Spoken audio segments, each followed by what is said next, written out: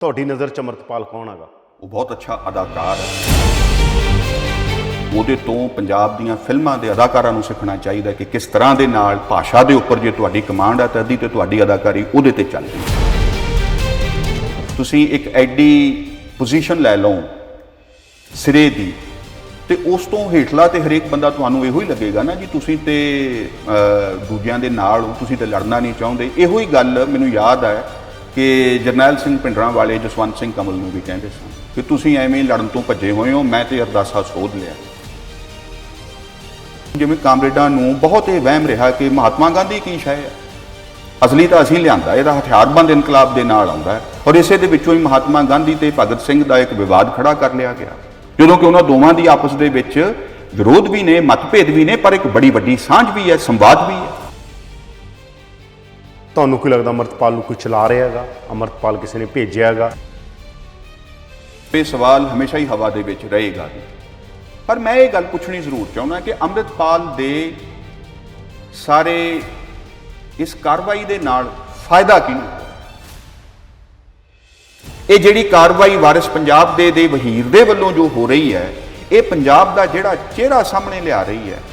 ਇਹ ਦ੍ਰਿੜਤਾ ਨਹੀਂ ਹੁੰਦੀ, ਇਹ ਕਿਸੇ ਕਿਸਮ ਦੀ ਨੈਤਿਕਤਾ ਵੀ ਨਹੀਂ, ਇਹ ਕੋਈ ਲੜਾਈ ਵੀ ਨਹੀਂ, ਇਹ ਇੱਕ ਕਿਸਮ ਦਾ ਬਹੁਤ ਹੀ, ਮੈਂ ਫੇਰ ਕਹਿ ਰਿਹਾ ਕਿ ਇੱਕ ਲਿਖੀ ਗਈ ਪਟਕਥਾ ਨੂੰ, ਉਹਦੇ ਸਾਰੇ ਅੰਜਾਮ ਨੂੰ ਜਾਣਦਿਆਂ ਹੋਇਆਂ ਵੀ ਤੁਸੀਂ ਧੱਕੇ ਦੇ ਨਾਲ ਹਰੇਕ ਨੂੰ ਮਾੜਾ ਬੋਲ ਕੇ, ਹਰੇਕ ਵੱਲ ਉਂਗਲ ਕੱਢ ਕੇ, ਇੰਨੀ ਜੇ ਜ਼ਹਿਰ ਦੇ ਨਾਲ ਅਸੀਂ ਇੱਕ ਦੂਜੇ ਦੇ ਵੱਲ ਬੋਲਾਂਗੇ ਤਾਂ ਫਿਰ ਅਗਲਿਆਂ ਨੇ ਵੀ ਉਨਾ ਹੀ ਜ਼ਹਿਰ ਪੀਤਾ ਹੋਇਆ। ਅਸੀਂ ਕਿਹੜੀ ਸਿਵਲ ਵਾਰ ਦੇ ਵੱਲ ਜਾ ਰਹੇ ਹਾਂ? ਸਿੱਖੀ ਦੀ ਵਿਆਖਿਆ ਗਲਤ ਤੁਹਾਡੇ ਮੁਤਾਬਕ ਤੁਸੀਂ ਕਹਿੰਦੇ ਹੋ ਕਿ ਵਿਆਖਿਆ ਆਪਣੇ ਕੁਲੀਨ ਵਰਗ ਨੇ ਇੱਕ ਵਿਆਖਿਆ ਆਪਣੇ ਲਈ ਕਰਨੀ ਸ਼ੁਰੂ ਕਰ ਦਿੱਤੀ। ਇਹਦਾ ਰੈਫਰੈਂਸ ਕੀ ਹੈਗਾ?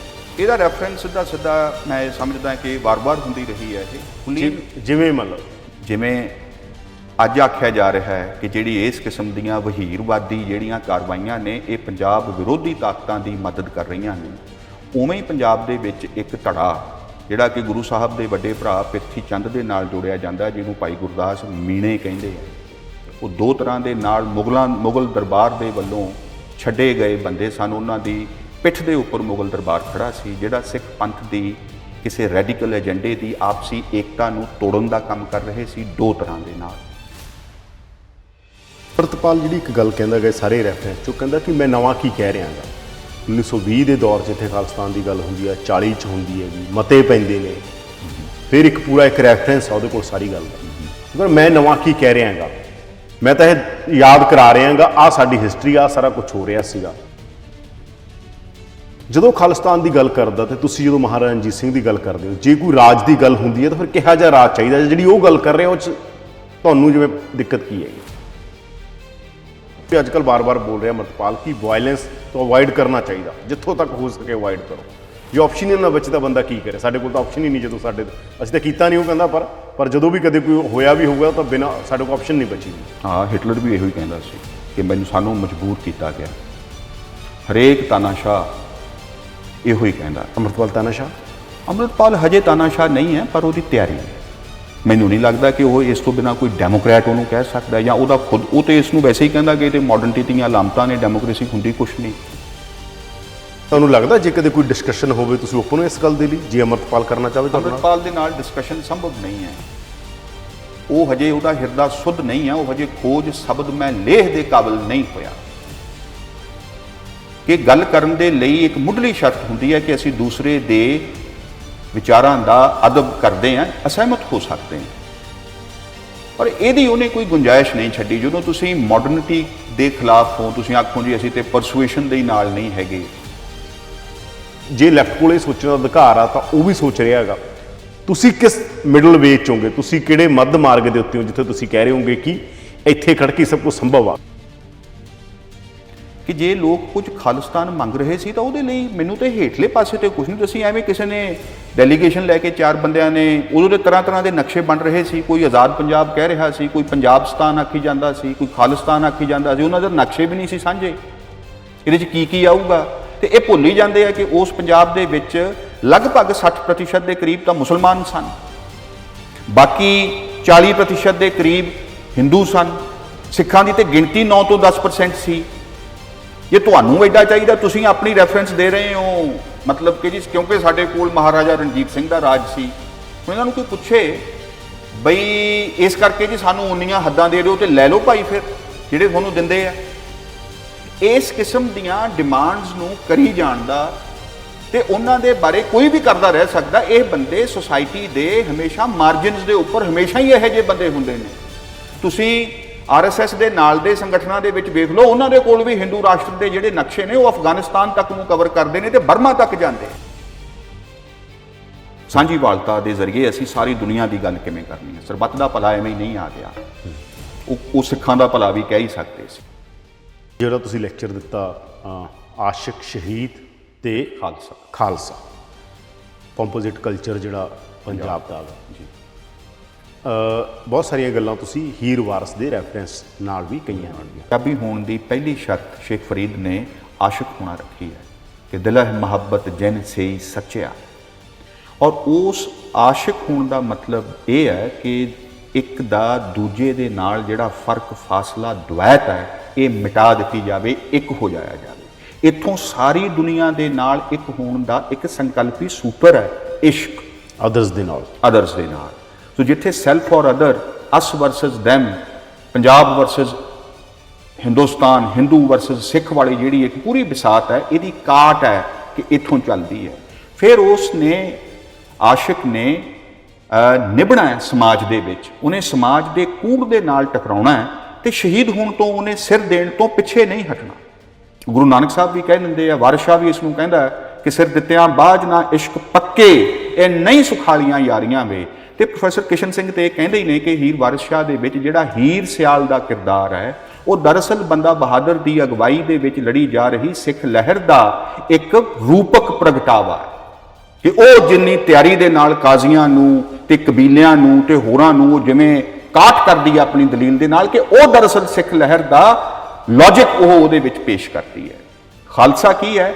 ਖਾਲਸਾ ਇਹ ਕਹਿੰਦਾ ਕਿ ਅਸੀਂ ਇਸ਼ਕ ਦੀ ਸਭਤਾ ਦੀ ਕਾਇਮੀ ਦੇ ਲਈ ਸ਼ਹੀਦਾਂ ਤੋਂ ਪ੍ਰੇਰਨਾ ਲੈਂਦੇ ਹਾਂ, ਪਰ ਉਹਨਾਂ ਨੇ ਇਸ ਸਮਾਜ ਨੂੰ ਬਦਲਿਆ ਨਹੀਂ। ਖਾਲਸਾ ਇਸ ਧਰਮ ਯੁੱਧ ਨੂੰ ਲੜੇਗਾ ਤੇ ਵਿਜয়ੀ ਹੋਵੇਗਾ। ਅੰਮ੍ਰਿਤਪਾਲ ਨੇ ਤਾਂ ਕੋਈ ਵੀ ਕੀਤਾ ਪਿਛਲੇ ਦਿਨਾਂ 'ਚ ਕਿ ਤੁਸੀਂ ਵੀ ਗੱਲ ਕਰ ਲਿਓ ਕੰਟੀਨਿਊ ਕਿ ਮੈਂ ਤਾਂ ਜੀ ਅੰਮ੍ਰਿਤ ਹੀ ਛਕਾ ਰਿਹਾਗਾ, ਨੰਬਰ 1 ਮੈਂ ਅੰਮ੍ਰਿਤ ਛਕਾ ਰਿਹਾ ਸੀਗਾ, ਨੰਬਰ 1 ਮੈਂ ਵਹੀਰ ਲਿਜਾ ਕੇ ਪੰਜਾਬ ਦੇ ਅੰਦਰ ਇੱਕ ਸਿੱਖ ਚੇਤਨਾ ਦੀ ਜਾਂ ਸਿੱਖ ਹਿਸਟਰੀ ਦੀ ਜਾਗ ਲਾ ਰਿਹਾ। ਮੈਨੂੰ ਇਹ ਪਰਚਾ ਹੀ ਤਾਂ ਕੀਤਾ ਗਿਆ ਕਿ ਇਹਨੂੰ ਇੱਥੋਂ ਡਿਸਟਰੈਕਟ ਕਰਨੀ। ਇਹ ਅੰਮ੍ਰਿਤ ਛਕ ਕੇ ਅਸੀਂ ਇਸ ਕਿਸਮ ਦੀ ਭਾਸ਼ਾ ਬੋਲਦੇ ਹਾਂ ਤੇ ਜਿਸ ਤਰ੍ਹਾਂ ਦੇ ਨਾਲ ਅੰਮ੍ਰਿਤ ਵਾਲੀਆਂ ਆਈਡੈਂਟੀਟੀਜ਼ ਲਾ ਕੇ ਜਿਸ ਕਿਸਮ ਦੀ ਗਾਲ ਵਰਾਈ ਜਾ ਰਹੀ ਹੈ ਔਰ ਔਰਤਾਂ ਨੂੰ ਵਰਾਈ ਜਾ ਰਹੀ ਹੈ ਪੰਜਾਬ ਦੇ ਵਿੱਚ, ਔਰਤਾਂ ਨੂੰ ਪਬਲਿਕ ਦੇ ਖੇਤਰਾਂ ਤੋਂ ਜਿਵੇਂ ਇੱਕ ਅਜਿਹਾ ਮਾਹੌਲ ਬਣਾ ਕੇ ਬਾਹਰ ਧੱਕਿਆ ਜਾ ਰਿਹਾ ਹੈ। ਇਹ ਕੌਣ ਬੰਦੇ ਨੇ?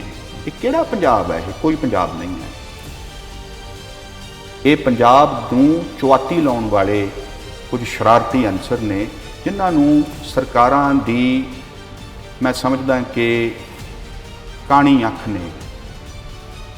ਅਸੀਂ ਗੀਤਕਾਰਾਂ ਤੇ ਗਾਇਕਾਂ ਨੂੰ ਯੂਥ ਆਈਕਨ ਮੰਨੀ ਬੈਠੇ ਹਾਂ, ਜਿਨ੍ਹਾਂ ਨੂੰ ਦੋ ਗੱਲਾਂ ਨਹੀਂ ਕਰਨੀਆਂ ਆਉਂਦੀਆਂ, ਜਿਨ੍ਹਾਂ ਨੇ ਜੁਮਲੇ ਸਿੱਖ ਲਏ ਨੇ। ਕੋਈ ਸੋਵਰਨ ਕਹਿ ਦਿੰਦਾ ਆਪਣੇ ਆਪ ਨੂੰ, ਕੋਈ ਆਟੋਨੋਮੀ ਤੋਂ ਘੱਟ ਨਹੀਂ ਗੱਲ ਕਰਦਾ, ਕਿਸੇ ਨੂੰ ਕਿਸੇ ਚੀਜ਼ ਦਾ ਨਹੀਂ ਪਤਾ। ਇੱਕ ਤੀਜੀ ਗੱਲ ਸਾਂਝੀ ਹੈ ਵੀ ਗੁਲਾਮੀ ਹੈ। ਚੌਥੀ ਗੱਲ ਇਹ ਹੈ ਕਿ ਇਸ ਗੁਲਾਮੀ ਤੋਂ ਛੁਟਕਾਰਾ ਆਪਣਾ ਰਾਜ ਲੈ ਕੇ ਹੋ ਸਕਦਾ ਹੈ। ਇਹਦੋਂ ਗਾਂ ਦਾ ਪਤਾ ਕੁਛ ਨਹੀਂ, ਔਰ ਇਹ ਵੀ ਨਹੀਂ ਪਤਾ ਕਿ ਜਿਹੜੇ ਬੰਦਿਆਂ ਨੇ ਇਹਦੋਂ ਪਹਿਲਾਂ ਇਹ ਗੱਲਾਂ ਕੀਤੀਆਂ ਨੇ ਉਹਦਾ ਹਸ਼ਰ ਕੀ ਹੋਇਆ। ਇਹੋ ਹੀ ਅਕਾਲੀ ਲਹਿਰ ਜਿਹੜੀ 1920 ਦੇ ਵਿੱਚ ਸ਼ੁਰੂ ਹੋਈ, ਉਹਨੇ ਸਾਰੇ ਮੁਲਕ ਦਾ ਦਿਲ ਜਿੱਤਿਆ, ਅਗਵਾਈ ਦਿੱਤੀ ਸਾਰੇ ਦੇਸ਼ ਨੂੰ, ਔਰ ਸਾਰੇ ਲੋਕਾਂ ਨੇ ਉਹਨੂੰ ਰਿਸਪੌਂਡ ਕੀਤਾ। ਪੰਜਾਬ ਦੇ ਮੁਸਲਮਾਨ ਹਿੰਦੂ ਵੀ ਉਹਨਾਂ ਮੋਰਚਿਆਂ ਦੇ ਵਿੱਚ ਸ਼ਾਮਿਲ ਹੋਏ। ਉਹ ਕਹਿੰਦੇ ਆ ਡਰ ਹਾਵੀਏ ਦੋਜ਼ਖ ਮਾਰਿਆ, ਸਾਨੂੰ ਆ ਮਿਲ ਯਾਰ ਪਿਆਰਿਆ। ਇਹ ਕਿਨੇ, ਇਹ ਕੌਣ ਹੈ ਇਹ ਜਿਹੜਾ ਯਾਰ ਪਿਆਰਾ? ਇਹ ਆਪਸੀ ਇਤਫਾਕ ਹੈ ਸ਼ਾਇਦ, ਇਹ ਇੱਕ ਆਪਸੀ ਭਰੋਸਾ। ਅਸੀਂ ਕਿਸੇ ਨੂੰ ਮੁਸਕਰਾ ਕੇ ਮਿਲ ਸਕੀਏ, ਕਿਸੇ ਦੇ ਗਲੇ ਲੱਗ ਕੇ ਰੋ ਸਕੀਏ, ਕਿਸੇ ਦੇ ਕੋਲ ਜਾਈਏ ਤੇ ਉਹ ਤੁਹਾਡਾ ਦੁੱਖ ਸੁਣੇ, ਤੁਸੀਂ ਇਕੱਠੇ ਹੱਸ ਸਕੋ। ਪੰਜਾਬ ਦੇ ਵਿੱਚ ਇਹ ਹੁੰਦਾ ਰਿਹਾ, ਇਹ ਸਵਰਗ ਸੀ। ਅਸੀਂ ਇਸ ਦੇ ਅੰਦਰ ਨਫ਼ਰਤ ਦੀਆਂ ਫਸਲਾਂ ਦੀਆਂ ਇੰਨੀਆਂ ਯੂਰੀਆ ਛਿੜਕ ਚੁੱਕੇ ਹਾਂ ਇਹੋ ਜਿਹੀ ਇੱਕ ਖਾਦ ਇੱਥੇ ਪੈਂਦੀ ਰਹੀ ਹੈ ਕਿ ਮੈਂ ਇਹ ਸਮਝਦਾ ਕਿ ਸਹਿਜ ਜਿਹੜਾ ਸਾਡੇ ਚੋਂ ਗਾਇਬ ਹੋ ਗਿਆ। ਮੈਂ ਬਹੁਤ ਹੈਰਾਨ ਹੋਇਆ, ਪੇਂਡੂ ਖੇਤਰ ਦੇ ਅਧਿਆਪਕ ਅਸੀਂ ਟੁੱਟੀ ਕੇ ਮੇਲਾ ਕਰਦੇ ਹਾਂ, ਉੱਥੇ ਆ ਕੇ ਉਹ ਦੱਸਦੇ ਆ ਕਿ ਸਾਨੂੰ ਇੱਕ ਗੱਲ ਇਹ ਮਹਿਸੂਸ ਹੁੰਦੀ ਹੈ, ਜਿਹੜੀ ਗੱਲ ਤੋਂ ਭੈ ਆਉਂਦਾ ਹੈ ਕਿ ਵਿਦਿਆਰਥੀਆਂ ਦੇ ਵਿੱਚੋਂ ਸਹਿਜ ਖਤਮ ਹੋ ਚੁੱਕਿਆ। ਉਹ ਟਿਕ ਕੇ ਗੱਲ ਕਰਨ ਨੂੰ, ਸੁਣਨ ਨੂੰ ਤਿਆਰ ਨਹੀਂ, ਗੁੱਸੇ ਹੋਣ ਨੂੰ ਤਿਆਰ ਨਹੀਂ। ਇੱਕ ਗੱਲ ਮੈਂ ਹੋਰ ਕਹਿਣੀ ਚਾਹੁੰਦਾ ਕਿ ਜਿਹੜਾ ਨਵੇਂ ਦੌਰ ਦਾ ਜਿਹੜਾ ਨੌਜਵਾਨ ਪੰਜਾਬ 'ਚ ਪੈਦਾ ਹੋਇਆ, ਜਿਹੋ ਜਿਹੇ ਗੀਤਾਂ ਦੀ ਖੁਰਾਕ 'ਤੇ ਉਹ ਪਲਿਆ, ਜਿਹੋ ਜਿਹਾ ਉਹ ਅਖਬਾਰ ਵੀ ਨਹੀਂ ਪੜ੍ਹਦਾ, ਉਹ ਇੱਥੋਂ ਹੀ WhatsApp ਤੋਂ ਤੇ Facebook ਤੋਂ ਉਹ ਖਬਰਾਂ ਕਿੱਥੇ ਸੁਣਦਾ, ਉਹ ਆਪਣੀ ਮਰਜ਼ੀ ਦੀ ਬਾਈਟ ਸੁਣਦਾ, ਰੀਲਾਂ ਸੁਣਦਾ ਹੈ। ਉਹਦੇ ਵਿੱਚ ਉਹਨੂੰ 24 ਘੰਟੇ ਇੱਕ ਡਰਾਮਾ, ਇੱਕ ਸਨਸਨੀ, ਇੱਕ ਉਤੇਜਨਾ ਚਾਹੀਦੀ। ਉਹਦਾ ਅੰਦਰਲਾ ਖੂਨ ਤਾਂ ਗਰਮ ਹੁੰਦਾ ਨਹੀਂ, ਉਹਨੂੰ ਲੱਗਦਾ ਹੀ ਨਹੀਂ ਕਿ ਮੈਂ ਜਵਾਨ ਆ ਜੇ ਮੈਂ ਆਹ ਕੁਛ ਨਹੀਂ ਕੀਤਾ ਤਾਂ। ਹੁਣ ਉਹਨਾਂ ਹੀ ਜਵਾਨਾਂ ਨੂੰ ਇੱਕ ਨੇ ਆਖਿਆ ਕਿ ਇਹ ਹੋਲੇ ਮਹੱਲੇ ਤੇ ਆ ਕੇ ਇਹ ਗੀਤ ਵਜਾਉਣੇ ਸ਼ੋਭਾ ਨਹੀਂ ਦਿੰਦੇ।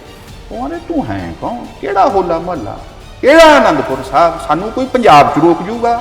ਮੈਨੂੰ ਨਹੀਂ ਪਤਾ ਉਹਨਾਂ ਨੇ ਕੀ ਆਖਿਆ, ਮੈਨੂੰ ਇਹੋ ਹੀ ਸੁਣਿਆ ਉਸ ਸਾਰੀ ਵਾਰ ਦਾ। ਔਰ ਅਸੀਂ ਕੀ ਨਤੀਜੇ ਭੁਗਤ ਰਹੇ ਹਾਂ। ਮੈਂ ਇਹ ਕਹਿ ਰਿਹਾ ਕਿ ਇਸ ਕਿਸਮ ਦੀ ਕਲੈਰਿਟੀ ਦੇ ਨਾਲੋਂ ਸਾਨੂੰ ਇੱਕ ਵਿਵੇਕ ਖੜਾ ਕਰਨ ਦੇ ਵੱਲ ਜਾਣਾ ਚਾਹੀਦਾ। ਉਹ ਔਖਾ ਕੰਮ। ਗੁਰੂਆਂ ਨੇ ਵਿਵੇਕ ਖੜਾ ਕਰਨ ਦੇ ਉੱਪਰ 225 ਸਾਲ ਲਾਏ, ਫਿਰ ਬੰਦਾ ਬਹਾਦਰ ਦੀ ਫੌਜ ਖੜੀ ਹੁੰਦੀ ਹੈ ਤੇ ਅਗਾਂਹ ਦਾ ਇੱਕ ਕੰਮ ਚੱਲਦਾ ਹੈ। ਇਹ ਤਾਂ ਨਹੀਂ ਗਾ ਕਿ ਇਹ ਸਾਰੇ ਫੇਲਿਅਰ 'ਚੋਂ ਮੈਂ ਤੁਹਾਨੂੰ ਵੀ ਕਹਿ ਦੇਣਾ ਚਾਹੁੰਦਾ, ਧਿਰਾਂ ਦੇ ਤੁਹਾਡੇ ਸਾਰੇ ਫੇਲਿਅਰ ਦਾ ਤੋੜਾ ਤੁਸੀਂ ਅੰਮ੍ਰਿਤਪਾਲ ਦੇ ਉੱਤੇ ਝੜੀ ਜਾਂਦੇ ਹੋਗੇ, ਜਾਂ ਤੁਹਾਨੂੰ ਲੱਗਦਾ ਕਿ ਹੁਣ ਕੀ ਹੈ ਜੀ, ਕੁਝ ਤਾਂ ਕਹਿਣਾ ਹੀ ਪਊਗਾ।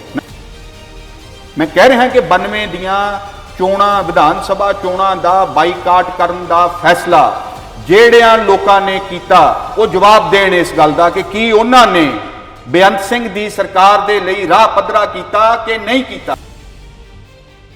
ਅੰਮ੍ਰਿਤਪਾਲ ਹੁਣਾਂ ਨੂੰ ਤੇ ਉਹਨਾਂ ਦੇ ਨਾਲ ਦੇ ਨੌਜਵਾਨਾਂ ਨੂੰ ਵੀ ਮੈਂ ਇਹ ਗੱਲ ਕਹਿਣਾ ਕਿ ਤੁਹਾਡਾ ਗੁੱਸਾ, ਤੁਹਾਡਾ ਰੋਹ ਸਾਡਾ ਸਰਮਾਇਆ, ਪਰ ਇਹਨੂੰ ਆਪਾਂ ਕਿਸੇ ਲੇਖੇ ਲਾਈਏ। ਪੰਜਾਬ ਬਹੁਤ ਫਟ ਖਾ ਚੁੱਕਿਆ ਹੈ, ਇਸ ਤੋਂ ਬਾਅਦ ਇਸ ਧਰਤੀ ਨੇ ਉੱਠਣਾ ਨਹੀਂ ਹੈ।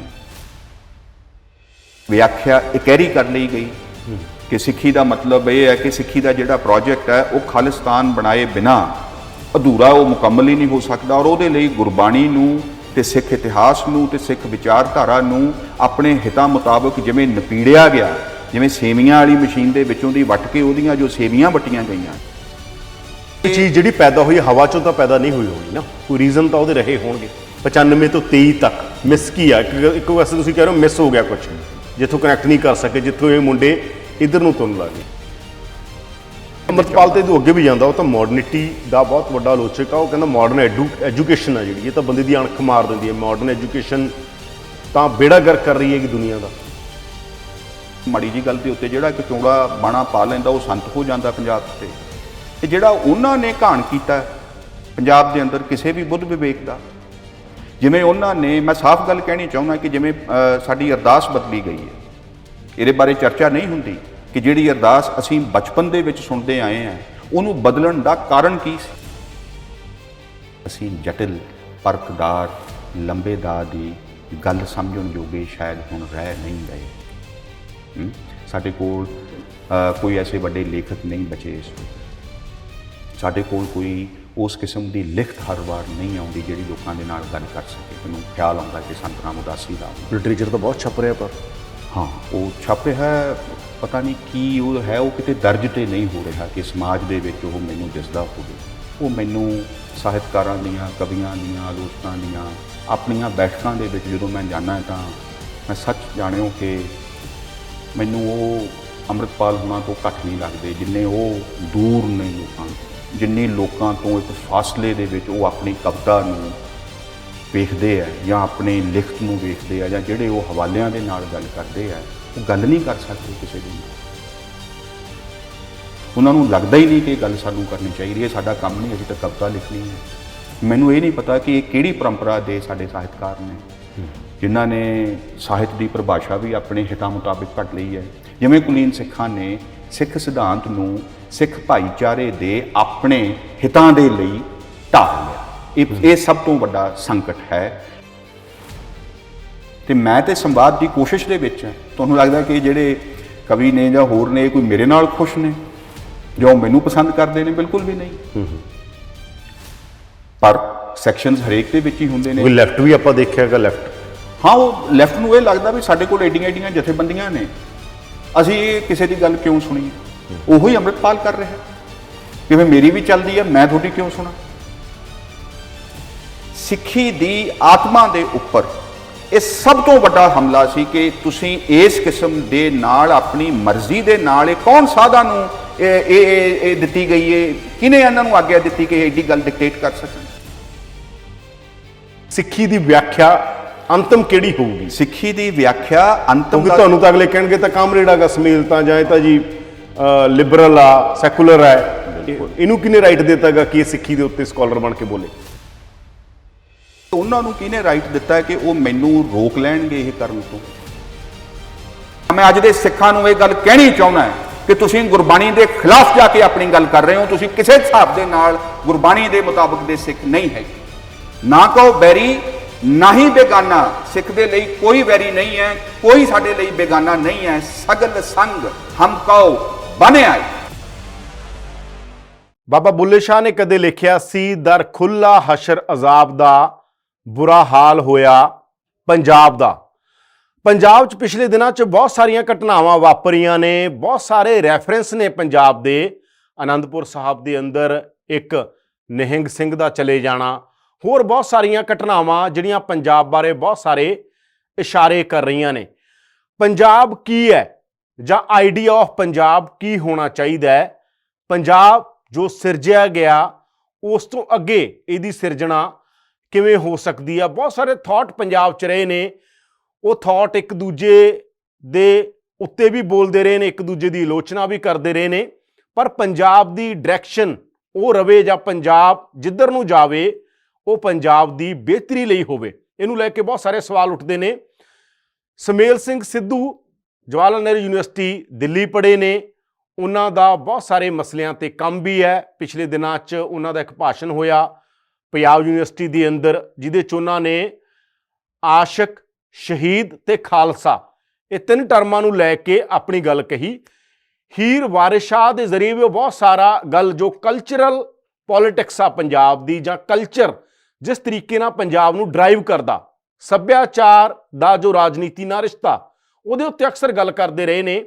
ਗੱਲਬਾਤ ਕਰਾਂਗੇ ਅੱਜ ਉਹਨਾਂ ਨਾਲ, ਪੰਜਾਬ ਨੂੰ ਕਿਵੇਂ ਦੇਖ ਰਹੇ ਨੇ, ਪੰਜਾਬ ਦੀਆਂ ਘਟਨਾਵਾਂ ਨੂੰ ਕਿਵੇਂ ਦੇਖਦੇ ਨੇ। ਸਵਾਗਤ ਹੈ ਸਮੀਲ ਜੀ, ਬਹੁਤ ਬਹੁਤ ਪ੍ਰੋ ਪੰਜਾਬ ਦੀ। ਬਹੁਤ ਮਿਹਰਬਾਨੀ ਯਾਦਵਿੰਦਰ ਤੁਹਾਡੀ ਔਰ ਪ੍ਰੋ ਪੰਜਾਬ ਚੈਨਲ ਦੀ, ਤੁਸੀਂ ਅੱਜ ਮੌਕਾ ਦਿੱਤਾ। ਸਭ ਤੋਂ ਪਹਿਲਾ ਸਵਾਲ ਮੇਰਾ ਹੀ ਸਮੀਲ, ਮੌਜੂਦਾ ਪੰਜਾਬ ਨੂੰ, ਕੰਟੈਂਪਰੇਰੀ ਪੰਜਾਬ ਨੂੰ ਤੁਸੀਂ ਕਿਵੇਂ ਦੇਖ ਰਹੇ ਹੋ? ਪੰਜਾਬ ਦੇ ਅੰਦਰ ਜੋ ਘਟਨਾਵਾਂ ਵਾਪਰ ਰਹੀਆਂ ਨੇ, ਪੰਜਾਬ ਦੇ ਜੋ ਬਹੁਤ ਸਾਰੇ ਰੈਫਰੈਂਸ ਨੇ, ਚਾਹੇ ਉਹ ਅਜਨਾਲੇ ਦੀ ਘਟਨਾ, ਚਾਹੇ ਉਹ ਆਨੰਦਪੁਰ ਸਾਹਿਬ ਦੀ ਘਟਨਾ, ਚਾਹੇ ਕੋਈ ਨਸ਼ੇ ਦੀ ਘਟਨਾ ਆ ਜਾਂਦੀ ਹੈ, ਜਾਂ ਪੰਜਾਬ ਦੇ ਕੁਝ ਫਿਕਰ ਨੇ, ਤੁਹਾਡੀ ਨਜ਼ਰ 'ਚੋਂ ਕੀ ਨੇ? ਪੰਜਾਬ ਦੇ ਵਿੱਚ ਜਿਹੜੀਆਂ ਘਟਨਾਵਾਂ ਦਾ ਤੁਸੀਂ ਹਾਲ ਦੇ ਵਿੱਚ ਜੋ ਵਾਪਰੀਆਂ ਨੇ ਤੇ ਉਹਨਾਂ ਦੇ ਪ੍ਰਿਜ਼ਮ ਦੇ ਥਾਣੀ ਜਦੋਂ ਪੰਜਾਬ ਨੂੰ ਦੇਖਦੇ ਹਾਂ ਤਾਂ ਮੈਨੂੰ ਇੱਕ ਗੱਲ ਦਾ ਖਿਆਲ ਆਉਂਦਾ, ਉਹ ਇਹ ਹੈ ਕਿ ਅਸੀਂ ਹਜੇ ਤੱਕ ਸਨ 78 ਤੋਂ ਲੈ ਕੇ 84 ਤੱਕ ਦਾ ਜੋ ਘਟਨਾਕ੍ਰਮ ਹੈ ਔਰ ਆਪਰੇਸ਼ਨ ਬਲੂ ਸਟਾਰ ਤੇ ਦਿੱਲੀ ਦੰਗਿਆਂ, ਉਹ ਹੁਣ ਕੋਈ ਲੋਕ ਆਖਣਗੇ ਕਿ ਜੀ ਨਸਲਕੁਸ਼ੀ ਆਖੋ, ਮੈਂ ਉਹਨੂੰ ਇਹ ਕਹੂੰਗਾ ਕਿ ਜਿਹੜਾ ਦਿੱਲੀ ਕਤਲਾਮ ਹੋਇਆ ਸਿੱਖਾਂ ਦਾ, ਉਸ ਤੋਂ ਬਾਅਦ ਤੋਂ ਲੈ ਕੇ ਤੇ ਸਨ 93-94 ਤੱਕ ਜਦੋਂ ਕਿ ਇਸ ਖਾੜਕੂ ਲਹਿਰ ਨੂੰ ਹਿੰਸਾ ਦੇ ਬਲ ਦੇ ਨਾਲ ਦਬਾਇਆ ਗਿਆ, ਇਹ ਦੋ ਫੇਜ਼ ਉਸ ਸਾਰੀ ਲਹਿਰ ਦੇ ਬਣਦੇ ਆ। ਇਹਨਾਂ ਦੇ ਬਾਰੇ ਸਾਡੀ ਹਜੇ ਤੱਕ ਸਮਝ ਪੂਰੀ ਤਰ੍ਹਾਂ ਦੇ ਨਾਲ ਸਾਫ਼ ਨਹੀਂ ਹੋਈ ਜਾਂ ਨਹੀਂ ਕੀਤੀ ਗਈ। ਆਪਸ ਦੇ ਵਿੱਚ ਇੱਕ ਦੂਜੇ ਨੂੰ ਚੰਗਾ ਮੰਦਾ ਕਹਿਣ ਦਾ ਤੇ ਆਪਣੇ ਆਪ ਨੂੰ ਸਹੀ ਸਿੱਧ ਕਰਨ ਦਾ ਤੇ ਇੱਕ ਦੌਰ ਚੱਲਦਾ ਰਿਹਾ, ਪਰ ਇਹਦੇ ਬਾਬਤ ਪੰਜਾਬੀਆਂ ਦੇ ਵਿੱਚ ਹਜੇ ਵੀ ਮੈਨੂੰ ਸਮਝਦਾ ਕਿ ਅਸੀਂ ਭਾਵਨਾਤਮਕ ਤੌਰ ਤੇ ਬੌਧਿਕ ਤੌਰ ਤੇ ਹਜੇ ਵੀ ਅਸੀਂ ਇਹਦੇ ਨਾਲ ਪੂਰੀ ਇਮਾਨਦਾਰੀ ਦੇ ਨਾਲ ਨਜਿੱਠਿਆ ਨਹੀਂ ਹੈ। ਇਸ ਨੂੰ 94 ਤੋਂ ਬਾਅਦ 93-94 ਤੋਂ ਬਾਅਦ ਤੋਂ ਲੈ ਕੇ ਤੇ 2023 ਦੀ ਇਸ ਘਟਨਾ ਜਿੱਥੇ ਕਿ ਅਜਨਾਲਾ ਥਾਣੇ ਦੇ ਉੱਪਰ ਇੱਕ ਹਥਿਆਰਬੰਦ ਭੀੜ ਜਾਂ ਵਹੀਰ ਕਬਜ਼ਾ ਕਰਦਾ ਹੈ ਔਰ ਉਸ ਦੇ ਵਿੱਚ ਗੁਰੂ ਗ੍ਰੰਥ ਸਾਹਿਬ ਦੀ ਪੋਥੀ ਨੂੰ ਜਿਸ ਤਰ੍ਹਾਂ ਦੇ ਨਾਲ ਇਹ ਸਾਰੇ ਇੱਕ ਢਾਲ ਬਣਾਇਆ ਜਾਂਦਾ ਹੈ, ਜਿਸ ਪੱਧਰ ਦੇ ਉੱਪਰ ਜਾ ਕੇ ਇਸ ਨੇ ਪੰਜਾਬ ਨੂੰ ਫਿਕਰਾਂ 'ਚ ਪਾਇਆ ਅਤੇ ਇਹਦੀ ਆਲੋਚਨਾ ਬਹੁਤ ਹੋਈ ਹੈ। ਉਸ 'ਚ ਮੈਨੂੰ ਲੱਗਦਾ ਕਿ ਸਾਡੇ ਸਾਹਮਣੇ ਇੱਕ ਇਹ ਮੌਕਾ ਬਣਿਆ ਕਿ ਇਸ ਗੱਲ ਦੀ ਸਾਨੂੰ ਪੜਤਾਲ ਕਰਨੀ ਚਾਹੀਦੀ ਹੈ ਕਿ ਜਿਹੜੀਆਂ ਧਿਰਾਂ ਨੇ ਸੰਨ 94 ਤੋਂ ਲੈ ਕੇ ਤੇ 23 ਤੱਕ ਜਿਹੜੀਆਂ ਪੰਜਾਬ ਦੇ ਅੰਦਰ ਸਰਗਰਮ ਰਹੀਆਂ, ਚਾਹੇ ਉਹ ਸਿਆਸੀ ਧਿਰਾਂ ਨੇ, ਚਾਹੇ ਉਹ ਬੌਧਿਕ ਸੰਸਥਾਈ ਹਲਕੇ ਨੇ ਸਾਡੇ, ਚਾਹੇ ਉਹ ਲੇਖਕ ਨੇ ਜਾਂ ਹੋਰ ਨੇ, ਇਹਨਾਂ ਦੀ ਕੀ ਕਾਰਗੁਜ਼ਾਰੀ ਰਹੀ ਹੈ ਕਿ ਅਸੀਂ ਦੁਬਾਰਾ ਜਿੱਥੋਂ ਸ਼ੁਰੂ ਹੋਏ ਸੀ ਤੇ ਇੰਨਾ ਸੰਤਾਪ ਝੱਲਿਆ ਸੀ, ਉੱਥੇ ਆ ਕੇ ਅਸੀਂ ਦੁਬਾਰਾ ਉਹਨਾਂ ਹੀ ਦਿਨਾਂ ਦੇ ਵੱਲ ਜੇ ਦੁਬਾਰਾ ਪਹੁੰਚ ਰਹੇ ਹਾਂ, ਤਾਂ ਇਹਦਾ ਮਤਲਬ ਇਹ ਹੈ ਕਿ ਪਿਛਲਿਆਂ 28-29 ਸਾਲਾਂ ਦੇ ਵਿੱਚ ਦੀ ਜਿਹੜੀ ਸਾਡੀ ਕਾਰਗੁਜ਼ਾਰੀ ਹੈ, ਜਦੋਂ ਕਿ ਕੋਈ ਸਿੱਧੀ ਇਸ ਕਿਸਮ ਦੀ ਹਿੰਸਾ ਨਹੀਂ ਵੀ ਹੋ ਰਹੀ ਸੀ, ਉਦੋਂ ਮੈਨੂੰ ਇਹ ਲੱਗਦਾ ਕਿ ਸਾਡੇ ਕੋਲੋਂ ਗੰਭੀਰ ਉਕਾਈਆਂ ਹੋਈਆਂ ਨੇ ਜਿੱਥੇ ਅਸੀਂ ਗੈਰ ਹਾਜ਼ਰ ਹਾਂ।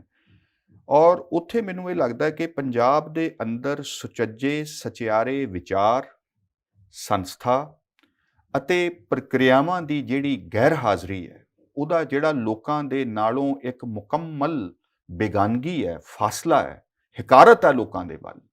ਪਿੰਡਾਂ ਤੋਂ 80ਵਿਆਂ ਦੇ ਦੌਰ ਦੇ ਵਿੱਚ ਪੇਂਡੂ ਸਿੱਖਿਆ ਤਬਾਹ ਹੋਈ, ਸੁਰੱਖਿਆ ਕਾਰਨਾਂ ਕਰਕੇ ਲੋਕਾਂ ਨੇ ਸਰਕਾਰੀ ਸਕੂਲਾਂ, ਮੈਂ ਥੋੜਾ ਜਿਹਾ ਇਹਦੇ ਤੇ ਆ ਜਾ, ਥੋੜਾ ਜਿਹਾ ਜਿਹੜਾ ਤੁਸੀਂ ਕਹਿ ਰਹੇ ਹੋਗੇ ਕਿ ਜਿਹੜੇ ਗੈਰ ਹਾਜ਼ਰ ਸੀ ਜਾਂ ਹਾਜ਼ਰ ਹੋ ਕੇ ਵੀ ਗੈਰ ਹਾਜ਼ਰ ਸੀਗੇ, ਇਹਨਾਂ ਤੇ ਮੈਂ ਥੋੜੀ ਜਿਹੀ ਗੱਲ ਕਰਨਾ ਚਾਹੁੰਦਾਗਾ, ਕਿਉਂਕਿ ਪੰਜਾਬ 'ਚ ਤਾਂ ਕਹਿ ਰਿਹਾ ਪਿਛਲੇ ਦੌਰ 'ਚ ਕਰੋੜਾਂ ਰੁਪਈਆਂ ਦਾ ਲਿਟਰੇਚਰ ਵਿਕਿਆ, ਕਰੋੜਾਂ ਰੁਪਇਆਂ ਦੀਆਂ ਗੱਲਾਂ ਹੋਈਆਂ ਕਿ ਪੰਜਾਬ 'ਚ ਤਾਂ ਜੀ ਬਹੁਤ ਵਧੀਆ ਸਾਹਿਤ ਲਿਖਿਆ ਜਾ ਰਿਹਾ, ਪੰਜਾਬੀ ਤਾਂ ਬਹੁਤ ਧੁਰੋਂ ਅੰਦਰੋਂ ਜੁੜਿਆ ਹੋਇਆ ਗਾ ਲਿਟਰੇਚਰ ਦੇ ਨਾਲ, ਅਧਿਆਤਮਿਕ ਤੌਰ ਤੇ ਬਹੁਤ ਸਾਰੀਆਂ ਗੱਲਾਂ ਹੋਈਆਂ।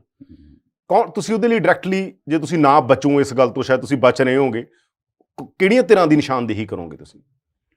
ਮੈਨੂੰ ਇਹ ਲੱਗਦਾ ਕਿ ਉਹਨਾਂ ਵਿੱਚ ਮੈਂ ਵੀ ਸ਼ਾਮਿਲ ਹਾਂ, ਉਹਨਾਂ ਧਿਰਾਂ ਦੇ ਵਿੱਚ, ਕਿ ਅਸੀਂ ਆਪਣੇ ਗਰੀਬਾਨ ਦੇ ਵਿੱਚ ਫਰੀਦ ਸਾਹਿਬ ਇਹ ਗੱਲ ਆਖ ਕੇ ਗਏ ਹੈ ਕਿ ਫਰੀਦਾ ਜੇ ਤੂੰ ਅਕਲ ਲਤੀਫ, ਕਾਲੇ ਲਿਖ ਨਾ ਲੇਖ, ਆਪਨੜਾ ਗਰੀਬਾਨ ਮੈਂ ਸਿਰ ਨੀਵਾਂ ਕਰ ਦੇਖ। ਇਹ ਜਿਹੜਾ ਆਪਣੇ ਗਰੀਬਾਨ ਦੇ ਅੰਦਰ ਵੀ ਝਾਕਣਾ, ਇਹ ਬਹੁਤ ਸੌਖਾ ਹੈ ਕਿ ਅਜਨਾਲੇ ਵਾਲੀ ਵਹੀਰ ਨੂੰ ਮੰਦਾ ਚੰਗਾ ਬੋਲਿਆ ਜਾਵੇ, ਉਹ ਠੀਕ ਵੀ ਹੈ, ਉਹਨਾਂ ਨੇ ਕੋਈ ਭਲਾ ਕੰਮ ਤੇ ਨਹੀਂ ਕੀਤਾ ਔਰ ਉਹਦੀ ਨਿੰਦਾ ਹੋਣੀ ਵੀ ਸਮਝ 'ਚ ਆਉਂਦੀ ਹੈ, ਪਰ ਸਿਰਫ ਇਹ ਕਹਿ ਦੇਣਾ ਕਿ ਉਹਨਾਂ ਦੀ ਨਿੰਦਾ ਕਰਕੇ ਅਸੀਂ ਪੰਜਾਬ ਦੀ ਗੱਲ ਨੂੰ ਸਮਝ ਲਿਆ ਹੈ ਜਾਂ ਅਸੀਂ ਇਨਸਾਫ ਕਰ ਦਿੱਤਾ ਹੈ, ਮੈਂ ਇਹਦੇ ਨਾਲ ਬਿਲਕੁਲ ਵੀ ਸਹਿਮਤ ਨਹੀਂ ਹੈ।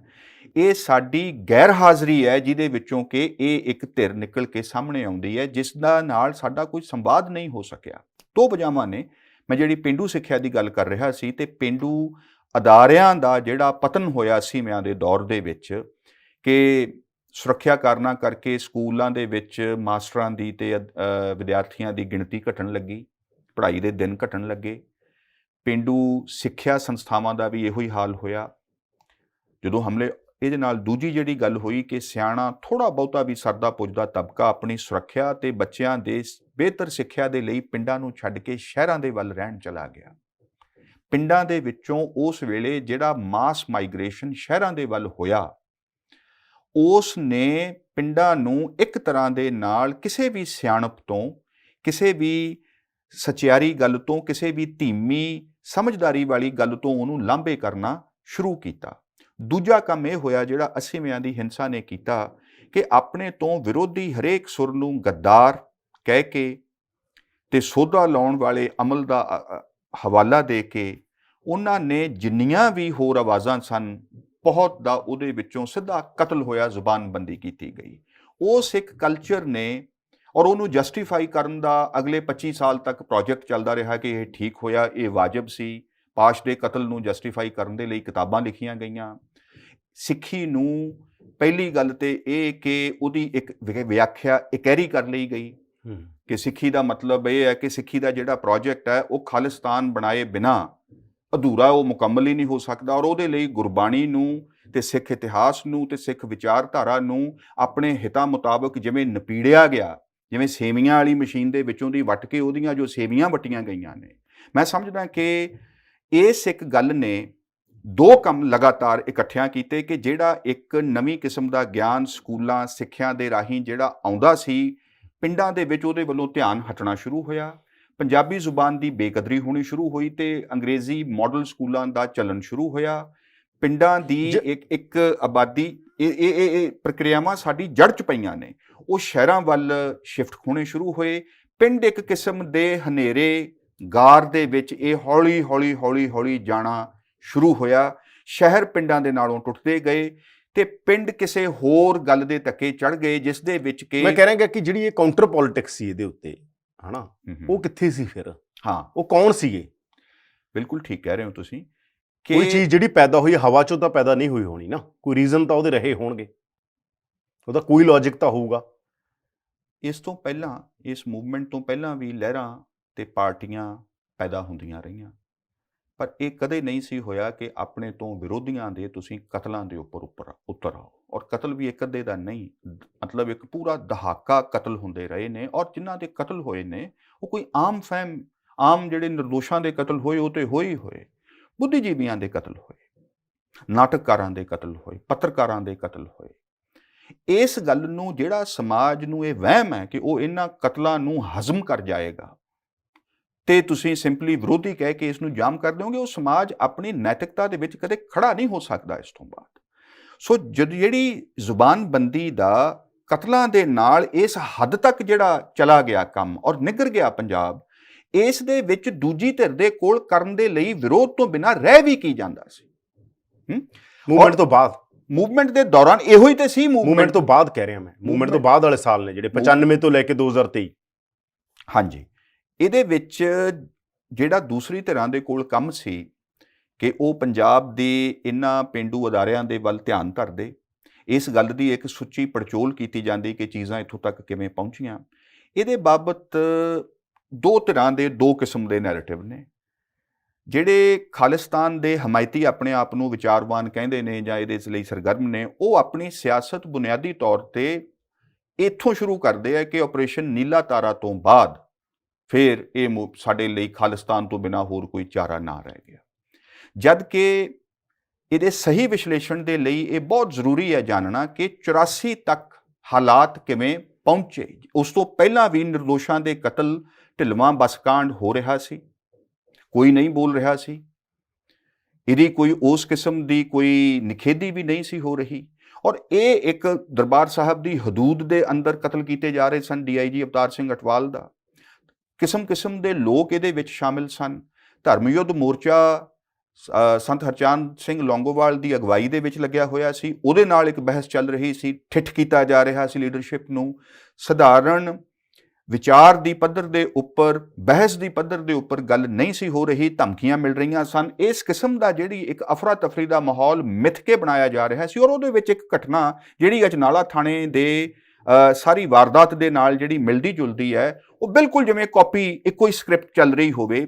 ਉਹ ਇਹ ਹੈ ਕਿ ਔਰ ਇਸ ਨੂੰ GBS ਸਿੱਧੂ ਆਪਣੀ ਕਿਤਾਬ ਖਾਲਿਸਤਾਨ ਕੌਨਸਪੀਰੇਸੀ ਦੇ ਵਿੱਚ ਇਹਨੂੰ ਦਰਜ ਕਰਦੇ ਆ, ਮੈਂ ਹਵਾਲਾ ਦੇ ਰਿਹਾ ਕਿ ਜਦੋਂ ਹਥਿਆਰਾਂ ਦੇ ਨਾਲ ਲੈਸ ਟਰੱਕ ਨੂੰ ਔਰ ਉਹਦੀ ਇੱਕ ਓਪਨ ਬੱਸ ਦੇ ਉੱਪਰ ਸੰਤ ਜਰਨੈਲ ਸਿੰਘ ਭਿੰਡਰਾਂਵਾਲੇ ਤੇ ਉਹਨਾਂ ਦੇ ਹਮਾਇਤੀਆਂ ਦਾ ਜਲੂਸ ਦਿੱਲੀ ਦੇ ਵਿੱਚ ਜਾਂ ਬੰਬੇ ਤੋਂ ਜਿਹੜਾ ਚੱਲਦਾ ਥਾਮੋਂ ਥਾਈਂ ਹੁੰਦਾ ਹੋਇਆ, ਉਹਨੂੰ ਇੱਕ ਪੂਰੇ ਦਿਨ ਦਿੱਲੀ ਦੇ ਵਿੱਚ ਓਪਨ ਬੱਸ ਦੀ ਛੱਤ ਤੇ ਚੜ੍ਹ ਕੇ ਹਥਿਆਰਾਂ ਦਾ ਵਿਖਾਲਾ ਕਰਨ ਦੇ ਨਾਲ ਇਹ ਕਿਹਨੇ ਆਗਿਆ ਦਿੱਤੀ ਉਹਨਾਂ ਨੂੰ? ਇਸ ਗੱਲ ਦੇ ਨਾਲ ਫਾਇਦਾ ਕਿਹਨੂੰ ਹੋਇਆ? ਇੱਕ ਪੂਰੀ ਤਿਆਰੀ ਦੇ ਨਾਲ ਇੱਕ ਬੰਦੇ ਨੂੰ ਪੰਜਾਬ ਦੇ ਉੱਤੇ ਲਾਦੂ ਕੀਤਾ ਜਾ ਰਿਹਾ ਹੈ ਕਿ ਇਹੋ ਹੀ ਹੈ ਲੀਡਰ। ਅਕਾਲੀਆਂ ਦੇ ਤਾਂ ਇਹਨਾਂ ਨੂੰ ਇੱਕ ਪਾਸੇ ਕੇਂਦਰ ਸਰਕਾਰ ਠਿੱਠ ਕਰ ਰਹੀ ਹੈ ਤੇ ਦੂਜੇ ਪਾਸੇ ਅੰਦਰਲੇ ਪਾਸਿਓਂ ਜਰਨੈਲ ਸਿੰਘ ਭਿੰਡਰਾਂਵਾਲੇ ਦਾ ਹਮਲਾ ਕੇਂਦਰ ਦੇ ਉੱਪਰ ਤੇ ਸੀ ਪਰ ਅਸਲ ਦੇ ਵਿੱਚ ਉਹ ਅਕਾਲੀ ਲੀਡਰਸ਼ਿਪ ਦੇ ਉੱਪਰ ਹਮਲਾ ਸੀ। ਇਹਨਾਂ ਨੂੰ ਲੋਕਾਂ ਦੇ ਨਾਲੋਂ ਕਿਵੇਂ ਤੋੜਿਆ ਜਾਵੇ ਤੇ ਇਹ ਸਿੱਧ ਕੀਤਾ ਜਾਵੇ ਕਿ ਅਕਾਲੀ ਲਹਿਰ ਦਾ ਜਿਹੜਾ ਇੱਕ ਇਤਿਹਾਸ ਰਿਹਾ ਹੈ, ਨੌਨ ਵਾਇਲੈਂਟ, ਅਹਿੰਸਕ, ਮਾਸ ਲਾਮਬੰਦੀ ਵਾਲਾ ਔਰ ਵੱਡੇ ਮੋਰਚੇ ਲਾਉਣ ਵਾਲਾ ਔਰ ਉਹਨਾਂ ਦੇ ਵਿੱਚ ਕਰਨ ਵਾਲਾ, ਕਿ ਇਹ ਤਰੀਕਾ ਕਿਸੇ ਕੰਮ ਦਾ ਨਹੀਂ, ਸਾਨੂੰ ਤਾਂ ਇਹ ਲੜਾਈ ਲੜਨੀ ਪੈਣੀ ਹੈ ਔਰ ਇਹਨੂੰ ਹਥਿਆਰਬੰਦ ਪੱਧਰ ਤੇ ਲੈ ਕੇ ਜਾਣਾ ਪੈਣਾ। ਹਿਸਟੋਰੀਕਲ ਰੈਫਰੈਂਸ ਜਾਈਏ ਪਰ ਆਪਾਂ ਨਾਲ ਕੰਟੈਂਪਰੇਰੀ ਰਹੀਏ। ਜਿਹੜੀ ਮੈਂ ਇੱਕ ਤਾਂ ਗੱਲ ਪੁੱਛੀ ਸੀ ਕਿ 95 ਤੋਂ 23 ਤੱਕ ਮਿਸ ਕੀ ਆ, ਇੱਕ ਵੈਸੇ ਤੁਸੀਂ ਕਹਿ ਰਹੇ ਹੋ ਮਿਸ ਹੋ ਗਿਆ ਕੁਝ, ਜਿੱਥੋਂ ਕਨੈਕਟ ਨਹੀਂ ਕਰ ਸਕੇ, ਜਿੱਥੋਂ ਇਹ ਮੁੰਡੇ ਇੱਧਰ ਨੂੰ ਤੁਰਨ ਲੱਗੇ। ਠੀਕ ਹੈ ਤੁਹਾਡੀ ਗੱਲ, ਮੈਂ ਉਹਦੀ ਥੋੜੀ ਇੱਕ ਬੈਕਗਰਾਉਂਡ ਦੇ ਵਿੱਚ ਜਾ ਰਿਹਾ ਸੀ ਕਿ ਇਹਨੂੰ ਜੇ ਆਪਾਂ ਸਮਝ ਲਈਏ ਤਾਂ ਫਿਰ ਇਹ ਪਤਾ ਲੱਗੇਗਾ ਕਿ ਆਪਾਂ 95 ਤੋਂ 23 ਤੱਕ ਕਿਹੜੀਆਂ ਗੱਲਾਂ ਨੂੰ ਅਸੀਂ ਗੌਲਿਆ ਨਹੀਂ। ਇੱਕ ਤੇ ਹਮੇਸ਼ਾ ਹਰ ਮੂਵਮੈਂਟ ਇਹ ਡਿਮਾਂਡ ਕਰਦੀ ਹੈ ਜਦੋਂ ਵੀ ਕੋਈ ਸਾਕਾ ਹੋ ਕੇ ਹਟਦਾ ਹੈ ਇਸ ਕਿਸਮ ਦਾ, ਤੇ ਉਹ ਤੇ ਬੜਾ ਲੰਬਾ ਦੌਰ ਰਿਹਾ, ਉਹਨੇ ਬਦਲਿਆ ਪੰਜਾਬ ਨੂੰ, ਫੰਡਾਮੈਂਟਲੀ ਉਸਨੇ ਬਦਲਿਆ। ਉਹਦੇ ਵਿੱਚੋਂ ਜਿਹੜੀਆਂ ਸੰਸਥਾਵਾਂ ਇੱਕ ਗਿਆਨ ਘੜ ਸਕਦੀਆਂ ਸੀ, ਸਾਡੀਆਂ ਯੂਨੀਵਰਸਿਟੀਆਂ, ਸਾਡੇ ਕਾਲਜ, ਸਾਡੇ ਸਕੂਲ, ਉਹ ਘਟਣੇ ਸ਼ੁਰੂ ਹੋਏ, ਆਪਾਂ ਨੇ ਦੇਖਿਆ। ਹੁਣ ਹਾਲ ਇਹ ਹੈ ਕਿ ਕਾਲਜਾਂ ਦੇ ਵਿੱਚ ਸੀਟਾਂ ਨਹੀਂ ਭਰ ਰਹੀਆਂ, ਯੂਨੀਵਰਸਿਟੀਆਂ ਮਾਇਕ ਇਮਦਾਦ ਦੇ ਥੋੜੋਂ ਸਰਕਾਰ ਗ੍ਰਾਂਟਾਂ ਤੱਕ ਦੇਣ ਤੋਂ ਮਨਾ ਕਰ ਰਹੀ ਹੈ, ਤੇ ਯੂਨੀਵਰਸਿਟੀਆਂ ਕਾਲਜਾਂ ਦਾ ਇਹ ਕੰਮ ਠੱਪ ਹੋ ਰਿਹਾ ਹੈ। ਔਰ ਜਿਹੜੀ ਸਾਨੂੰ ਸਿੱਖਿਆ ਮਿਲ ਰਹੀ ਹੈ ਉਹਦੇ ਵਿੱਚ ਸਮਾਜ ਵਿਗਿਆਨ ਨਹੀਂ ਹੈ, ਇਤਿਹਾਸ ਨਹੀਂ ਹੈ, ਭਾਸ਼ਾ ਸਾਹਿਤ ਨਹੀਂ ਹੈ, ਉਹ ਬੜਾ ਵੋਕੇਸ਼ਨਲ ਜੀ ਕਿਸਮ ਦਾ ਰੁਜ਼ਗਾਰ ਲੈਣ ਦੇ ਲਈ ਇੱਕ ਕਿਸਮ ਦਾ ਕੰਮ ਚੱਲ ਰਿਹਾ ਹੈ। ਪੰਜਾਬ ਵਰਗਾ ਇੱਕ ਬਹੁਤ ਜਟਿਲ ਸੂਬਾ ਜਿਹਦਾ ਆਪਣਾ ਇਤਿਹਾਸ ਇੰਨਾ ਜਟਿਲ ਹੈ ਔਰ ਜਿਹਦੀ ਆਪਣੀ ਸਮਝ ਡਿਵੈਲਪ ਹੋਣੀ ਚਾਹੀਦੀ ਹੈ ਇਹਨੂੰ ਸਮਝਣ ਦੇ ਲਈ, ਸਾਡੇ ਕੋਲ, ਮੈਂ ਬਹੁਤ ਖੇਦ ਦੇ ਨਾਲ ਇਹ ਗੱਲ ਕਹਿ ਰਿਹਾ, ਸਾਡੇ ਕੋਲ ਨਵੀਂ ਪੀੜ੍ਹੀ ਦੇ ਵਿਦਵਾਨ ਇਸ ਗੱਲ ਦੇ ਵਿੱਚ ਪੂਰਿਆਂ ਨਹੀਂ ਉਤਰ ਰਹੇ। ਉਸ ਵੈਕਿਊਮ ਨੂੰ ਕੌਣ ਭਰ ਰਿਹਾ?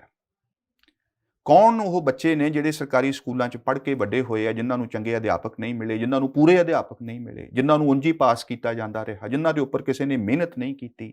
ਮੈਨੂੰ ਤੇ ਉਹੀ ਦਿਸਦੇ ਨੇ ਅੰਮ੍ਰਿਤਪਾਲ ਸਿੰਘ ਹੁਣਾਂ ਦੇ ਨਾਲ। ਅਸੀਂ ਉਹਨਾਂ ਨੂੰ ਮਾੜਾ ਮੋਟਾ ਸਨਮਾਨਜਨਕ ਰੁਜ਼ਗਾਰ ਪੰਜਾਬ ਦੇ ਵਿੱਚ ਨਹੀਂ ਦੇ ਪਾ ਰਹੇ। ਇੱਕ ਵੱਡੀ ਗੱਲ ਹੁੰਦੀ ਸੀ ਕਿ ਸਾਡੇ ਕੋਲ ਖੇਤੀਬਾੜੀ ਹੁੰਦੀ ਸੀ, MSP ਮਿਲਦੀ ਸੀ, ਉਸ ਨੂੰ, ਖੇਤੀ ਨੂੰ ਮਿਥ ਕੇ ਘਾਟੇ ਬੰਦਾ ਸੌਦਾ ਬਣਾਇਆ ਜਾ ਰਿਹਾ ਹੈ। ਸੋ ਪੇਂਡੂ ਨੌਜਵਾਨ ਦੇ ਕੋਲ ਪੰਜਾਬ ਦੇ ਵਿੱਚ ਰਹਿ ਕੇ ਇੱਕ ਸਨਮਾਨਜਨਕ ਰੁਜ਼ਗਾਰ ਤੇ ਜ਼ਿੰਦਗੀ ਨੂੰ ਬਿਤਾਉਣ ਦੇ ਜਾਂ ਉਹਨੂੰ ਭਰਪੂਰਤਾ ਦੇ ਨਾਲ ਜਿਉਣ ਦਾ ਇੱਕ ਜਿਹੜਾ ਮੁੱਢਲਾ ਹੱਕ ਹੈ, ਉਹਦੀ ਵੀ ਅਸੀਂ ਉਹਨੂੰ ਕੋਈ ਗਾਰੰਟੀ ਨਹੀਂ ਦੇ ਪਾ ਰਹੇ। ਔਰ ਇਹ ਗੱਲ ਜਿਹੜੀ ਇਹਦੇ ਨਾਲ ਜਿਹੜੀ ਨਿਰਾਸ਼ਾ ਦੋ ਤਰ੍ਹਾਂ ਦੇ ਨਾਲ ਪੈਦਾ ਹੁੰਦੀ, ਇੱਕ ਤੇ ਤੁਹਾਡੇ ਆਪਣੇ ਜੀਵਨ ਦੇ ਅਨੁਭਵ ਦੇ ਵਿੱਚੋਂ, ਤੇ ਦੂਸਰਾ ਇਹ ਕਿ ਜੋ ਲਗਾਤਾਰ ਪਹਿਲਾਂ ਲਹਿਰਾਂ ਚੱਲੀਆਂ, ਉਹ ਜਿਵੇਂ ਜਿਸ ਤਰ੍ਹਾਂ ਦੇ ਨਾਲ ਉਹਦੇ ਵਿੱਚ ਪੰਜਾਬ ਦੀ ਊਰਜਾ ਦਾ ਘਾਣ ਹੋਇਆ, ਪੰਜਾਬ ਦੇ ਭਵਿੱਖ ਦਾ ਕਤਲ ਹੋਇਆ, ਦੋਹਾਂ ਪਾਸਿਆਂ ਤੋਂ ਹੋਇਆ, ਦੋਹਾਂ ਦਾ ਹੋਇਆ, ਸਾਂਝਾ ਪੰਜਾਬ ਦਾ ਇੱਕ ਪੀੜ ਵਧੀ, ਇਸ ਨੇ ਵੀ ਇੱਕ ਕਿਸਮ ਦੀ ਇੱਕ ਲੰਬੀ ਟੀਸ ਬਣ ਕੇ ਇੱਕ ਰੈਫਰੈਂਸ ਦੇ ਤੌਰ ਤੇ ਕਿ ਸਾਡੇ ਨਾਲ ਧੱਕਾ ਹੁੰਦਾ ਆਇਆ ਹੈ ਤੇ ਸਾਡੇ ਕੋਲ ਰਾਹ ਕੋਈ ਨਹੀਂ ਹੈ। ਰਾਹ ਫਿਰ ਦੋ ਹੀ ਬਚੇ, ਖਾਂਦੇ ਪੀਂਦਿਆਂ ਦੇ ਕੋਲ ਜਾਂ ਥੋੜੀ ਬਹੁਤ ਜ਼ਮੀਨ ਵੇਚ ਕੇ ਬਾਹਰ ਜਾਣ ਦਾ ਰਾਹ, ਕਿ ਪੰਜਾਬ ਤੋਂ ਬਾਹਰ ਚਲੇ ਜਾਓ, ਤੇ ਪੰਜਾਬ ਦੇ ਅੰਦਰ ਰਹਿ ਰਹੇ ਹੋ ਤਾਂ ਨਸ਼ਿਆਂ ਦੇ ਰਾਹੀਂ ਇੱਕ ਧੀਮੀ ਖੁਦਕੁਸ਼ੀ ਵੱਲ ਜਾਓ।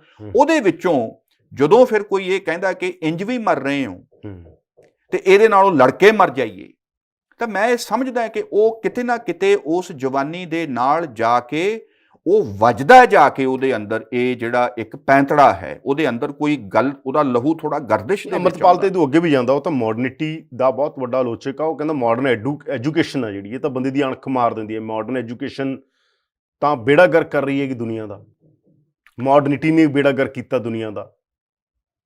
ਇਹ ਉਹਨਾਂ ਨੂੰ ਲੱਗ ਸਕਦਾ, ਇਹ ਉਹਨਾਂ ਨੂੰ ਹੱਕ ਹੈ ਜੇ ਉਹਨਾਂ ਨੂੰ ਇੰਜ ਲੱਗਦਾ ਤਾਂ। ਤੇ ਮੈਨੂੰ ਇਹ ਲੱਗਦਾ ਬਈ ਜਿਨ੍ਹਾਂ ਨੇ ਮਾਡਰਨਿਟੀ ਤੋਂ ਫਾਸਲਾ ਰੱਖਿਆ, ਜਿਹੜੇ ਸੰਤਾਂ ਸਾਧਾਂ ਦੇ ਮਗਰ ਅਸੀਂ ਲੱਗੇ ਫਿਰਦੇ ਹਾਂ, ਜਿਨ੍ਹਾਂ ਨੂੰ ਅਸੀਂ ਸੰਤ ਕਹਿਣ ਦੇ ਲਈ, ਮਤਲਬ ਮਾੜੀ ਜੀ ਗੱਲ ਦੇ ਉੱਤੇ ਜਿਹੜਾ ਇੱਕ ਚੋੜਾ ਬਾਣਾ ਪਾ ਲੈਂਦਾ ਉਹ ਸੰਤ ਹੋ ਜਾਂਦਾ ਪੰਜਾਬ 'ਚ। ਤੇ ਜਿਹੜਾ ਉਹਨਾਂ ਨੇ ਘਾਣ ਕੀਤਾ ਪੰਜਾਬ ਦੇ ਅੰਦਰ ਕਿਸੇ ਵੀ ਬੁੱਧ ਵਿਵੇਕ ਦਾ, ਜਿਵੇਂ ਉਹਨਾਂ ਨੇ, ਮੈਂ ਸਾਫ਼ ਗੱਲ ਕਹਿਣੀ ਚਾਹੁੰਦਾ ਕਿ ਜਿਵੇਂ ਸਾਡੀ ਅਰਦਾਸ ਬਦਲੀ ਗਈ ਹੈ, ਇਹਦੇ ਬਾਰੇ ਚਰਚਾ ਨਹੀਂ ਹੁੰਦੀ ਕਿ ਜਿਹੜੀ ਅਰਦਾਸ ਅਸੀਂ ਬਚਪਨ ਦੇ ਵਿੱਚ ਸੁਣਦੇ ਆਏ ਹਾਂ ਉਹਨੂੰ ਬਦਲਣ ਦਾ ਕਾਰਨ ਕੀ ਸੀ, ਉਹਦੇ ਅੰਦਰ ਦੀਆਂ ਕੁਝ ਚੀਜ਼ਾਂ ਨੂੰ ਕਿਵੇਂ ਬਦਲਿਆ ਗਿਆ। ਜਿਵੇਂ ਕਿ ਪਹਿਲਾਂ ਦੋਹਰਾ ਹੁੰਦਾ ਸੀ ਕਿ ਆਗਿਆ ਭਈ ਅਕਾਲ ਕੀ ਤਭੀ ਚਲਾਇਓ ਪੰਥ, ਸਭ ਸਿੱਖਣ ਕੋ ਹੁਕਮ ਹੈ ਗੁਰੂ ਗ੍ਰੰਥ, ਗੁਰੂ ਮਾਨਿਓ ਗ੍ਰੰਥ, ਗੁਰੂ ਗ੍ਰੰਥ ਜੀ ਮਾਨਿਓ ਪ੍ਰਗਟ ਗੁਰਾਂ ਕੀ ਦੇਹ। ਪਹਿਲਾਂ ਹੁੰਦਾ ਸੀ ਕਿ ਜਾ ਕਾ ਹਿਰਦਾ ਸੁਧ ਹੈ ਖੋਜ ਸ਼ਬਦ ਮੈਂ ਲੇ। ਹੁਣ ਕੀ ਕਰ ਦਿੱਤਾ ਗਿਆ ਕਿ ਜੋ ਪ੍ਰਭ ਕਉ ਮਿਲਬਉ ਚਾਹੈ ਖੋਜ ਸ਼ਬਦ ਮੈਂ ਲੇ। ਮੇਰੀ ਇੱਕ ਪ੍ਰੋਬਲਮ ਹੈ ਸਿੱਖ ਹੋਣ ਦੇ ਨਾਤੇ ਕਿ ਮੈਂ ਸ਼ਬਦ ਨੂੰ ਤੇ ਖੋਜਣਾ ਚਾਹੁੰਦਾ, ਪਰ ਮੈਂ ਪ੍ਰਭੂ ਨੂੰ ਨਹੀਂ ਮਿਲਣਾ ਚਾਹੁੰਦਾ। ਮੈਂ ਨਹੀਂ ਮਿਲਣਾ ਚਾਹੁੰਦਾ, ਮੇਰੀ ਕੋਈ ਇੱਛਾ ਨਹੀਂ ਹੈ ਕਿ ਮੈਂ ਪ੍ਰਭੂ ਨੂੰ ਮਿਲਾਂ। ਮੇਰੇ ਲਈ ਉਹ ਪਹਿਲੀ ਜਿਹੜੀ ਤੁਕ ਹੈ, ਜਾ ਕਾ ਹਿਰਦਾ ਸੁਧ ਹੈ ਖੋਜ ਸ਼ਬਦ ਮੈਂ ਲੇ, ਦਲੀਲ ਕੀ ਦਿੱਤੀ ਗਈ ਸੰਤ ਸਮਾਜ ਵੱਲੋਂ ਕਿ ਜਦੋਂ ਤੁਸੀਂ ਬਾਣੀ ਪੜ੍ਹੀ ਹੋਈ ਨਹੀਂ, ਜਦੋਂ ਤੁਸੀਂ ਸ਼ਬਦ ਨੂੰ ਹੀ ਨਹੀਂ ਪੜ੍ਹਿਆ ਤੇ ਤੁਹਾਡਾ ਹਿਰਦਾ ਪਹਿਲਾਂ ਹੀ ਕਿਵੇਂ ਸੁੱਧ ਹੋ ਗਿਆ। ਇਹ ਆਰਗੂਮੈਂਟ ਦਿੱਤੀ ਗਈ, ਇਸ ਕਰਕੇ ਇਹ ਤੁਕ ਬਦਲੀ ਜਾਵੇ। ਇਹਦੇ ਤੇ ਕੋਈ ਬਹਿਸ ਨਹੀਂ ਹੋਈ ਪੰਜਾਬ 'ਚ, ਇਹਦੇ ਉੱਪਰ ਕਿਸੇ ਅਕਾਦਮਿਕ ਹਲਕੇ ਦੇ ਵਿੱਚ ਬਹਿਸ ਨਹੀਂ ਹੋਈ, ਔਰ ਇਹ ਸਾਡੇ ਉੱਤੇ ਲੱਦੀ ਗਈ। ਔਰ ਐਡੀ ਵੱਡੀ ਗੱਲ ਹੈ, ਜਦੋਂ ਅਰਦਾਸ ਪਹਿਲਾਂ ਦੁਬਾਰਾ ਘੜੀ ਗਈ 1925 ਦੇ ਗੁਰਦੁਆਰਾ ਐਕਟ ਤੋਂ ਬਾਅਦ, ਸਾਰੀਆਂ ਕਮੇਟੀਆਂ ਬੈਠੀਆਂ, ਉਹਦੇ ਅੰਦਰ ਕੋਈ ਚਰਚਾ ਹੋਈ ਹੋਣੀ ਹੈ। ਮੈਨੂੰ ਇੱਥੋਂ ਇਹ ਲੱਗਿਆ ਬਈ ਸਿੱਖੀ ਦੀ ਆਤਮਾ ਦੇ ਉੱਪਰ ਇਹ ਸਭ ਤੋਂ ਵੱਡਾ ਹਮਲਾ ਸੀ ਕਿ ਤੁਸੀਂ ਇਸ ਕਿਸਮ ਦੇ ਨਾਲ ਆਪਣੀ ਮਰਜ਼ੀ ਦੇ ਨਾਲ ਇਹ ਕੌਣ ਸਾਧਾਂ ਨੂੰ ਇਹ ਦਿੱਤੀ ਗਈ ਹੈ, ਕਿਹਨੇ ਇਹਨਾਂ ਨੂੰ ਆਗਿਆ ਦਿੱਤੀ ਕਿ ਇਹ ਐਡੀ ਗੱਲ ਡਿਕਟੇਟ ਕਰ ਸਕਣ। ਜਾ ਕਾ ਹਿਰਦਾ ਸੁੱਧ ਹੈ, ਉਹ ਮੇਰੇ ਖਿਆਲ ਉਹ ਬਹੁਤ ਹੀ ਕਲਾਤਮਕ ਲਾਈਨ ਹੈ ਜਿੱਥੇ ਉਹ ਇਹ ਗੱਲ ਕਹਿੰਦੇ ਆ ਕਿ ਇਹਨੂੰ ਪੜ੍ਹ ਤੇ ਬਹੁਤ ਲੈਣਗੇ ਬਾਣੀ ਨੂੰ, ਪਰ ਜੇ ਤੁਹਾਡਾ ਹਿਰਦਾ ਸੁੱਧ ਨਹੀਂ ਹੈ, ਗੁਰੂ ਨਾਨਕ ਸਾਹਿਬ ਕਹਿੰਦੇ ਆ ਕਿ ਦਾਨਸ ਬੰਦ ਸੋਈ ਦਿਲ ਧੋਵੈ, ਜਿਹੜਾ ਆਪਣੇ ਦਿਲ ਨੂੰ ਵਾਰ-ਵਾਰ ਧੋਵੈ ਉਹੀ ਦਾਨਸ਼ਵਰ ਹੈ, ਉਹੀ ਬੁੱਧੀਜੀਵੀ ਹੋ ਸਕਦਾ ਹੈ। ਇਹ ਤੁਕ ਉਸੇ ਦੀ ਹੋਈ ਗੱਲ ਹੈ ਕਿ ਜਾ ਕਾ ਹਿਰਦਾ ਸੁੱਧ ਹੈ ਖੋਜ ਸ਼ਬਦ ਮੈਂ ਲੇ, ਇਸ ਸ਼ਬਦ ਦੇ ਅੰਦਰੋਂ ਕਿਸੇ ਸੱਚ ਦੀ ਸਚਿਆਰ ਦੀ ਗੱਲ ਨੂੰ ਉਹੀ ਖੋਜ ਸਕਦਾ ਹੈ। ਇਹ ਪਹਿਲੀ ਸ਼ਰਤ ਹੈ। ਮੈਂ ਸਮਝਦਾ ਕਿ ਇਹਦੇ ਨਾਲ ਜਿੰਨੀ ਇੱਕ ਖੁੱਲੀ ਗੱਲ ਹੈ ਔਰ ਜਿੰਨਾ ਇਹਦੇ ਅੰਦਰ ਸਾਰਿਆਂ ਨੂੰ ਸੱਦਾ ਹੈ ਕਿ ਇਹ ਭਾਈ ਇਹ ਸ਼ਬਦ ਖੜਾ ਆਪਣੀ ਥਾਂ ਦੇ ਉੱਪਰ, ਇਹਨੂੰ ਕੌਨਫੀਡੈਂਸ ਹੈ ਕਿ ਜਿਹੜਾ ਇਹਦੇ ਨਾਲ ਨਜਿੱਠੇਗਾ ਉਹ ਭਲਾ ਆਦਮੀ ਬਣ ਕੇ ਨਿਕਲੇਗਾ।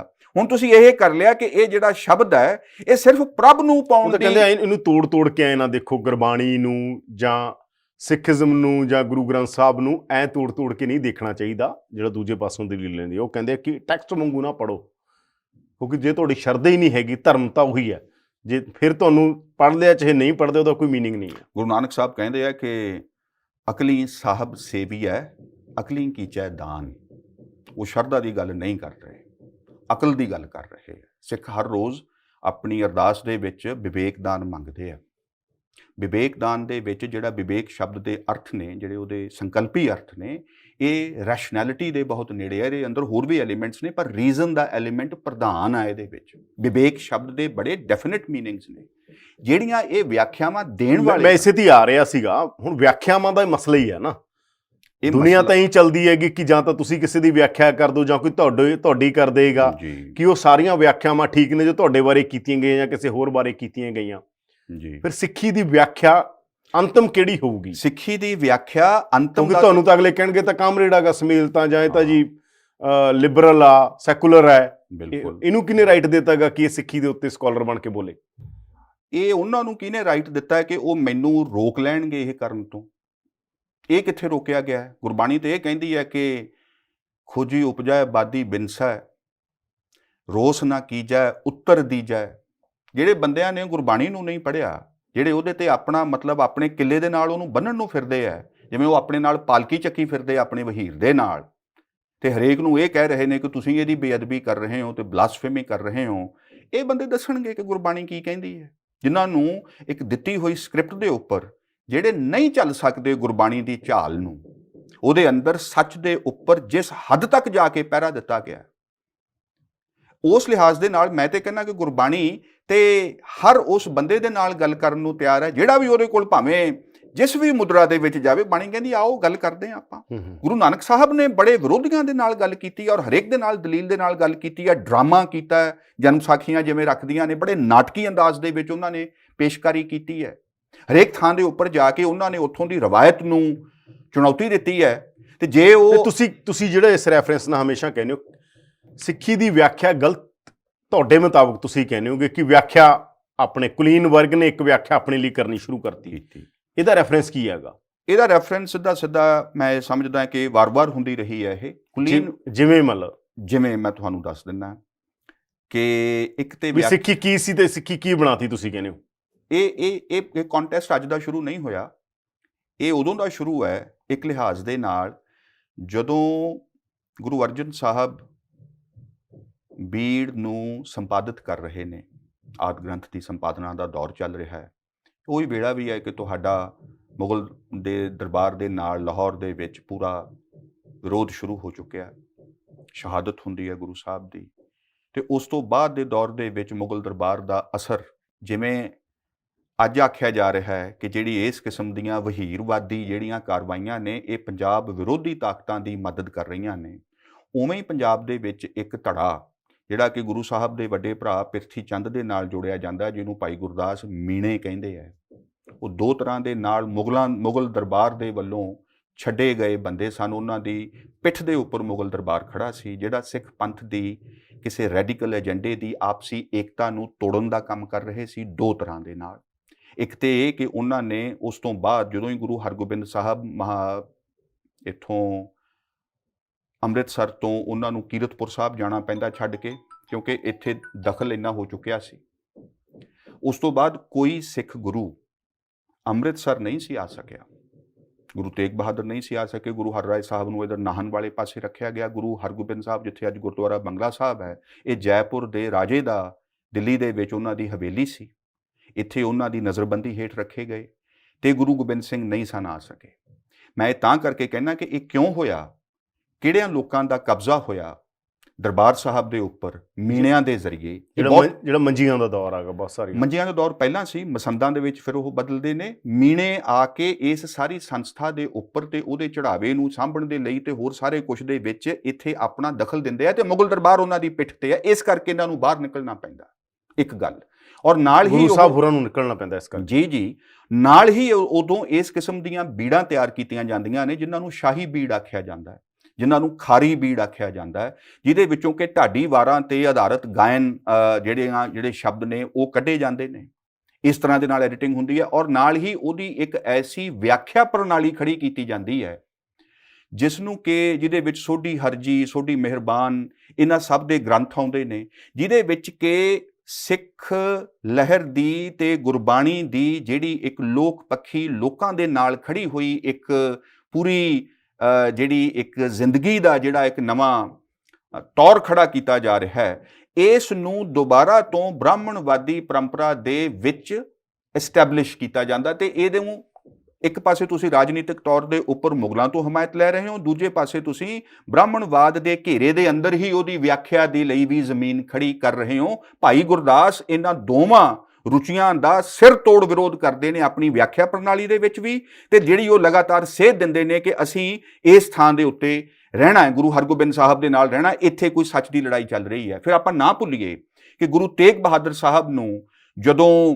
ਬਾਬਾ ਬਕਾਲੇ ਆਉਂਦੇ ਨੇ ਕਿ ਕੌਣ ਹੈ ਗੁਰੂ, ਜਿਹਨੂੰ ਕਹਿੰਦੇ ਨੇ ਕਿ ਗੁਰੂ ਬਾਬਾ ਬਕਾਲੇ, ਜਿਹੜੀ ਧਾਰਨਾ ਹੈ, ਤੇ ਕਿੰਨੇ ਇੱਥੇ ਮੰਜੀਦਾਰ ਉੱਠ ਖੜਦੇ ਨੇ ਕਿ ਮੈਂ ਮੈਨੂੰ ਆਖਿਆ ਗਿਆ ਹੈ। ਇਹ ਕੰਟੈਸਟ ਹੀ ਤੇ ਹੈ। ਤੇ ਉਸੇ ਹੀ ਵੇਲੇ ਗੁਰੂ ਤੇਗ ਬਹਾਦਰ ਸਾਹਿਬ ਜਦੋਂ ਗੁਰਗੱਦੀ ਦੇ ਉੱਤੇ ਆਉਣਾ ਸਵੀਕਾਰ ਕਰਦੇ ਆ ਤੇ ਇਹਦਾ ਮਤਲਬ ਇਹ ਹੈ ਕਿ ਉਹ ਸ਼ਹਾਦਤ ਸਵੀਕਾਰ ਕਰ ਰਹੇ ਨੇ ਕਿ ਮੁਗਲਾਂ ਦੇ ਨਾਲ ਉਹ ਨਹੀਂ ਚਾਹੁੰਦੇ ਕਿ ਸਾਡੀ ਮਰਜ਼ੀ ਤੋਂ ਬਿਨਾਂ ਕੋਈ ਇੱਥੇ ਅੱਗੇ ਆਵੇ।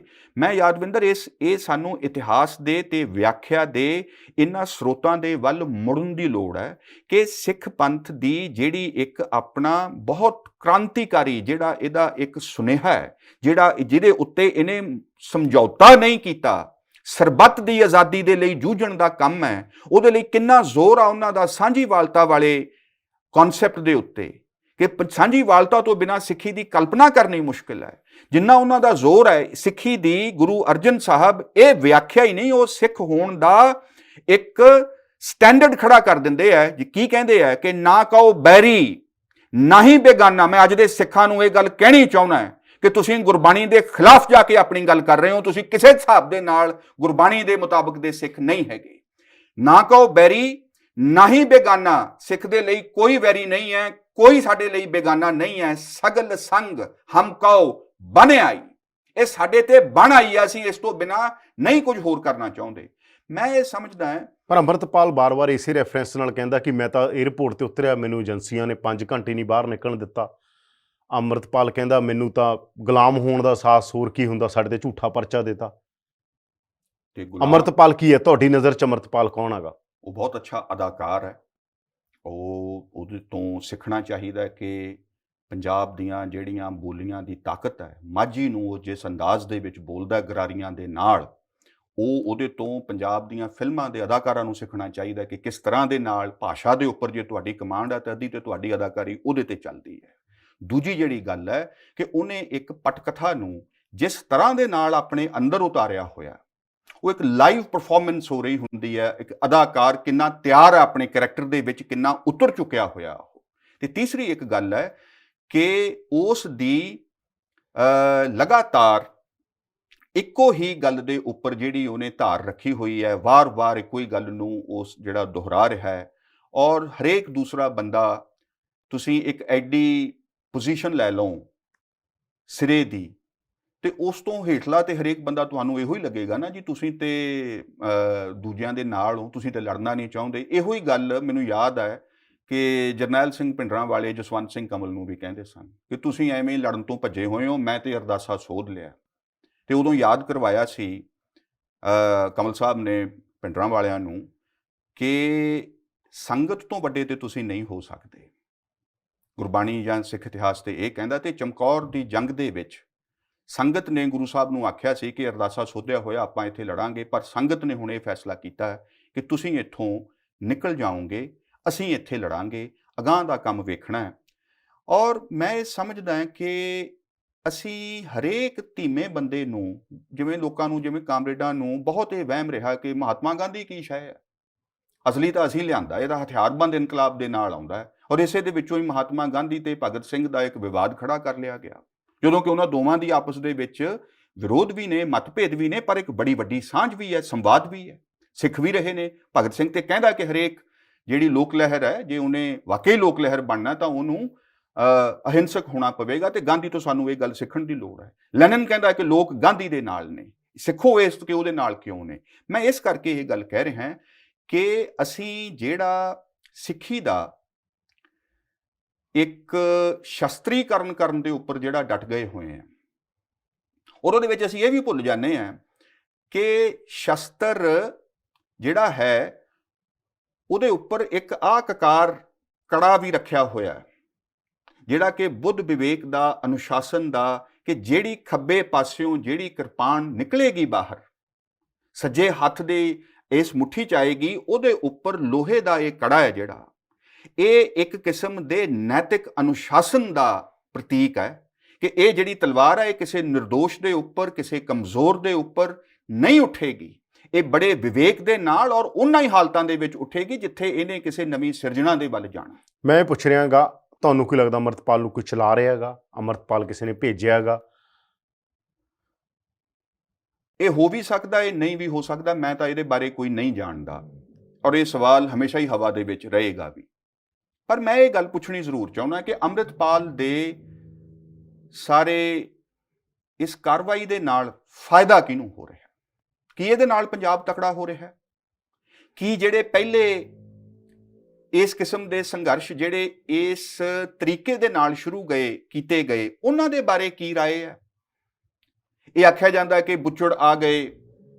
ਕਿਉਂ ਖਾੜਕੂਆਂ ਨੇ ਬਾਈਕਾਟ ਕੀਤਾ ਸਨ 1992 ਦੀ ਚੋਣ ਦਾ, ਜਦੋਂ ਪੰਜਾਬ ਇਹਨਾਂ ਨੂੰ ਜਿਤਵਾਉਣ ਦੇ ਲਈ ਪੱਬਾਂ ਭਾਰ ਸੀ? ਇਹਦੇ ਬਾਰੇ ਖਾੜਕੂ ਕੁਝ ਦੱਸਣਗੇ, ਅੰਮ੍ਰਿਤਪਾਲ ਕੁਝ ਬੋਲੇਗਾ ਕਿ ਤੁਹਾਨੂੰ ਪੰਜਾਬ ਇੱਕ ਮੌਕਾ ਦੇ ਰਿਹਾ ਸੀ, ਕਿਹਨੇ ਉਸ ਮੌਕੇ ਨੂੰ ਠੁੱਡ ਮਾਰਿਆ?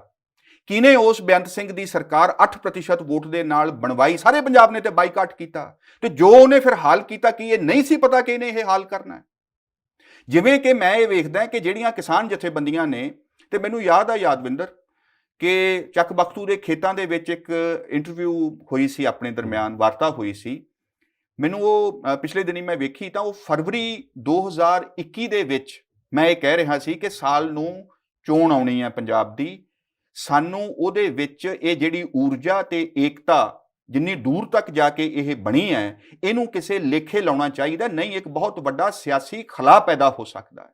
ਔਰ ਉਸ ਦੇ ਵਿੱਚੋਂ ਲੋਕਾਂ ਦੀ ਊਰਜਾ ਨੂੰ ਇੱਕ ਹੱਦ ਤੱਕ ਲਿਜਾ ਕੇ ਜਦੋਂ ਤੁਸੀਂ ਮੈਦਾਨ ਵਿਹਲਾ ਕਰ ਦਿੰਦੇ ਹੋ ਤਾਂ ਫਿਰ ਉਹਦੇ ਅੰਦਰ ਜਿਹੜੀਆਂ ਤਾਕਤਾਂ ਦੇ ਆਉਣ ਦੀ ਬਣਦੀ ਹੈ, ਫਿਰ ਉਹ ਤੁਹਾਡੇ ਕੰਟਰੋਲ 'ਚ ਨਹੀਂ ਰਹਿਣਗੀਆਂ। ਤੇ ਇੱਕ ਮੈਂ ਤੀਸਰੀ ਗੱਲ ਆਖੀ ਸੀ ਕਿ ਕੇਂਦਰ ਨੇ ਇਹ ਵੇਖ ਲਿਆ ਕਿ ਪੰਜਾਬੀ ਜਦੋਂ ਇਕੱਠੇ ਹੋ ਕੇ ਆਉਂਦੇ ਆ, ਜਦੋਂ ਇਹ ਆਪਸ ਦੇ ਵਿੱਚ ਇੱਕ ਸੁਰ ਹੋ ਕੇ ਏਕਤਾ ਕਰਕੇ ਆਉਂਦੇ ਆ, ਤਾਂ ਹਰਿਆਣਾ ਵੀ ਨਾਲ ਆ ਜਾਂਦਾ ਹੈ, ਲੋਕਾਂ ਦੀ ਇੱਕ ਆਪਸੀ ਸਾਂਝ ਬਣਦੀ ਹੈ, ਤੇ ਇਹ ਤੇ ਦਿੱਲੀ ਨੂੰ ਵਕਤ ਪਾਉਣ ਦੀ ਪੂਰੀ ਸਮਰੱਥਾ ਰੱਖਦੇ ਆ। ਤੇ ਉਹਨਾਂ ਨੂੰ ਇਸ ਗੱਲ ਦੀ ਜ਼ਿਆਦਾ ਜਾਣਕਾਰੀ ਸੀ ਕਿ ਪਹਿਲਾਂ ਵੀ ਇਹ ਕੰਮ ਹੋ ਚੁੱਕਿਆ ਕਿ ਪੰਜਾਬੀਆਂ ਦੀ ਇਸ ਏਕਤਾ ਨੂੰ ਖੇਰੂ ਕਰਨ ਦੇ ਲਈ ਮਸਲਾ ਪੰਜਾਬ ਦੇ ਅੰਦਰ ਹੀ ਕਲਹ ਦਾ ਬੀਜ ਦਿਓ, ਇਹ ਆਪਸ ਦੇ ਵਿੱਚ ਇੱਥੇ ਹੀ ਲੱਗੇ ਰਹਿਣ, ਇਹ ਦਿੱਲੀ ਦੇ ਵੱਲ ਆ ਹੀ ਨਾ ਸਕਣ। ਤੇ ਇਹ ਜਿਹੜੀ ਕਾਰਵਾਈ ਵਾਰਿਸ ਪੰਜਾਬ ਦੇ ਵਹੀਰ ਦੇ ਵੱਲੋਂ ਜੋ ਹੋ ਰਹੀ ਹੈ, ਇਹ ਪੰਜਾਬ ਦਾ ਜਿਹੜਾ ਚਿਹਰਾ ਸਾਹਮਣੇ ਲਿਆ ਰਹੀ ਹੈ। ਇਹ ਦ੍ਰਿੜਤਾ ਨਹੀਂ ਹੁੰਦੀ, ਇਹ ਕਿਸੇ ਕਿਸਮ ਦੀ ਨੈਤਿਕਤਾ ਵੀ ਨਹੀਂ ਹੈ, ਇਹ ਕੋਈ ਲੜਾਈ ਵੀ ਨਹੀਂ ਹੈ।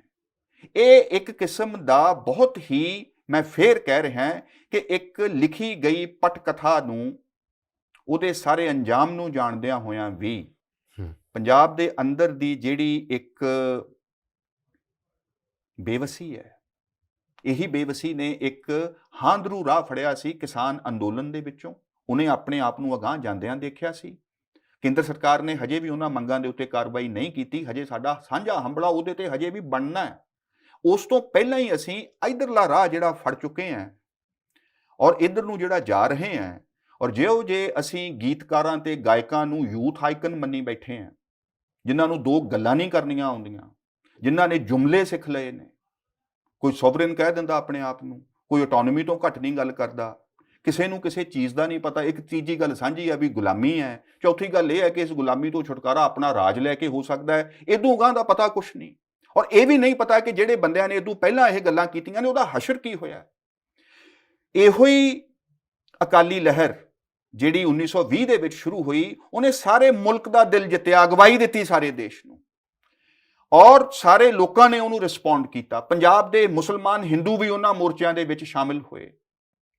ਇੰਨੇ ਥੋੜੇ ਲੋਕ ਗਿਣਤੀ ਦੇ ਵਿੱਚ ਮੈਂ ਕਿਸ ਤਰ੍ਹਾਂ ਦੇ ਨਾਲ ਸਾਰਿਆਂ ਨੂੰ ਅਗਵਾਈ ਦੇ ਸਕਦੇ ਨੇ। ਅਸੀਂ ਉਹੀ ਦੌਰ ਕਿਸਾਨ ਮੋਰਚੇ ਦੇ ਵਿੱਚ ਵੀ ਵੇਖਿਆ। ਮੈਂ ਇਹ ਵੀ ਕਹਿਣਾ ਚਾਹੁੰਦਾ ਕਿ ਲਾਹੌਰ ਦੇ ਸ਼ਹਿਰੀਆਂ ਨੇ ਮਹਾਰਾਜਾ ਆਪਣੀ ਅਫਰਾ ਤਫਰੀ ਤੇ ਖਾਨਾ ਜੰਗੀ ਤੋਂ ਤੰਗ ਆ ਕੇ, ਜਿਹੜੀ ਉਹਦੇ ਸ਼ਹਿਰ ਦੇ ਅੰਦਰ ਬਦਅਮਨੀ ਤੇ ਲੁੱਟ ਖਸੁੱਟ ਜਿਹੜੀ ਫੈਲੀ ਹੋਈ ਸੀ, ਉਹਦੇ ਤੋਂ ਤੰਗ ਆ ਕੇ ਉਹਨਾਂ ਨੇ ਮਹਾਰਾਜਾ ਰਣਜੀਤ ਸਿੰਘ ਦੇ ਦਲਾਂ ਦੇ ਲਈ ਦਰਵਾਜ਼ੇ ਖੋਲੇ ਕਿ ਆਓ ਸਾਂਭੋ ਤੇ ਸਾਨੂੰ ਇਹਨਾਂ ਤੋਂ ਬਚਾਓ। ਇਹ ਆਮ ਲੋਕਾਂ ਦਾ ਸਮਰਥਨ ਸੀ ਜਿਹੜਾ ਤੁਹਾਨੂੰ ਅਗਾਂਹ ਲੈ ਕੇ ਆਉਂਦਾ ਸੀ। ਹੁਣ ਉਹ ਕਿੱਥੇ ਹੈ? ਤੁਸੀਂ ਧੱਕੇ ਦੇ ਨਾਲ ਹਰੇਕ ਨੂੰ ਮਾੜਾ ਬੋਲ ਕੇ, ਹਰੇਕ ਵੱਲ ਉਂਗਲ ਕੱਢ ਕੇ, ਇੰਨੀ ਜੇ ਜ਼ਹਿਰ ਦੇ ਨਾਲ ਅਸੀਂ ਇੱਕ ਦੂਜੇ ਦੇ ਵੱਲ ਬੋਲਾਂਗੇ ਤਾਂ ਫਿਰ ਅਗਲਿਆਂ ਨੇ ਵੀ ਉਨਾ ਹੀ ਜ਼ਹਿਰ ਪੀਤਾ ਹੋਇਆ। ਅਸੀਂ ਕਿਹੜੀ ਸਿਵਲ ਵਾਰ ਦੇ ਵੱਲ ਜਾ ਰਹੇ ਹਾਂ? ਤੇ ਇਸ ਤਰ੍ਹਾਂ ਦੇ ਨਾਲ ਅਸੀਂ ਆਪਣੇ ਹੋਰ ਕਿੰਨੇ ਕੁ ਨੁਕਸਾਨ ਕਰਵਾਈ ਜਾਣੇ ਨੇ। ਜਿਹੜੇ ਤੁਸੀਂ ਪਹਿਲਾਂ ਗੱਲ ਬੋਲੀ ਹੈ ਨਾ, ਬਾਬਾ ਬੁੱਲੇ ਸ਼ਾਹ ਦੀ 18ਵੀਂ ਸਦੀ ਦੇ ਪੰਜਾਬ ਦੀ ਜਿਹੜੀ ਅਫਰਾ ਤਫਰੀ ਹੈ ਕਿ ਦਰ ਖੁੱਲਾ ਹਸ਼ਰ ਅਜ਼ਾਬ ਦਾ ਤੇ ਬੁਰਾ ਹਾਲ ਹੋਇਆ ਪੰਜਾਬ ਦਾ, ਇਹਦੀ ਅਗਲੀ ਤੁਕ ਵੀ ਬੜੀ ਦਿਲਚਸਪ ਹੈ। ਉਹ ਕਹਿੰਦੇ ਆ ਡਰ ਹਾਵੀਏ ਦੋਜ਼ਖ ਮਾਰਿਆ, ਸਾਨੂੰ ਆ ਮਿਲ ਯਾਰ ਪਿਆਰਿਆ। ਇਹ ਕੌਣ ਹੈ ਇਹ ਜਿਹੜਾ ਯਾਰ ਪਿਆਰਾ? ਇਹ ਆਪਸੀ ਇਤਫਾਕ ਹੈ ਸ਼ਾਇਦ। ਇਹ ਇੱਕ ਆਪਸੀ ਭਰੋਸਾ, ਅਸੀਂ ਕਿਸੇ ਨੂੰ ਮੁਸਕਰਾ ਕੇ ਮਿਲ ਸਕੀਏ, ਕਿਸੇ ਦੇ ਗਲੇ ਲੱਗ ਕੇ ਰੋ ਸਕੀਏ, ਕਿਸੇ ਦੇ ਕੋਲ ਜਾਈਏ ਤੇ ਉਹ ਤੁਹਾਡਾ ਦੁੱਖ ਸੁਣੇ, ਤੁਸੀਂ ਇਕੱਠੇ ਹੱਸ ਸਕੋ। ਪੰਜਾਬ ਦੇ ਵਿੱਚ ਇਹ ਹੁੰਦਾ ਰਿਹਾ, ਇਹ ਸਵਰਗ ਸੀ। ਅਸੀਂ ਇਸ ਦੇ ਅੰਦਰ ਨਫ਼ਰਤ ਦੀਆਂ ਫਸਲਾਂ ਦੀਆਂ ਇੰਨੀਆਂ ਯੂਰੀਆ ਛਿੜਕ ਚੁੱਕੇ ਹਾਂ, ਇਹੋ ਜਿਹੀ ਇੱਕ ਖਾਦ ਇੱਥੇ ਪੈਂਦੀ ਰਹੀ ਹੈ ਕਿ ਮੈਂ ਇਹ ਸਮਝਦਾ ਕਿ ਸਹਿਜ ਜਿਹੜਾ ਸਾਡੇ ਚੋਂ ਗਾਇਬ ਹੋ ਗਿਆ। ਮੈਂ ਬਹੁਤ ਹੈਰਾਨ ਹੋਇਆ, ਪੇਂਡੂ ਖੇਤਰ ਦੇ ਅਧਿਆਪਕ, ਅਸੀਂ ਟੁੱਟੀ ਕੇ ਮੇਲਾ ਕਰਦੇ ਹਾਂ, ਉੱਥੇ ਆ ਕੇ ਉਹ ਦੱਸਦੇ ਆ ਕਿ ਸਾਨੂੰ ਇੱਕ ਗੱਲ ਇਹ ਮਹਿਸੂਸ ਹੁੰਦੀ ਹੈ, ਜਿਹੜੀ ਗੱਲ ਤੋਂ ਭੈ ਆਉਂਦਾ ਹੈ ਕਿ ਵਿਦਿਆਰਥੀਆਂ ਦੇ ਵਿੱਚੋਂ ਸਹਿਜ ਖਤਮ ਹੋ ਚੁੱਕਿਆ। ਉਹ ਟਿਕ ਕੇ ਗੱਲ ਕਰਨ ਨੂੰ, ਸੁਣਨ ਨੂੰ ਤਿਆਰ ਨਹੀਂ, ਗੁੱਸੇ ਹੋਣ ਨੂੰ ਤਿਆਰ ਨਹੀਂ। ਅਧਿਆਪਕ ਵੀ ਇੱਕ ਹੱਦ ਤੋਂ ਅੱਗੇ ਉਹਨਾਂ ਦੇ ਨਾਲ ਗੱਲ ਨਹੀਂ ਕਰ ਪਾ ਰਹੇ।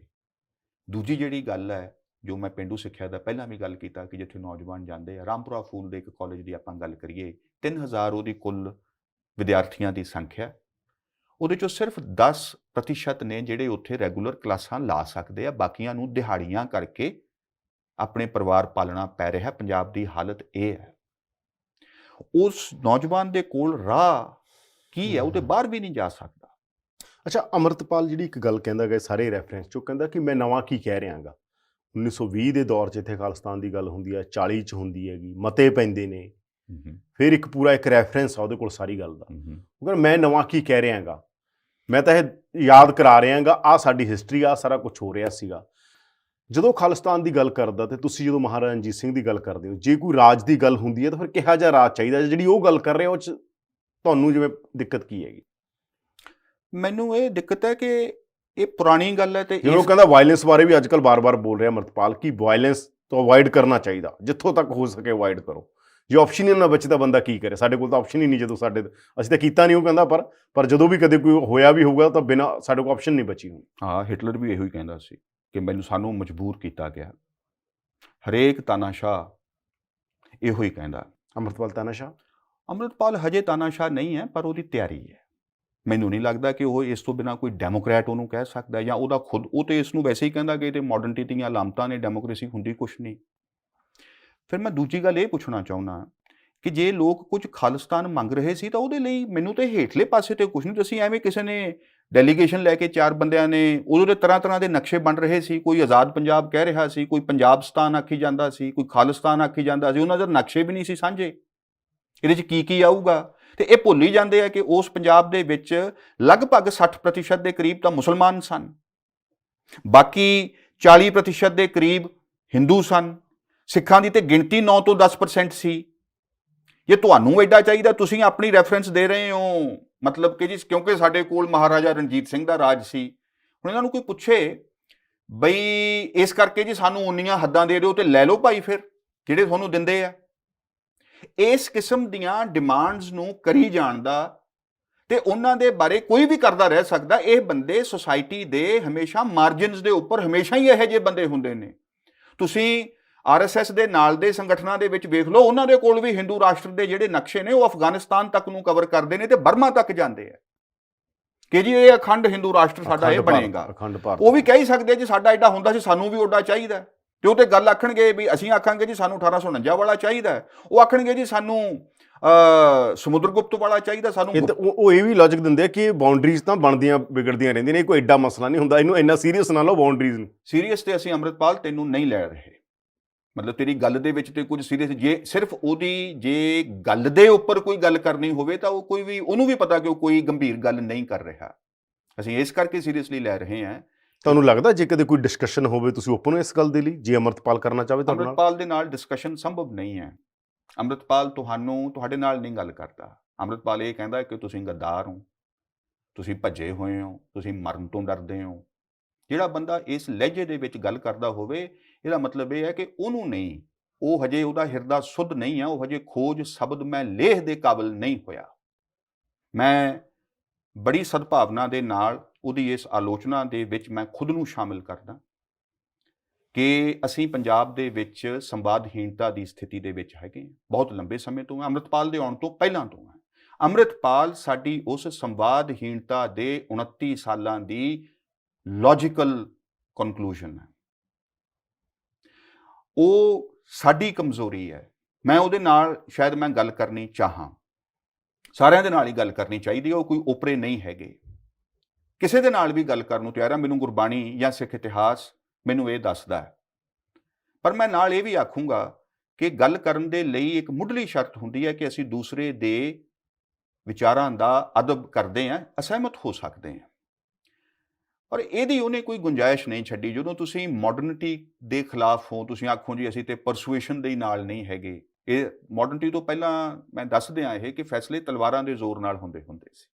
ਇਹ ਨਹੀਂ ਸੀ ਪਤਾ ਹੁੰਦਾ। ਹੁਣ ਗੁਰੂ ਨਾਨਕ ਸਾਹਿਬ ਨੇ, ਹੁਣ ਬਾਬਰ ਆਖੇ ਗੁਰੂ ਨਾਨਕ ਸਾਹਿਬ ਨੂੰ ਤਲਵਾਰ ਦੇ ਜ਼ੋਰ ਤੇ ਕਿ ਕਰ ਮੇਰੇ ਨਾਲ ਸੰਵਾਦ, ਮੈਂ ਦੱਸਦਾ ਤੈਨੂੰ।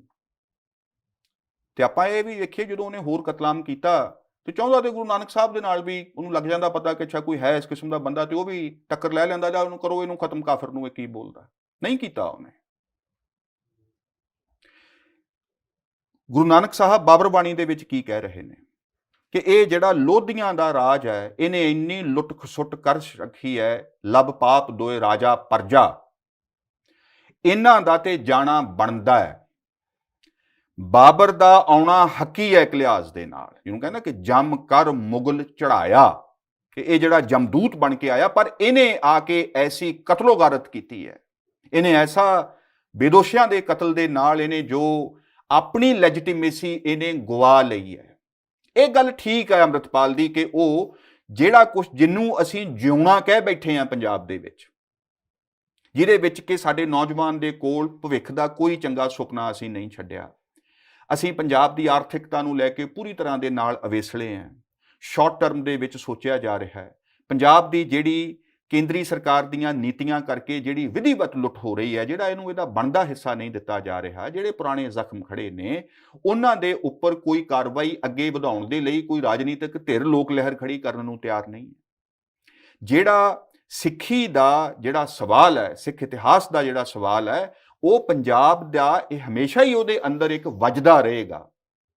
ਉਹਦੇ ਬਾਬਤ ਵੀ ਇੱਕ ਸਮਝ ਸਾਫ਼ ਕਰਨ ਦੀ ਲੋੜ ਹੈ ਕਿ ਸਾਡਾ ਉਹਦੇ ਨਾਲ ਕਾਹਦਾ ਵੈਰ ਹੋਣਾ ਚਾਹੀਦਾ, ਕਿਉਂ ਹੋਵੇ। ਉਹ ਤੇ ਸਾਡੀ ਸਭ ਤੋਂ ਵੱਡੀ ਧਿਰ ਹੈ, ਉਹ ਤੇ ਲੋਕਾਂ ਦੇ ਨਾਲ ਖੜਨ ਵਾਲੀ ਧਿਰ ਹੈ, ਔਰ ਅਸੀਂ ਉਹਨੂੰ ਕਿਸਾਨ ਮੋਰਚੇ ਦੇ ਵਿੱਚ ਕਾਰਗਰ ਹੁੰਦਿਆਂ ਦੇਖਿਆ ਉਸ ਅੰਦਾਜ਼ ਦੇ ਵਿੱਚ। ਤੁਹਾਨੂੰ ਲੱਗਦਾ ਕਿ ਜਦੋਂ ਮੈਂ ਇੱਕ ਸਵਾਲ ਕਰਾਂ ਛੋਟਾ, ਤੁਸੀਂ ਗੱਲ ਪੂਰੀ ਕਰ ਲਓ। ਇਸ ਕਰਕੇ ਮੈਂ ਕਹਿ ਰਿਹਾ, ਇਹ ਥੋੜੀ ਇੰਪੋਰਟੈਂਟ ਗੱਲ ਸੀ ਕਿ ਜਿੰਨਾ ਚਿਰ ਤੱਕ ਅਸੀਂ ਇਹਨਾਂ ਚੀਜ਼ਾਂ ਦੇ ਉੱਪਰ ਕਾਰਵਾਈ ਨਹੀਂ ਕਰਦੇ ਤਾਂ ਅੰਮ੍ਰਿਤਪਾਲ ਦਾ ਇਹ ਕਹਿਣਾ ਬਿਲਕੁਲ ਜਾਇਜ਼ ਹੈ ਤੇ ਬਰਹੱਕ ਹੈ ਕਿ ਇਹਨਾਂ ਦੀ ਕੀ ਕਾਰਗੁਜ਼ਾਰੀ ਹੈ। ਆਪਾਂ ਜਾਣਦੇ ਹਾਂ ਕਿ ਆਮ ਆਦਮੀ ਪਾਰਟੀ ਦੇ ਵਿੱਚੋਂ ਭਗਵੰਤ ਮਾਨ ਵੀ ਇਹੋ ਕੁਝ ਹੀ ਕਹਿੰਦੇ ਰਹੇ ਨੇ ਔਰ ਲੋਕਾਂ ਨੇ ਉਹਨਾਂ ਨੂੰ ਇੱਕ ਬੜਾ ਵੱਡਾ ਮੈਂਡੇਟ ਦਿੱਤਾ ਹੈ, ਉਹਨਾਂ ਦੇ ਕੋਲ ਇੱਕ ਮੌਕਾ ਹੈ ਅੱਗੇ ਆਉਣ ਦਾ।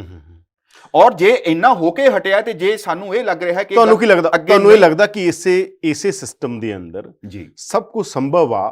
ਕਿਉਂਕਿ ਦੇਖੋ, ਜੇ ਤੁਸੀਂ ਅੰਮ੍ਰਿਤਪਾਲ ਨੂੰ ਇਹ ਗੱਲ ਕਹਿੰਦੇ ਹੋ, ਲੈਫਟ ਦੀ ਵੀ ਇੱਕ ਧਾਰਨਾ ਹੈਗੀ, ਲੈਫਟ ਵੀ ਰਾਜਾਂ ਦੇ ਤਖਤਾ ਪਲਟ ਦੀ ਗੱਲ ਕਰਦਾ, ਉਹ ਵੀ ਸਮਾਜਵਾਦ, ਉਹਦੇ 'ਚ ਵੀ 10 ਤਰ੍ਹਾਂ ਦੀਆਂ ਧਿਰਾਂ 10 ਤਰੀਕੇ ਨਾਲ ਸੋਚਦੀਆਂ। ਤੁਹਾਨੂੰ ਪਤਾ, ਕੋਈ ਕਹਿੰਦਾ ਵਾਇਲੈਂਸ ਵਾਲੇ ਤਰੀਕੇ ਨਾਲ ਕਹਿੰਦਾ ਲੈਣਾ, ਕੋਈ ਕਹਿੰਦਾ ਆ ਨੌਨ ਵਾਇਲੈਂਸ ਵਾਲੇ ਨੇ, ਕੋਈ ਕਹਿੰਦਾ ਜਮਾ ਟੈਕਟੀਕਲ ਵਾਇਲੈਂਸ ਕਰਨਾ। ਇਹ ਤੁਹਾਨੂੰ ਪਤਾ ਹੀ ਹੈ, ਸਾਰਾ ਕੁਝ ਤੁਸੀਂ ਪੜ੍ਹਿਆ ਹੋਇਆ ਹੈਗਾ। ਮੈਂ ਪੁੱਛ ਰਿਹਾ ਗਾ ਕਿ ਜੇ ਲੈਫਟ ਕੋਲ ਇਹ ਸੋਚਣ ਦਾ ਅਧਿਕਾਰ ਆ ਤਾਂ ਉਹ ਵੀ ਸੋਚ ਰਿਹਾ ਹੈਗਾ, ਤੁਸੀਂ ਕਿਸ ਮਿਡਲ ਵੇ 'ਚ ਹੋਗੇ? ਤੁਸੀਂ ਕਿਹੜੇ ਮੱਧ ਮਾਰਗ ਦੇ ਉੱਤੇ ਹੋ ਜਿੱਥੇ ਤੁਸੀਂ ਕਹਿ ਰਹੇ ਹੋਗੇ ਕਿ ਇੱਥੇ ਖੜ੍ਹ ਕੇ ਸਭ ਕੁਝ ਸੰਭਵ ਆ? ਪੰਜਾਬ ਦੇ ਵਿੱਚ ਸਭ ਤੋਂ ਪਹਿਲਾਂ ਇੱਕ ਸਿਧਾਂਤਕ ਸਪਸ਼ਟਤਾ ਗੁਰੂ ਨਾਨਕ ਸਾਹਿਬ ਨੇ ਖੜੀ ਕਰਕੇ ਦਿਖਾਈ। ਆਪਣੇ ਤੋਂ ਪਹਿਲਾਂ ਹੋਏ ਚਿੰਤਨ ਤੇ ਉਹਦੀਆਂ ਕਮੀਆਂ ਦੇ ਵੱਲ ਉਹਨਾਂ ਨੇ ਧਿਆਨ ਦਿਵਾਇਆ ਕਿ ਸਮਾਜ ਨੂੰ ਨਵੇਂ ਸਿਰਿਓਂ ਕਿਵੇਂ ਸੰਗਠਿਤ ਕਿਵੇਂ ਕਰਨਾ ਹੈ ਔਰ ਇਹਦਾ ਫਿਊਚਰ ਦਾ ਪ੍ਰੋਜੈਕਟ ਕੀ ਹੋਏਗਾ। ਸਾਂਝੀਵਾਲਤਾ ਦੇ ਜ਼ਰੀਏ ਅਸੀਂ ਸਾਰੀ ਦੁਨੀਆ ਦੀ ਗੱਲ ਕਿਵੇਂ ਕਰਨੀ ਹੈ। ਸਰਬੱਤ ਦਾ ਭਲਾ ਐਵੇਂ ਹੀ ਨਹੀਂ ਆ ਗਿਆ, ਉਹ ਸਿੱਖਾਂ ਦਾ ਭਲਾ ਵੀ ਕਹਿ ਹੀ ਸਕਦੇ ਸੀ। ਦੂਸਰੀ ਜਿਹੜੀ ਉੱਥੋਂ ਗੱਲ ਹੋਈ ਕਿ ਉਸ ਸਿਧਾਂਤ ਦੇ ਨਾਲ ਨਾਲ ਜਦੋਂ ਹੀ ਤੁਹਾਡਾ ਰਿਆਸਤ ਦੇ ਨਾਲ, ਮੁਗਲਾਂ ਦੇ ਨਾਲ ਇੱਕ ਹਥਿਆਰਬੰਦ ਸੰਘਰਸ਼ ਦੀਆਂ ਛੋਟੀਆਂ-ਛੋਟੀਆਂ ਝੜਪਾਂ ਪਹਿਲਾਂ ਚੱਲਦੀਆਂ ਨੇ ਤਾਂ ਮੂਵਮੈਂਟ ਇਸ ਗੱਲ ਦੇ ਲਈ ਤਿਆਰ ਹੈ ਕਿ ਇਹ ਕੀਮਤ ਦੇਣ ਨੂੰ ਤਿਆਰ ਹੈ। ਤੁਹਾਡੇ ਕੋਲ ਤਾਕਤ ਮੁਗਲਾਂ ਜਿੰਨੀ ਨਹੀਂ ਹੈ, ਪਰ ਤੁਹਾਨੂੰ ਇਸ ਗੱਲ ਦਾ ਪਤਾ ਹੈ ਕਿ ਹਜੇ ਹਾਰਾਂਗੇ, ਸ਼ਹਾਦਤਾਂ ਹੋਣਗੀਆਂ, ਪਰ ਅਸੀਂ ਆਪਣੀ ਇਸ ਗੱਲ ਨੂੰ ਛੱਡਾਂਗੇ ਨਹੀਂ। ਉਹਨਾਂ ਨੇ ਲੋਕਾਂ ਨੂੰ ਆਪਣੇ ਨਾਲ ਕਿਵੇਂ ਜੋੜਿਆ। ਆਪਾਂ ਨੂੰ ਇੱਕ ਗੱਲ ਵੇਖਣੀ ਚਾਹੀਦੀ ਹੈ ਕਿ ਉਸ ਵੇਲੇ ਸਿੱਖ ਤੇ ਪੰਜਾਬ ਦੀ ਜਨਸੰਖਿਆ ਦਾ 3% ਮੁਸ਼ਕਲ ਦੇ ਨਾਲ ਹੋਣਗੇ 18ਵੀਂ ਸਦੀ ਦੇ ਸ਼ੁਰੂ 'ਚ, 5% ਹੋ ਲੈਣਗੇ। 5% 7% ਲੋਕ ਬਾਕੀ ਦੇ 91% ਨੂੰ ਕਿਸ ਤਰ੍ਹਾਂ ਦੇ ਨਾਲ ਕਾਇਲ ਕਰਦੇ ਨੇ ਕਿ ਲਾਹੌਰ ਦੇ ਸ਼ਹਿਰੀ ਆ ਕੇ ਦਰਵਾਜ਼ਾ ਖੋਲ੍ਹਦੇ ਨੇ ਕਿ ਆਓ ਤੁਸੀਂ ਪੰਜਾਬ ਦੇ ਤਖਤ ਤੇ ਬੈਠੋ। ਇਸ ਪ੍ਰਕਿਰਿਆ ਦੇ ਵਿੱਚ ਜਿਹੜਾ ਪੰਜਾਬ ਦੇ ਲੋਕਾਂ ਦਾ ਦਿਲ ਜਿੱਤਿਆ ਗਿਆ, ਉਹਦੇ ਅੰਦਰ ਤੁਸੀਂ ਨੈਤਿਕਤਾ ਵੀ ਰੱਖੀ, ਹਥਿਆਰਬੰਦ ਲੜਾਈ ਵੀ ਰੱਖੀ ਔਰ ਉਹਦੇ ਲਈ ਇੱਕ ਐਡਾ ਸ਼ਾਸਤਰ ਤਿਆਰ ਕੀਤਾ ਸ਼ਾਸਤਰਾਂ ਤੋਂ ਪਹਿਲਾਂ। ਹੁਣ ਜਿਹੜਾ ਮੈਂ ਵੇਖਦਾ ਹਾਂ ਕਿ ਜਿਹਦੇ ਕੋਲ ਜ਼ਿਆਦਾ ਮਹਿੰਗਾ ਹਥਿਆਰ ਹੈ ਉਹ ਆਪਣੇ ਆਪ ਨੂੰ ਓਡਾ ਵੱਡਾ ਸਿੱਖ ਮੰਨਦਾ ਹੈ। ਮੈਂ ਪੁੱਛ ਰਿਹਾ ਗਾ, ਜਿਹੜੀ ਮੈਂ ਗੱਲ, ਤੁਸੀਂ ਉਸ ਗੱਲ ਦੇ ਉੱਤੇ ਜਵਾਬ ਦਿਓ ਕਿ ਮੈਂ ਆ ਰਿਹਾ ਉੱਥੇ। ਤੁਸੀਂ ਇੱਕ ਮੱਧ ਮਾਰਗ ਦੀ ਗੱਲ ਕਰ ਰਹੇ ਹੋ। ਇੱਕ ਪਾਸੇ ਲੈਫਟ ਵੀ ਤਾਂ ਰੈਵੋਲੂਸ਼ਨ ਦੀ ਗੱਲ ਕਰਦਾ ਹੈਗਾ, ਇੱਕ ਪਾਸੇ ਅੰਮ੍ਰਿਤਪਾਲ ਖਾਲਿਸਤਾਨ ਦੀ ਕਰ ਰਿਹਾ ਹੈਗਾ, ਹੈ ਨਾ। ਦੋਵੇਂ ਪਾਸੇ ਇੱਕ ਤਰ੍ਹਾਂ ਦੇ ਤਖਤਾ ਪਲਟ ਦੀ ਗੱਲ ਕਰਦੇ ਨੇਗੇ ਕਿ ਪੂਰੇ ਸਿਸਟਮ ਨੂੰ ਮੁੱਢ ਤੋਂ ਹੀ ਬਦਲ ਕੇ, ਜਾਂ ਇਹਨਾਂ ਦੀ ਇਹ ਧਾਰਨਾ ਹੋ ਸਕਦੀ ਸਾਡੇ ਕੋਲ ਤਾਂ ਇਹਦੀ ਲੈਗੇਸੀ ਹੈਗੀ ਮਹਾਰਾਜਾ ਰਣਜੀਤ ਸਿੰਘ ਰਾਜ ਦੇ ਥਰੂ, ਉੱਧਰੋਂ ਕੋਈ ਸੋਵੀਅਤ ਯੂਨੀਅਨ ਦੇ ਇਨਕਲਾਬ ਦੇ ਰੈਫਰੈਂਸ ਨਾਲ ਬੋਲ ਸਕਦਾ ਹੈਗਾ। ਮੈਂ ਤੁਹਾਡੇ ਤੋਂ ਇਹ ਪੁੱਛ ਰਿਹਾ ਗਾ, ਜੋ ਮੌਜੂਦਾ ਹਾਲਾਤ ਨੇ ਜੀ, ਤੁਸੀਂ ਕਹਿੰਦੇ ਹੋਗੇ ਕਿ ਇਹਨਾਂ ਦੇ ਉੱਤੇ ਕੋਈ ਲੋਕ ਲਹਿਰ ਖੜੀ ਕਰੀ ਤਾਂ ਚੀਜ਼ਾਂ ਸਿਸਟਮ ਸੈੱਟ ਹੋ ਸਕਦਾ। ਤੁਹਾਨੂੰ ਲੱਗਦਾ ਇਹਦੇ 'ਚ ਹੀ ਸਾਰਾ ਸਿਸਟਮ ਸੈੱਟ ਹੈਗਾ, ਇੱਥੇ ਹੀ ਹੋਣਾ ਚਾਹੀਦਾ, ਇੱਥੇ ਹੀ ਹੋ ਜਾਊਗਾ, ਕੋਈ ਸਮੱਸਿਆ ਨਹੀਂ ਹੈਗੀ? ਹਿੰਦੁਸਤਾਨ ਦੇ ਲੋਕ ਕਿਸਾਨ ਮੋਰਚੇ ਦੇ ਸ਼ੁਰੂ ਹੋਣ ਤੋਂ ਪਹਿਲਾਂ ਪੰਜਾਬ ਦੇ ਬਾਰੇ ਕੀ ਧਾਰਨਾ ਰੱਖਦੇ ਸਨ ਕਿ ਇਹ ਐਵੇਂ ਛੇਤੀ ਭੜਕ ਜਾਣ ਵਾਲੇ ਲੋਕਾਂ ਦਾ ਇੱਕ ਸਮੂਹ ਹੈ, ਕੋਈ ਅਗਵਾਈ ਨਹੀਂ ਦੇ ਸਕਦਾ, ਉਹ ਵੀ ਪੰਜਾਬ ਦੇ ਕਿਸਾਨ ਦੇ ਲੈਣਗੇ। ਇਹ ਕਿਵੇਂ ਹੋਇਆ ਕਿ ਪੰਜਾਬ ਦੇ ਕਿਸਾਨਾਂ ਨੂੰ ਪਹਿਲਾਂ ਹਰਿਆਣੇ ਨੇ ਆਪਣੇ ਦਿਲ ਨਾਲ ਲਾਇਆ, ਹੱਥਾਂ ਤੇ ਚੱਕ ਲਿਆ। ਉੱਥੇ ਹਰਿਆਣਾ ਤੇ ਯੂਪੀ ਤੁਹਾਨੂੰ ਵੱਡਾ ਭਾਈ ਕਹਿ ਰਿਹਾ। ਸਿੱਖਾਂ ਦੀ ਪਰਸੈਪਸ਼ਨ ਵੀ ਪੂਰੀ ਬਦਲੀ ਦੁਨੀਆ 'ਚ, ਪੂਰੇ ਦੇਸ਼। ਮਤਲਬ ਹੈ ਕਿ ਤੁਸੀਂ ਇੰਟਰਨੈਸ਼ਨਲੀ ਲੈਵਲ ਤੇ ਇਸ ਨੂੰ ਮੁੱਦਾ ਬਣਾਇਆ ਤੇ ਤੁਹਾਨੂੰ ਸਾਰੀ ਦੁਨੀਆ ਨੇ, ਹੋਰਾਂ ਨੇ ਐਕਨੋਲੇਜ ਕੀਤਾ ਕਿ ਇਹ ਕਿਹੋ ਜਿਹੇ ਬੰਦੇ ਨੇ। ਲੰਗਰ ਰਵੀਸ਼ ਕੁਮਾਰ ਨੂੰ ਸੁਣੋ ਤੁਸੀਂ, ਪੱਤਰਕਾਰਾਂ ਨੇ ਇੱਕ ਪੂਰੀ ਦੀ ਪੂਰੀ ਇਸ ਤਰ੍ਹਾਂ ਦੇ ਨਾਲ ਇੱਕ ਲਹਿਰ ਖੜੀ ਕਰਕੇ ਦਿੱਤੀ ਤੁਹਾਡੇ ਹੱਕ ਦੇ ਵਿੱਚ। ਉਹ ਤੇ ਕੋਈ ਸਿੱਖ ਨਹੀਂ ਸਨ, ਉਹਨਾਂ ਦੇ ਤੁਸੀਂ ਦਿਲ ਜਿੱਤੇ। ਸਿੱਖਾਂ ਦੇ ਲਈ ਤੇ ਇਹੋ ਹੀ ਸਾਨੂੰ ਤੇ ਸਿਖਾਇਆ ਗਿਆ ਸੀ, ਸਾਡੇ ਲਈ ਤਾਂ ਕੋਈ ਬੇਗਾਨਾ ਨਹੀਂ ਸੀ। ਉਹੀ ਉਸ ਇਮੇਜ ਨੂੰ ਤੋੜਨ ਦੇ ਲਈ ਕਿ ਅਸੀਂ ਉਹ ਨਹੀਂ ਹਾਂ, ਅਸੀਂ ਤੇ ਆਹ ਹੀ ਹਾਂ, ਅਸੀਂ ਤੇ ਇੰਜ ਹੀ ਕਰਦੇ ਹਾਂ। ਔਰ ਸਾਨੂੰ ਕੌਣ ਸਨ ਜਿਹੜੇ ਸਿਰਫ ਖਾਲਿਸਤਾਨੀ ਕਹਿ ਰਹੇ ਸਨ? ਸਰਕਾਰ ਕਹਿ ਰਹੀ ਸੀ, ਸਰਕਾਰ ਦੇ ਨਾਲ ਜੁੜੀਆਂ ਧਿਰਾਂ ਕਹਿ ਰਹੀਆਂ ਸਨ, ਉਹੇ ਜਿਹੇ ਪੱਤਰਕਾਰ ਕਹਿ ਰਹੇ ਸਨ। ਅੱਜ ਅਸੀਂ ਕਿਹਨਾਂ ਨੂੰ ਸਹੀ ਠਹਿਰਾ ਰਹੇ ਹਾਂ?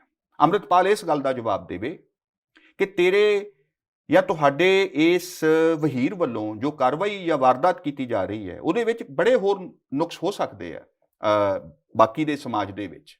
ਕੋਈ ਉਹਨਾਂ ਤੋਂ ਮੈਂ ਖੁਦ ਉਹਨਾਂ ਦੇ ਖਿਲਾਫ ਲੜਨ ਨੂੰ ਤਿਆਰ ਹਾਂ, ਲੜਦੇ ਹਾਂ ਅਸੀਂ ਜਿੱਥੋਂ ਤੱਕ ਸਾਡਾ ਵਾਹ ਲੱਗਦਾ। ਪਰ ਮੈਂ ਇਹ ਵੀ ਮੰਨਦਾ ਕਿ ਸਾਡੀ ਲੜਾਈ ਪੂਰੀ ਮੁਕੰਮਲ ਨਹੀਂ ਹੈ, ਅਸੀਂ ਸਾਰੀ ਗੱਲ ਨਹੀਂ ਕਹਿੰਦੇ, ਇਹ ਸਾਡੀ ਕਮਜ਼ੋਰੀ ਹੈ। ਅਸੀਂ ਜਿੱਥੋਂ ਤੱਕ ਜਾ ਕੇ ਲੜਨਾ ਚਾਹੀਦਾ, ਸਾਡੇ ਲੋਕ ਹਜੇ ਉੱਥੋਂ ਤੱਕ ਤਿਆਰ ਨਹੀਂ ਨੇ। ਲੋਕਾਂ ਨੂੰ ਲੱਗਦਾ ਕਿ ਛੱਡੋ, ਹਜੇ ਆਪਣੇ ਬੱਚਿਆਂ ਨੂੰ ਬਾਹਰ ਭੇਜ ਲਈਏ। ਇੱਥੇ ਤੇ ਵੈਸੇ ਹੀ ਬੁੱਢੇ ਠੇਰੇ ਰਹਿ ਗਏ ਨੇ ਇਸ ਪੰਜਾਬ ਦੇ ਵਿੱਚ, ਜਵਾਨੀ ਤੇ ਸਾਰੀ ਬਾਹਰ। ਤੁਸੀਂ ਇਸ ਗੱਲ ਦੇ ਉੱਤੇ ਆਓ ਕਿ ਹਾਂ ਤੁਸੀਂ ਮੈਂ ਆ ਰਿਹਾ, ਮੈਂ ਇਸ ਕਰਕੇ ਕਹਿ ਰਿਹਾ ਕਿ ਇਸ ਸਾਡੇ ਸਮਾਜ ਦੇ ਵਿੱਚ, ਸਾਡੇ ਦੇਸ਼ ਦੇ ਵਿੱਚ ਵੱਡੀਆਂ ਸਮੱਸਿਆਵਾਂ ਨੇ, ਵੱਡੇ ਸੰਕਟ ਨੇ, ਵੱਡੇ ਇਨਜਸਟਿਸਸ ਨੇ। CAA ਵਾਲਾ ਜਿਹੜਾ ਅੰਦੋਲਨ ਸੀ, ਉਹ ਕਿਸ ਹੱਦ ਤੱਕ ਦਾ ਅੰਦੋਲਨ ਸੀ? ਦੂਜੇ ਦਰਜੇ ਦੇ ਸ਼ਹਿਰੀ ਬਣਾਉਣ ਵਾਲਾ ਅੰਦੋਲਨ ਸੀ। ਕਸ਼ਮੀਰ ਦੇ ਨਾਲ ਜੋ ਕੀਤਾ ਜਾ ਰਿਹਾ ਹੈ, ਇਹ ਹੁਣ ਲੜਾਈਆਂ, ਉਹ ਜਿਹੜੇ ਬੰਦੇ ਕਹਿ ਰਹੇ ਨੇ। ਪਰ ਅੰਮ੍ਰਿਤਪਾਲ ਤਾਂ ਫੋਕਸ ਕਰਕੇ ਕਲੈਰਿਟੀ ਨਾਲ ਚੱਲਦਾ ਕਿ ਮੈਂ ਤਾਂ ਸਿੱਖਾਂ ਦੇ ਮਸਲਿਆਂ ਉੱਤੇ ਬੋਲ ਰਿਹਾ, ਬਾਕੀ ਵੀ ਜਿਹੜੇ ਹੋਣਗੇ ਅਸੀਂ ਉਹਨਾਂ ਦੇ ਉੱਤੇ ਸਾਡਾ ਸਹਿਯੋਗ ਆ। ਮੈਨੂੰ ਲੱਗਦਾ RSS ਵੀ ਬੜੀ ਕਲੈਰਿਟੀ ਦੇ ਨਾਲ ਬੋਲਦੀ ਹੈ। ਜੇ ਕਲੈਰਿਟੀ ਹੀ ਕਹਿਣਾ ਜੀ ਸਾਫ਼ ਬੋਲ ਰਹੇ ਨੇ, ਸਾਫ਼ ਬੋਲਣ ਤੇ ਕੀ ਲੱਗਦਾ? ਮੈਂ ਤੁਹਾਨੂੰ ਇਹ ਕਹਿ ਦਿਆਂ ਬਈ ਤੁਸੀਂ ਜੀ ਸਿੰਘ ਸੁੰਘ ਨਾ ਲਾਇਆ ਕਰੋ, ਤੁਸੀਂ ਤੇ ਵਾਲ ਕਟਾਈ ਬੈਠੇ ਹੋ, ਤਾਂ ਮੈਂ ਤੇ ਬਹੁਤ ਕਲੀਅਰ ਹਾਂ, ਤੁਸੀਂ ਜਵਾਬ ਦੇਈ ਚੱਲੋ। ਨਹੀਂ ਜੀ ਮੈਂ ਸਿੱਖ ਹਾਂ, ਮੈਂ ਨਹੀਂ ਵੀ ਹਾਂ, ਮੇਰਾ ਹੱਕ ਹੈ, ਮੇਰੇ ਡੈਮੋਕ੍ਰੈਟਿਕ ਰਾਈਟਸ ਨੇ। ਇਹ ਛੱਡੋ ਜੀ, ਇਹ ਬੰਦਿਆਂ ਦੇ ਫੈਸਲੇ ਹੀ ਨਹੀਂ ਹੈਗੇ ਜੀ, ਇਹ ਤਾਂ ਫੈਸਲਾ ਹੀ ਨਹੀਂ ਕਰ ਸਕਦੇ ਵੀ ਜੇ ਤੂੰ ਇਹੋ ਹੀ ਫੈਸਲਾ। ਹੁਣ ਜੇ ਮੈਂ ਆ ਜਾ ਇਸ ਤਰ੍ਹਾਂ ਦੇ ਨਾਲ ਗੱਲ ਕਰਨ ਦੇ ਉੱਪਰ, ਮੇਰਾ ਕੋਈ ਮੂੰਹ ਥੋੜਾ ਫੜ ਲਏਗਾ, ਬਲਕਿ ਜੇ ਮੈਂ ਇਸ ਤਰ੍ਹਾਂ ਕਰਾਂ, ਮੇਰੇ ਮਗਰ ਤੇ ਕਈ ਮੀਡੀਆ ਵਾਲੇ ਆ ਜਾਣਗੇ, ਉਹਨਾਂ ਨੂੰ ਤਾਂ ਇਹੋ ਜਿਹੀਆਂ ਹੀ ਗੱਲਾਂ ਚਾਹੀਦੀਆਂ ਨੇ। ਇੱਕ ਗੱਲ ਮੈਂ ਹੋਰ ਕਹਿਣੀ ਚਾਹੁੰਦਾ ਕਿ ਜਿਹੜਾ ਨਵੇਂ ਦੌਰ ਦਾ ਜਿਹੜਾ ਨੌਜਵਾਨ ਪੰਜਾਬ 'ਚ ਪੈਦਾ ਹੋਇਆ, ਜਿਹੋ ਜਿਹੇ ਗੀਤਾਂ ਦੀ ਖੁਰਾਕ 'ਤੇ ਉਹ ਪਲਿਆ, ਜਿਹੋ ਜਿਹਾ ਉਹ ਅਖਬਾਰ ਵੀ ਨਹੀਂ ਪੜ੍ਹਦਾ, ਉਹ ਇੱਥੋਂ ਹੀ WhatsApp ਤੋਂ ਤੇ Facebook ਤੋਂ ਉਹ ਖਬਰਾਂ ਕਿੱਥੇ ਸੁਣਦਾ? ਉਹ ਆਪਣੀ ਮਰਜ਼ੀ ਦੀ ਬਾਈਟ ਸੁਣਦਾ, ਰੀਲਾਂ ਸੁਣਦਾ ਹੈ। ਉਹਦੇ ਵਿੱਚ ਉਹਨੂੰ 24 ਘੰਟੇ ਇੱਕ ਡਰਾਮਾ, ਇੱਕ ਸਨਸਨੀ, ਇੱਕ ਉਤੇਜਨਾ ਚਾਹੀਦੀ ਹੈ। ਉਹਦਾ ਅੰਦਰਲਾ ਖੂਨ ਤਾਂ ਗਰਮ ਹੁੰਦਾ ਹੈ। ਨਹੀਂ, ਉਹਨੂੰ ਲੱਗਦਾ ਹੀ ਨਹੀਂ ਕਿ ਮੈਂ ਜਵਾਨ ਹਾਂ, ਜੇ ਮੈਂ ਆਹ ਕੁਛ ਨਹੀਂ ਕੀਤਾ ਤਾਂ। ਹੁਣ ਉਹਨਾਂ ਹੀ ਜਵਾਨਾਂ ਨੂੰ ਇੱਕ ਨੇ ਆਖਿਆ ਕਿ ਇਹ ਹੋਲੇ ਮਹੱਲੇ ਤੇ ਆ ਕੇ ਇਹ ਗੀਤ ਵਜਾਉਣੇ ਸ਼ੋਭਾ ਨਹੀਂ ਦਿੰਦੇ। ਉਹ ਆਂਦੇ ਤੂੰ ਹੈ ਕੌਣ? ਕਿਹੜਾ ਹੋਲਾ ਮਹੱਲਾ, ਕਿਹੜਾ ਆਨੰਦਪੁਰ ਸਾਹਿਬ? ਸਾਨੂੰ ਕੋਈ ਪੰਜਾਬ 'ਚ ਰੋਕ ਜੂਗਾ? ਮੈਨੂੰ ਨਹੀਂ ਪਤਾ ਉਹਨਾਂ ਨੇ ਕੀ ਆਖਿਆ, ਮੈਨੂੰ ਇਹੋ ਹੀ ਸੁਣਿਆ ਉਸ ਸਾਰੀ ਵਾਰ ਦਾ। ਔਰ ਅਸੀਂ ਕੀ ਨਤੀਜੇ ਭੁਗਤ ਰਹੇ ਹਾਂ? ਮੈਂ ਇਹ ਕਹਿ ਰਿਹਾ ਕਿ ਇਸ ਕਿਸਮ ਦੀ ਕਲੈਰਿਟੀ ਦੇ ਨਾਲੋਂ ਸਾਨੂੰ ਇੱਕ ਵਿਵੇਕ ਖੜਾ ਕਰਨ ਦੇ ਵੱਲ ਜਾਣਾ ਚਾਹੀਦਾ। ਉਹ ਔਖਾ ਕੰਮ ਹੈ। ਗੁਰੂਆਂ ਨੇ ਵਿਵੇਕ ਖੜਾ ਕਰਨ ਦੇ ਉੱਪਰ 225 ਸਾਲ ਲਾਏ, ਫਿਰ ਬੰਦਾ ਬਹਾਦਰ ਦੀ ਫੌਜ ਖੜੀ ਹੁੰਦੀ ਹੈ ਤੇ ਅਗਾਂਹ ਦਾ ਇੱਕ ਕੰਮ ਚੱਲਦਾ ਹੈ। ਅਸੀਂ ਕਰ ਉਹੀ ਰਹੇ ਹਾਂ ਕਿ ਪਿਛੜੇ ਹੋਏ ਸਮਾਜਾਂ ਨੂੰ ਇਹ ਲੱਗਦਾ ਸੀ ਕਿ ਜਿਹੜੀ ਤਰੱਕੀ ਯੂਰਪ ਨੇ ਆਰਥਿਕ ਤੌਰ ਦੇ ਉੱਤੇ 200-300 ਸਾਲਾਂ ਦੇ ਵਿੱਚ ਕੀਤੀ, ਅਸੀਂ 20-30 ਸਾਲਾਂ ਵਿੱਚ ਹੀ ਕਰ ਦਈਏ। ਤੇ ਜੋ ਉਹਨਾਂ ਨੇ ਘਾਣ ਕੀਤਾ ਆਪਣੇ ਸਮਾਜਾਂ ਦਾ, ਇਹੋ ਹੀ ਅਸੀਂ ਕਰ ਰਹੇ ਹਾਂ ਕਿ ਸਾਨੂੰ ਛੇਤੀ ਰਿਜ਼ਲਟ ਚਾਹੀਦਾ ਹੈ, ਛੇਤੀ ਆ ਹੋ ਜਾਏ, ਛੇਤੀ ਇੰਜ ਮਿਲ ਜਾਏ। ਠੀਕ ਹੈ, ਨਾ ਵੀ ਕਲੀਅਰ ਸਹੀ, ਨਾ ਸਹੀ, ਸਵਾਦ ਜਿਆਦਾ ਆ ਗਿਆ। ਇਸ ਗੱਲ ਦਾ ਜਵਾਬ ਨਹੀਂ ਆ ਜਿਹੜਾ ਮੈਂ ਤੁਹਾਡੇ ਤੋਂ ਪੁੱਛ ਰਿਹਾ। ਤੁਹਾਡੇ ਕੋਲ ਮਾਡਲ ਕੀ ਹੈਗਾ? ਮੇਰੇ ਕੋਲ ਤੁਹਾਡੇ ਕੋਲ ਕੋਈ ਤਾਂ ਮਾਡਲ ਹੋਊਗਾ ਨਾ। ਇੱਕ ਮਾਡਲ ਅੰਮ੍ਰਿਤਪਾਲ ਦੇ ਰਿਹਾ, ਇੱਕ ਕਾਮਰੇਡ ਦੇ ਰਹੇ ਨੇ। ਹਾਂ, ਮੇਰੇ ਕੋਲ ਮਾਡਲ ਕਿਸਾਨ ਮੋਰਚੇ ਵਾਲਾ ਹੈ, ਮੇਰੇ ਕੋਲ ਮਾਡਲ ਪੰਜਾਬ ਦੀ ਅਕਾਲੀ ਲਹਿਰ ਵਾਲਾ ਹੈ, ਮੇਰੇ ਕੋਲ ਮਾਡਲ ਮਹਾਤਮਾ ਗਾਂਧੀ ਦੇ ਅਹਿੰਸਕ ਅੰਦੋਲਨਾਂ ਵਾਲਾ ਹੈ, ਮੇਰੇ ਕੋਲ ਮਾਡਲ ਭਗਤ ਸਿੰਘ ਹੁਣਾਂ ਦੇ ਗਾਂਧੀ ਦੇ ਇਸ ਮੈਥਡ ਦੇ ਨਾਲ ਸਹਿਮਤੀ ਵਾਲਾ ਹੈ। ਮੇਰੇ ਕੋਲ ਮੈਥਡ ਜਿਹੜਾ ਕੋਐਗਜ਼ਿਸਟੈਂਸ ਵਾਲਾ ਹੈ ਜੀ, ਕੋਐਗਜ਼ਿਸਟੈਂਸ ਨਹੀਂ, resistance with a mass base. ਔਰ ਤੁਸੀਂ ਕੋਐਗਜ਼ਿਸਟੈਂਸ ਮੈਂ ਕਹਿ ਰਿਹਾ ਵੀ ਸਾਰੇ ਧਰਮਾਂ ਦਾ, ਸਾਰੇ ਬੰਦਿਆਂ ਦਾ ਨਾਲ ਚੱਲਣ ਦੀ ਜਿਹੜੀ ਕੋਐਗਜ਼ਿਸਟੈਂਸ। ਅਸੀਂ ਪੰਜਾਬੀ ਹਾਂ, ਇਹ ਤੇ ਪੰਜਾਬੀ ਹੋਣ ਦੀ ਪਹਿਲੀ ਸ਼ਰਤ ਹੈ ਕਿ ਤੁਸੀਂ ਸਾਂਝੀਵਾਲ ਹੋ। ਹੋਰ ਪੰਜਾਬ ਇਸ ਤੋਂ ਬਿਨਾਂ ਕੀ ਹੈ? ਮੈਂ ਇੱਕ ਗੱਲ ਕਹਿਣੀ ਹੋਰ ਚਾਹੁੰਦਾ ਹਾਂ, ਬੜੀ ਜ਼ਰੂਰੀ ਹੈ ਉਹ ਗੱਲ। ਸ਼ਾਇਦ ਗਾਂਧੀ ਤੋਂ ਤੇ ਸਿੱਖਾਂ ਤੋਂ, ਸਿੱਖ ਲਹਿਰ ਤੋਂ ਖਾਸ ਤੌਰ ਤੇ ਇਹ ਗੱਲ ਸਿੱਖਣ ਵਾਲੀ ਹੈ ਕਿ ਉਹਨਾਂ ਨੇ ਜਦੋਂ ਸ਼ਸਤਰਬੱਧ ਪ੍ਰਤੀਰੋਧ ਕੀਤਾ ਜ਼ੁਲਮ ਦਾ, ਤੇ ਉਹਨਾਂ ਨੇ ਇੱਕ ਗੱਲ ਨੂੰ ਜ਼ਰੂਰ ਰੱਖਿਆ ਕਿ ਜਿਹੜਾ ਸਾਡਾ ਇਖਲਾਕ ਹੈ, ਜਿਹੜਾ ਸਾਡਾ ਆਚਰਣ ਹੈ, ਇਹ ਦੁਸ਼ਮਣ ਦੇ ਨਾਲੋਂ ਕਈ ਰਤੀਆਂ ਵੱਧ ਚਾਹੀਦਾ। ਤੁਸੀਂ ਉਹਨੂੰ ਇੱਕ ਇਖਲਾਕੀ ਹਾਰ ਵੀ ਦੇਣੀ ਹੈ, ਉਹ ਵੱਡੀ ਹਾਰ ਹੈ। ਮਹਾਤਮਾ ਗਾਂਧੀ ਸਿੱਖ ਲਹਿਰ ਦੀ ਇਸ ਗੱਲ ਦੇ ਉੱਪਰ ਖੜਾ ਹੈ ਕਿ ਸਾਨੂੰ ਇੱਕ ਬਿਹਤਰ ਇਖਲਾਕ ਵੀ ਖੜਾ ਕਰਕੇ ਦੇਣਾ ਪੈਂਦਾ। ਰੈਜ਼ਿਸਟੈਂਸ ਅਸਲ 'ਚ ਉਹ ਹੁੰਦੀ ਹੈ। ਅੰਮ੍ਰਿਤਪਾਲ ਨੇ ਤਾਂ ਕਾਊਂਟਰ ਕੀਤਾ ਪਿਛਲੇ ਦਿਨਾਂ 'ਚ ਕਿ ਤੁਸੀਂ ਵੀ ਗੱਲ ਕਰ ਲਿਓ ਕੰਟੀਨਿਊ, ਕਿ ਮੈਂ ਤਾਂ ਜੀ ਅੰਮ੍ਰਿਤ ਹੀ ਛਕਾ ਰਿਹਾਗਾ। ਨੰਬਰ 1 ਮੈਂ ਅਮਰ ਛਕਾ ਰਿਹਾ ਸੀਗਾ, ਨੰਬਰ 1 ਮੈਂ ਵਹੀਰ ਲਿਜਾ ਕੇ ਪੰਜਾਬ ਦੇ ਅੰਦਰ ਇੱਕ ਸਿੱਖ ਚੇਤਨਾ ਦੀ ਜਾਂ ਸਿੱਖ ਹਿਸਟਰੀ ਦੀ ਜਾਗ ਲਾ ਰਿਹਾ। ਮੈਨੂੰ ਇਹ ਪਰਚਾ ਹੀ ਤਾਂ ਕੀਤਾ ਗਿਆ ਕਿ ਇਹਨੂੰ ਇੱਥੋਂ ਡਿਸਟਰੈਕਟ ਕਰ ਦਈਏ। ਹੁਣ ਜਿਹੜੀ ਗੱਲ ਤੁਸੀਂ ਕਹਿ ਰਹੇ ਹੋ ਕਿ ਮਾਸ ਲੈਵਲ ਦੇ ਉੱਤੇ ਜਿਹੜੇ ਵਿਵੇਕ ਦੀ ਗੱਲ ਕਰਦੇ ਹੋ ਤੁਸੀਂ, ਇੱਕ ਗੱਲ ਇਹ ਹੁੰਦੀ ਹੈ ਕਿ ਹਰੇਕ ਬੰਦੇ ਦੀ ਆਪਣੇ ਬਾਰੇ ਜਿਹੜੀ ਇੱਕ ਆਤਮ ਪਰਿਭਾਸ਼ਾ ਹੈ, ਜਿਹੜੀ ਉਹਨੇ ਖੁਦ ਆਪਣੇ ਬਾਰੇ ਸਵੈ ਦੇ ਲਈ ਜਿਹੜੀ ਸਿਰਜੀ ਹੈ, ਅਸੀਂ ਕੀ ਉਹਨਾਂ ਬਿਆਨਾਂ ਦੇ ਉੱਪਰ ਹੀ ਆਪਣਾ ਐਨਾਲਿਸਿਸ ਕਰਦੇ ਹਾਂ ਕਿ ਕੀ ਅਸੀਂ ਉਹਦੇ ਆਸ-ਪਾਸ ਜਿਹੜੀਆਂ ਹੋਰ ਪ੍ਰਕਿਰਿਆਵਾਂ ਵਾਪਰ ਰਹੀਆਂ ਨੇ ਉਹਨਾਂ ਦੇ ਵੱਲ ਵੀ ਧਿਆਨ ਧਰਦਿਆਂ ਹੋਇਆਂ ਠੰਡੇ ਮਤੇ ਦੇ ਨਾਲ ਤੇ ਚੀਜ਼ਾਂ ਦੇ ਇੱਕ ਖਾਸ ਪੈਟਰਨ ਨੂੰ ਜਦੋਂ ਐਮਰਜ ਕਰਦਿਆਂ ਦੇਖਦੇ ਹਾਂ ਕਿ ਕੀ ਅਸੀਂ ਆਪਣਾ ਫੈਸਲਾ ਉਹਨਾਂ ਦੇ ਉੱਪਰ ਲੈਂਦੇ ਹਾਂ। ਇਹ ਗੱਲ ਕਹਿ ਦੇਣੀ ਜ਼ੀਰਾ ਦੇ ਵਿੱਚ ਜਾ ਕੇ ਕਿ ਆਹ ਲਾਲਿਆਂ ਦੀ ਫੈਕਟਰੀ ਹੈ, ਆਪਾਂ ਜ਼ਿਮੀਂਦਾਰਾਂ ਜੱਟਾਂ ਦੇ ਮਜ਼ਦੂਰਾਂ ਦੇ ਬੇਟੇ ਆ, ਇਹ ਕੌਣ ਨੇ ਸਾਡੇ ਸਾਹਮਣੇ, ਇਹ ਬਿਆਨ ਕਿਹੜੀ ਕਿਸਮ ਦੇ اخلاق ਦੇ ਵੱਲ ਇਸ਼ਾਰਾ ਕਰ ਰਿਹਾ ਹੈ? ਇਹ ਕਿਉਂ ਇਸ ਤਰ੍ਹਾਂ ਦੀ ਜ਼ੁਬਾਨ ਬੋਲੀ ਗਈ ਤੇ ਇਹਦਾ ਉਸ ਕਿਸਮ ਦਾ ਵਿਰੋਧ ਨਹੀਂ ਹੋਇਆ? ਕੁਝ ਲੋਕਾਂ ਨੇ ਕੀਤਾ ਵੀ। ਇਹ ਜਿਹੜੀਆਂ ਗੱਲਾਂ ਨੇ ਜਿਹੜੀ ਕਿ ਇਹਦੀ ਬਣਤਰ ਦੇ ਵਿੱਚ ਜਾ ਰਹੀਆਂ ਨੇ, ਤੇ ਜੇ ਅੰਮ੍ਰਿਤ ਛਕ ਕੇ ਅਸੀਂ ਇਸ ਕਿਸਮ ਦੀ ਭਾਸ਼ਾ ਬੋਲਦੇ ਹਾਂ ਤੇ ਜਿਸ ਤਰ੍ਹਾਂ ਦੇ ਨਾਲ ਅੰਮ੍ਰਿਤ ਵਾਲੀਆਂ ਆਈਡੈਂਟੀਟੀਜ਼ ਲਾ ਕੇ ਜਿਸ ਕਿਸਮ ਦੀ ਗਾਲ ਵਰਾਈ ਜਾ ਰਹੀ ਹੈ ਔਰ ਔਰਤਾਂ ਨੂੰ ਵਰਾਈ ਜਾ ਰਹੀ ਹੈ ਪੰਜਾਬ ਦੇ ਵਿੱਚ, ਔਰਤਾਂ ਨੂੰ ਪਬਲਿਕ ਦੇ ਖੇਤਰਾਂ ਤੋਂ ਜਿਵੇਂ ਇੱਕ ਅਜਿਹਾ ਮਾਹੌਲ ਬਣਾ ਕੇ ਬਾਹਰ ਧੱਕਿਆ ਜਾ ਰਿਹਾ ਹੈ। ਇਹ ਕੌਣ ਬੰਦੇ ਨੇ? ਇਹ ਕਿਹੜਾ ਪੰਜਾਬ ਹੈ? ਇਹ ਕੋਈ ਪੰਜਾਬ ਨਹੀਂ ਹੈ। ਇਹ ਪੰਜਾਬ ਨੂੰ ਚੁਆਤੀ ਲਾਉਣ ਵਾਲੇ ਕੁਝ ਸ਼ਰਾਰਤੀ ਅਨਸਰ ਨੇ ਜਿਨ੍ਹਾਂ ਨੂੰ ਸਰਕਾਰਾਂ ਦੀ ਮੈਂ ਸਮਝਦਾ ਕਿ ਕਾਣੀ ਅੱਖ ਨੇ ਜਿਹੜੀ ਇਹਨਾਂ ਚੀਜ਼ਾਂ ਦੇ ਵੱਲ ਨਹੀਂ ਕਰ ਰਹੀ ਔਰ ਉਹਨੇ ਆਪਣੇ ਸਧਾਰਨ ਨਾਗਰਿਕਾਂ ਨੂੰ ਇਹਨਾਂ ਦੇ ਸਾਹਮਣੇ ਐਂ ਢਾਹ ਦਿੱਤਾ ਹੈ। ਮੈਂ ਸਮਝਦਾ ਕਿ ਅਸੀਂ ਇਹਦੇ ਨਤੀਜੇ ਭੁਗਤਾਂਗੇ। ਅਸੀਂ ਸੰਵਾਦਹੀਣਤਾ ਦੇ ਵਿੱਚੋਂ ਅੰਮ੍ਰਿਤਪਾਲ ਦੀ ਰਾਈਜ਼ ਦੇਖੀ ਹੈ, ਇਹ ਨਾ ਰਹੇ ਕੋਈ ਹੋਰ ਆ ਜਾਏਗਾ। ਉਸੇ ਸੰਵਾਦਹੀਣਤਾ ਦੇ ਵਿੱਚੋਂ ਜੋ ਮੈਂ ਸਮਝਦਾ ਕਿ ਥੋੜਾ ਐਕਟਰ ਉਹਨਾਂ ਅੱਛਾ ਨਹੀਂ ਸੀ, ਦੀਪ ਸਿੱਧੂ ਜਿਹੜਾ ਉਹਨੂੰ ਅਦਾਕਾਰੀ ਕਰਦਾ ਸੀ ਉਹਦੇ ਨਾਲੋਂ ਕਿਤੇ ਵਧੀਆ ਅਦਾਕਾਰ ਨੇ। ਔਰ ਇਹਨਾਂ ਤੋਂ ਜਿੱਤੀ ਜਿਹੜੀ ਗੱਲ ਸਿੱਖਣ ਵਾਲੀ ਹੈ, ਮੈਂ ਫੇਰ ਕਹਿ ਰਿਹਾ ਕਿ ਅਦਾਕਾਰੀ ਸਿੱਖਣ ਵਾਲੀ ਹੈ। ਪੰਜਾਬੀ ਫਿਲਮਾਂ ਤੇ ਥੀਏਟਰ ਨੂੰ ਔਰ ਜ਼ੁਬਾਨ ਬੋਲਣ ਵਾਲਿਆਂ ਨੂੰ ਉਹਨਾਂ ਤੋਂ ਸਿੱਖਣਾ ਚਾਹੀਦਾ। ਬਹੁਤ ਖੁਸ਼ ਸ਼ਕਲ ਨੌਜਵਾਨ ਹੈ। ਮੈਂ ਵਾਰ-ਵਾਰ ਇਹ ਸੋਚਦਾ ਹੁੰਦਾ ਕਿ ਇਸੇ ਹੀ ਊਰਜਾ ਨੂੰ, ਇਸੇ ਹੀ ਸਾਰੀ ਇੱਕ ਵਲਵਲੇ ਨੂੰ ਜਿਸ ਨੂੰ ਕਿ ਉਹ ਜਗਾ ਸਕਦਾ ਲੋਕਾਂ ਦੇ ਵਿੱਚ, ਇਹ ਉਹਦਾ ਗੁਣ ਹੈ। ਗਲਤ ਪਾਸੇ ਮੇਰੇ ਮੁਤਾਬਕ ਉਹ ਜਾ ਰਹੇ ਨੇ, ਇਹਦੇ ਵਿੱਚੋਂ ਕੁਝ ਨਹੀਂ ਨਿਕਲਣਾ।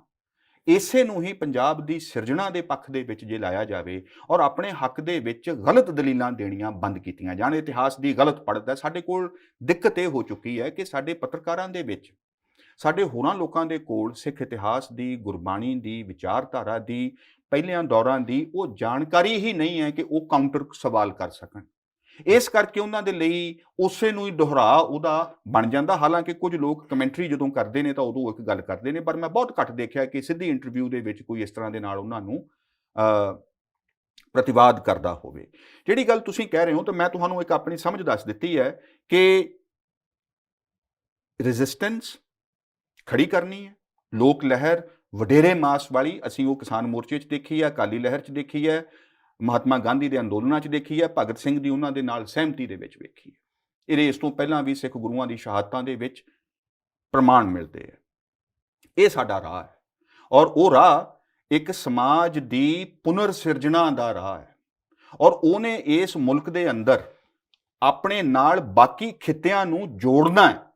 ਉਹਨੂੰ ਆਪਣੀ ਭਾਸ਼ਾ ਇਸ ਕਿਸਮ ਦੀ ਘੜਨ ਦੀ ਲੋੜ ਹੈ, ਉਹਨੂੰ ਮਿਹਨਤ ਕਰਨ ਦੀ ਲੋੜ ਹੈ, ਦੂਜਿਆਂ ਦੇ ਰਿਵਾਜਾਂ ਸੰਸਕਾਰਾਂ ਤੇ ਇਹਨਾਂ ਨੂੰ ਜਾਣਨ ਦੀ ਲੋੜ ਹੈ। ਜਿਵੇਂ ਗੁਰੂਆਂ ਨੇ ਮਤਲਬ ਇਹ ਸਾਰੀ ਜਾਣਕਾਰੀ ਰੱਖੀ, ਕਿਹੜੀਆਂ ਥਾਵਾਂ ਤੋਂ ਭਗਤਾਂ ਨੂੰ ਸ਼ਾਮਿਲ ਕੀਤਾ, ਕਿਹੜੀਆਂ ਉਹਦੇ 'ਚ ਬੋਲੀਆਂ ਸ਼ਾਮਿਲ ਨੇ, ਕਿਹੜੀਆਂ ਥਾਵਾਂ ਤੇ ਸੰਗਤਾਂ ਬਣੀਆਂ ਨੇ। ਇਹਦਾ ਕੀ ਕਾਰਨ ਆ ਕਿ ਚਾਹੇ ਤੁਹਾਡਾ ਥਾਟ ਹੈਗਾ, ਚਾਹੇ ਲੈਫਟ ਦਾ ਥਾਟ ਹੈਗਾ, ਇਹ ਜਿਹੜੇ ਸਾਰੇ ਥਾਟ ਨੇ ਇਹਨਾਂ ਨੂੰ ਰਿਸਪੌਂਡ ਕਿਉਂ ਨਹੀਂ ਹੋ ਰਿਹਾਗਾ?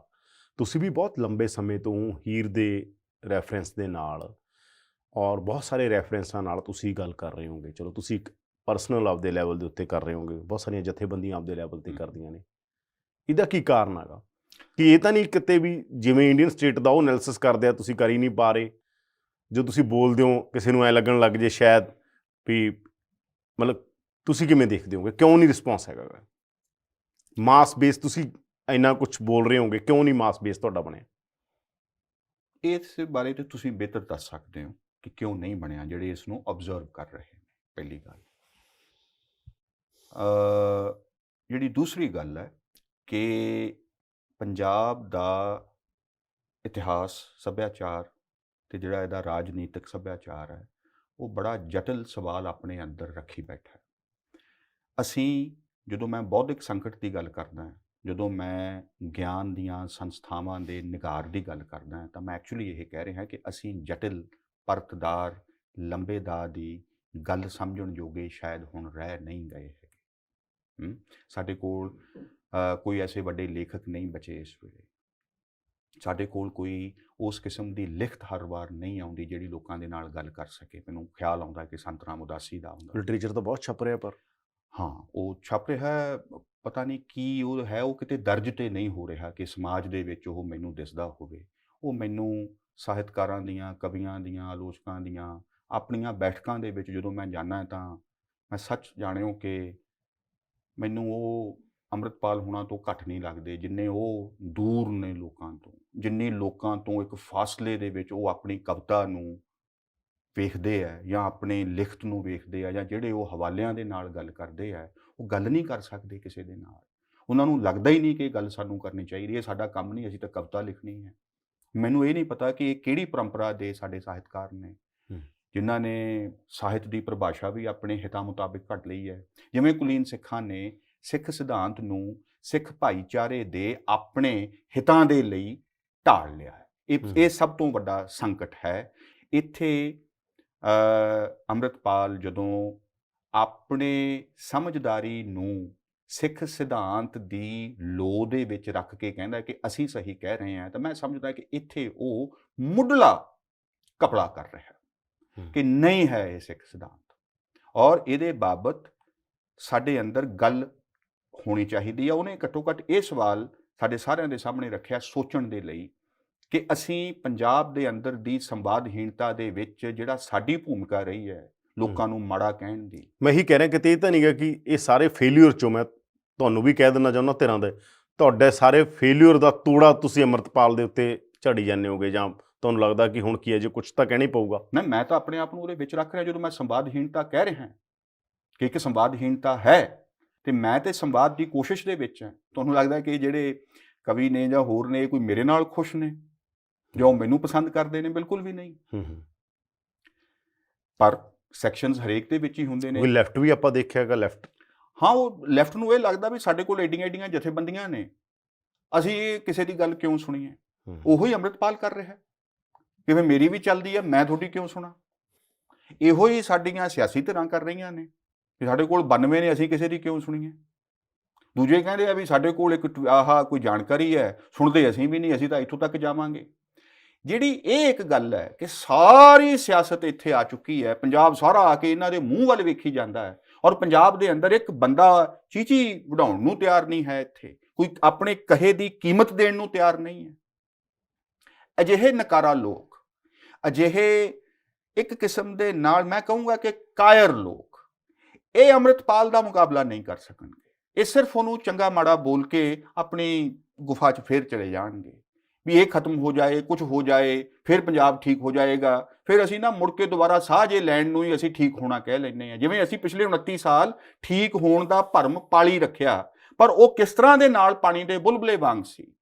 ਮੈਂ ਇਸ ਕਰਕੇ ਕਹਿਣਾ ਚਾਹੁੰਦਾ। ਨਾਲੇ ਇਹ ਵੀ ਗੱਲ ਚੱਲਦੀ ਨੇ ਕਿ 84 ਤੋਂ ਜਾਂ 95 ਤੱਕ ਦਾ ਦੌਰ ਆ, ਜੇ ਕੋਈ ਸ਼ਾਇਦ ਹੀਲਿੰਗ ਟੱਚ ਆਇਆ ਹੁੰਦਾ ਸਟੇਟ ਦੇ ਅੰਦਰ, ਜਿਹੜੀਆਂ ਚੀਜ਼ਾਂ ਚਾਹੀਦੀਆਂ ਸੀ ਘੱਟੋ ਘੱਟ, ਸ਼ਾਇਦ ਇਹਦੇ ਉੱਤੇ ਗੱਲ ਹੋਰ ਤਰ੍ਹਾਂ ਹੋ ਰਹੀ ਹੁੰਦੀ, ਜਿਸ ਤਰ੍ਹਾਂ ਤੁਸੀਂ ਭਾਲ ਰਹੇ ਹੋ ਕਿ ਸਿੱਖ ਵਿਵੇਕ ਨਾਲ ਕਿਵੇਂ ਗੱਲ ਕਰਦੇ। ਪਰ ਜਦੋਂ ਉਹਨਾਂ ਕੋਲ ਕੋਈ ਸਪੇਸ ਸੀ, ਜਿਹੜੀ ਗੱਲ ਨੂੰ ਅੰਮ੍ਰਿਤਪਾਲ ਵੀ ਆਧਾਰ ਬਣਾਉਂਦਾ, ਹੋਰ ਵੀ ਬਹੁਤ ਸਾਰੇ ਜਿਹੜੇ ਖਾਲਿਸਤਾਨੀ ਸਕਾਲਰ ਨੇ ਉਹ ਬਣਾਉਂਦੇ ਨੇ ਕਿ ਸਾਡੇ ਕੋਲ ਬਚਿਆ ਕੀ ਹੈਗਾ ਪਿੱਛੇ, ਤਾਂ ਜਦੋਂ ਕੋਈ ਸਟੇਟ ਦਾ ਹੀਲਿੰਗ ਟੱਚ ਆਉਣਾ ਚਾਹੀਦਾ ਸੀਗਾ ਸਿੱਖਾਂ ਲਈ, ਉਹ ਕਦੇ ਆਇਆ ਹੀ ਨਹੀਂਗਾ।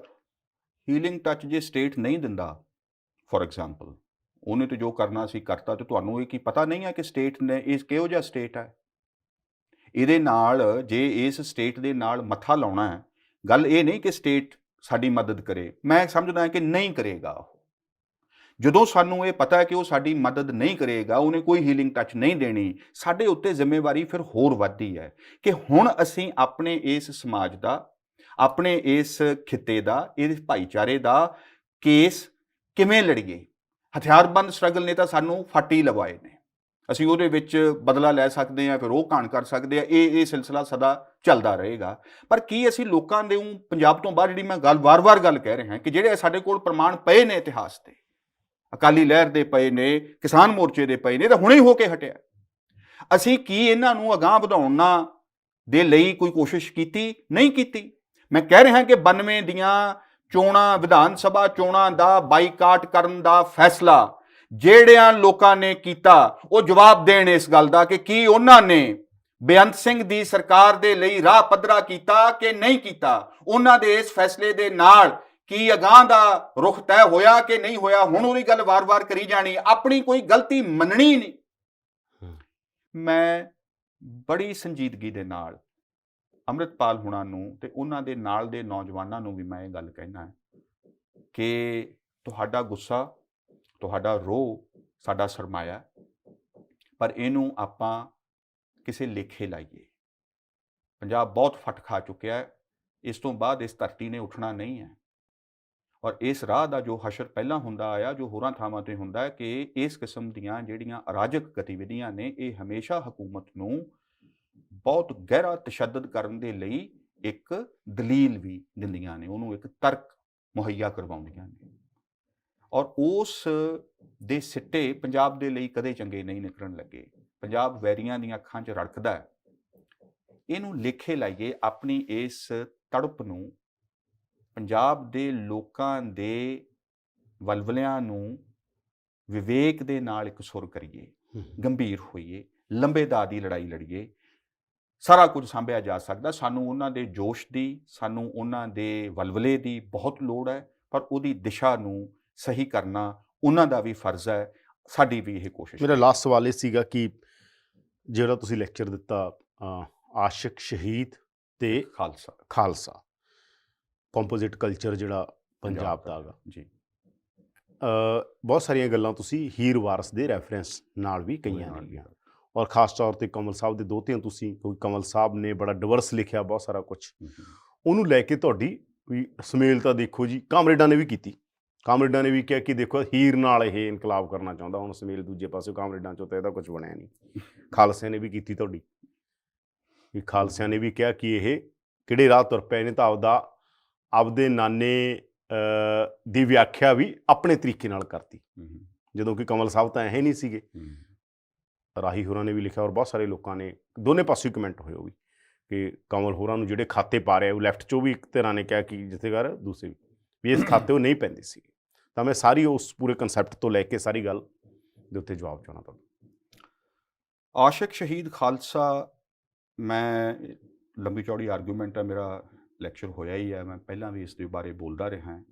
ਗੰਭੀਰ ਮਸਲਾ, ਉਹ ਇੱਕ ਵਾਰੀ ਤੋਂ ਉਹਦਾ ਮੈਂ ਕੀ ਜਵਾਬ ਦੇਵਾਂ। ਬਸ ਮੈਂ ਇੰਨੀ ਗੱਲ ਕਹਿਣੀ ਚਾਹੁੰਦਾ, ਜੋ ਰੈਡੀਕਲ ਟ੍ਰੈਡੀਸ਼ਨ ਆ ਪੰਜਾਬ ਦਾ, ਹਾਂ, ਉਹ ਕਿਵੇਂ ਜੁੜਦਾ ਆਪਸ ਉਹ ਵਿੱਚ? ਇਸ ਤਰ੍ਹਾਂ ਦੇ ਨਾਲ ਜੁੜਦਾ ਹੈ ਕਿ ਜੇ ਤਾਂ ਪੰਜਾਬ ਨੇ ਇੱਕ ਬੁਨਿਆਦੀ ਫੈਸਲਾ ਕਰਨਾ ਹੈ, ਔਰ ਇਹਦੇ ਇਤਿਹਾਸ ਦੇ ਵਿੱਚ ਇਹ ਜੋੜ ਅਣਜੋੜ ਲਗਾਤਾਰ ਤੁਰਿਆ ਰਿਹਾ ਹੈ, ਕਿ ਜੇ ਤਾਂ ਪੰਜਾਬ ਨੇ ਇਕੱਠਿਆਂ ਹੋਣਾ ਹੈ, ਗੁਰੂ ਸਾਹਿਬਾਂ ਦਾ ਜਿਹੜਾ ਪ੍ਰੋਜੈਕਟ ਸੀ, ਤਾਂ ਉਹਦੇ ਵਿੱਚ ਜਿਹੜੇ ਸੂਫੀ ਸਾਡੇ ਸਨ, ਬਾਬਾ ਫਰੀਦ, ਸ਼ਾਹ ਹੁਸੈਨ, ਬੁੱਲੇ ਸ਼ਾਹ, ਸੁਲਤਾਨ ਬਾਹੂ, ਵਾਰਿਸ ਸ਼ਾਹ, ਹਾਸ਼ਮ ਸ਼ਾਹ, ਤਾਂ ਇਹ ਇਸਲਾਮ ਦੇ ਅੰਦਰ ਦੀ ਰੂੜੀਵਾਦੀ ਪਰੰਪਰਾ ਦਾ ਜ਼ਬਰਦਸਤ ਕ੍ਰਿਟੀਕ ਖੜਾ ਕਰ ਰਹੇ ਸਨ।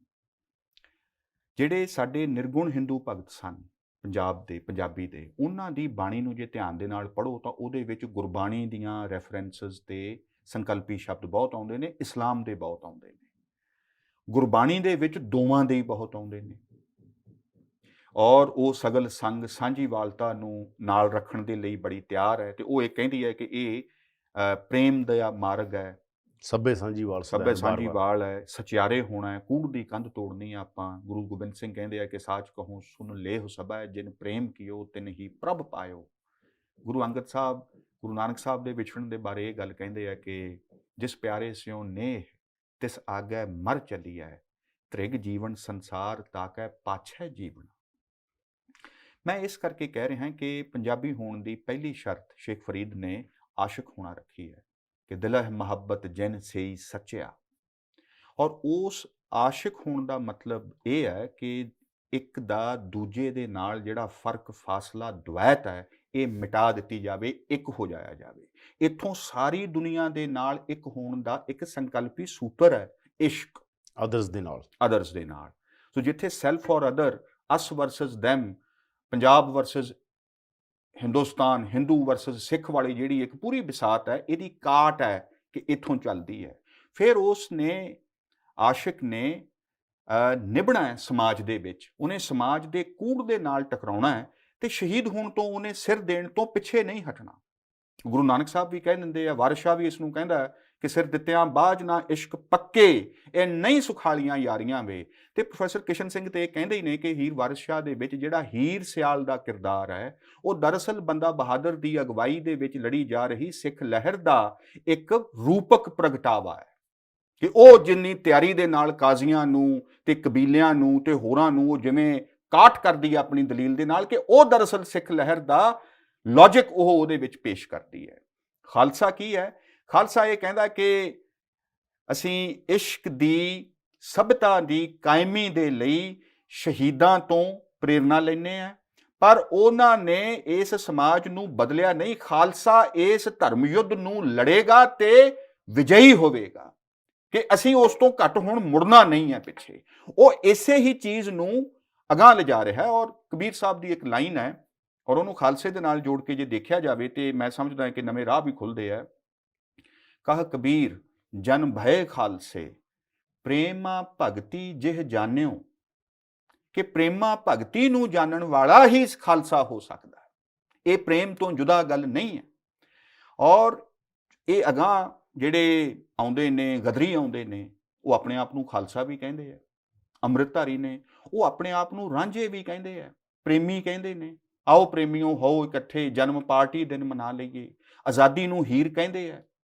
ਉਹ ਇਹ ਕਹਿੰਦੇ ਆ ਕਿ ਬਿਨਾਂ ਸੀਸ ਭੇਟ ਕੀਤੇ ਮਿਲੇ ਨਾ ਆਜ਼ਾਦੀ ਹੀਰ। ਸੋ ਸੀਸ ਭੇਟ ਕਰਨਾ, ਸ਼ਹੀਦ ਹੋਣ ਦੇ ਲਈ ਤਿਆਰ ਹੋਵੋ ਤੇ ਤਾਂ ਜਾ ਕੇ ਹੀਰ ਆਜ਼ਾਦੀ ਦੇ ਦਰਸ਼ਨ ਹੋਣਗੇ। ਤੇ ਵਾਰਨਾ ਜੇ ਸੀਸ ਕਰ ਲਓ ਕੱਲ ਹੀ ਦੀਦਾਰੇ ਨੇ। ਤੇ ਆਸ਼ਿਕ ਸ਼ਹੀਦ ਖਾਲਸਾ ਦਾ ਜਿਹੜਾ ਇੱਕ ਪੂਰਾ ਸਾਂਝਾ ਸੰਕਲਪੀ ਜੁੱਟ ਹੈ, ਉਹ ਗਦਰੀਆਂ ਦੀ ਬਾਣੀ ਦੇ ਵਿੱਚ, ਉਹਨਾਂ ਦੀ ਸਿਆਸਤ ਦੇ ਵਿੱਚ, ਉਹਨਾਂ ਦੀ ਵਿਚਾਰਧਾਰਾ ਦੇ ਵਿੱਚ ਪੂਰੀ ਤਰ੍ਹਾਂ ਦੇ ਨਾਲ ਮੌਜੂਦ ਹੈ। ਪ੍ਰੋਫੈਸਰ ਪੂਰਨ ਸਿੰਘ ਦੇ ਵਿੱਚ ਮੌਜੂਦ ਹੈ। ਉਸ ਤੋਂ ਅਗਾਂਹ ਜਸਵੰਤ ਸਿੰਘ ਕੰਵਲ ਦੀਆਂ ਲਿਖਤਾਂ ਦੇ ਵਿੱਚ ਇਹ ਤਾਂ ਦੂਜੀ ਗੱਲ ਜਿਹੜੀ ਮੈਂ ਦੂਜਾ ਤੁਹਾਨੂੰ ਸਵਾਲ ਕੀ, ਜਿਹਦੇ ਕਰਕੇ ਤੁਹਾਡੀ ਆਲੋਚਨਾ ਹੁੰਦੀ ਹੈ ਕਈ ਪੱਖਾਂ ਤੋਂ, ਉਹ ਆਲੋਚਨਾ ਵੱਡਾ ਸ਼ਬਦ ਹੈ। ਚਾਹੇ ਤੁਹਾਡੇ ਨਾਨਾ ਜੀ ਨੇ, ਚਾਹੇ ਤੁਹਾਡਾ ਹੀਰ ਦੇ, ਇਹ ਸਾਰੇ ਰੈਫਰੈਂਸ ਦੇ ਨਾਲ ਪੰਜਾਬ ਦੀ ਵਿਆਖਿਆ ਕਰਨਾ। ਮੈਂ ਇਹ ਕਹਿਣਾ ਚਾਹੁੰਦਾ, ਤੁਸੀਂ ਵੀ ਤੇ ਪੋਸਟ ਮਾਡਰਨਿਸਟਾਂ ਵਾਂਗੂ ਪਿੱਛੇ ਗਏ ਹੋਗੇ। ਬਿਲਕੁਲ ਨਹੀਂ ਗਏ, ਪਿੱਛੇ ਕਿਉਂ ਜਾਣਾ। ਕਮਲ ਦੇ ਅਸੀਂ ਸ਼ਾਗਿਰਦ ਹੋਈਏ, ਉਹਦੀਆਂ ਲਿਖਤਾਂ ਨੂੰ ਪੜ੍ਹ ਕੇ ਗਿਆਨ ਵਿਵੇਕ ਹਾਸਲ ਕੀਤਾ ਹੋਵੇ, ਹੀਰ ਵਾਰਿਸ ਨੂੰ ਅਸੀਂ ਪੜ੍ਹਿਆ ਹੋਵੇ, ਬਾਣੀ ਨੂੰ ਜਾਣਦੇ ਹੋਈਏ, ਤੇ ਅਸੀਂ ਪਿੱਛੇ ਹਟ ਜਾਈਏ। ਪਿੱਛੇ ਦਾ ਮਤਲਬ ਮੈਂ ਕਿਹਾ ਤੁਸੀਂ ਵੀ ਤਾਂ ਚੀਜ਼ਾਂ ਨੂੰ ਲੱਭਦੇ ਲੱਭਦੇ ਲੱਭਦੇ ਕੋਈ ਗੱਲ ਜਿਹੜੀ ਲੱਭੀ, ਉਹ ਪੰਜਾਬ ਦੇ ਉਹਦੇ 'ਚ ਹੀ ਲੱਭ ਰਹੇ ਹੋ ਨਾ। ਪੰਜਾਬ ਦੇ ਵਿੱਚ ਇਹ ਜਦੋਂ ਮੌਜੂਦ ਹੈ ਐਡਾ ਖਜ਼ਾਨਾ, ਸਾਡੇ ਕੋਲ ਆਪਣੀਆਂ ਪਰੰਪਰਾਵਾਂ ਮੌਜੂਦ ਨੇ, ਤੇ ਬਿਲਕੁਲ ਉਹਦੇ 'ਚੋਂ ਗੱਲ ਕਰਾਂਗੇ। ਮਾਡਰਨ ਮੈਂ ਤਾਂ ਕਹਿੰਦਾ ਸੀਗਾ, ਮਾਡਰਨ ਤੇ ਪੋਸਟ ਮਾਡਰਨ ਜਿਹੜਾ ਨਹੀਂ, ਕੋਈ ਪੋਸਟ ਮਾਡਰਨ ਇਹਨਾਂ ਨੇ ਕੀ ਕਰ ਲੈਣਾ। ਪੋਸਟ ਮਾਡਰਨਿਜ਼ਮ ਤੇ ਬੀਜੇਪੀ ਨੂੰ ਸੂਟ ਕਰਦਾ ਹੈ। ਆਈਡੈਂਟੀਟੀ ਪੋਲਿਟਿਕਸ ਹੈ ਜਿਹੜੀ, ਉਹ ਆਰਐਸਐਸ ਨੇ ਤੇ ਬੀਜੇਪੀ। ਮਾਡਰਨਿਟੀ ਦਾ ਵੱਡਾ ਕ੍ਰਿਟੀਕ ਮੈਂ ਤਾਂ ਕਹਿੰਦਾ ਉਹਨਾਂ ਕੋਲ ਵੀ ਤਾਂ ਹੈਗਾ ਸੀ ਨਾ। ਜੇ ਅੰਮ੍ਰਿਤਪਾਲ ਮਾਡਰਨਿਟੀ ਦਾ ਕ੍ਰਿਟੀਕ ਕਰ ਰਿਹਾ ਤੁਸੀਂ, ਮੈਂ ਇਹ ਸਾਰੀ ਗੱਲ, ਅੰਮ੍ਰਿਤਪਾਲ ਇੱਕ ਚੁਸਤ ਫਿਕਰਾ ਕਹਿ ਰਿਹਾ ਹੈ ਸਕ੍ਰਿਪਟ ਤੋਂ ਪੜ੍ਹ ਕੇ।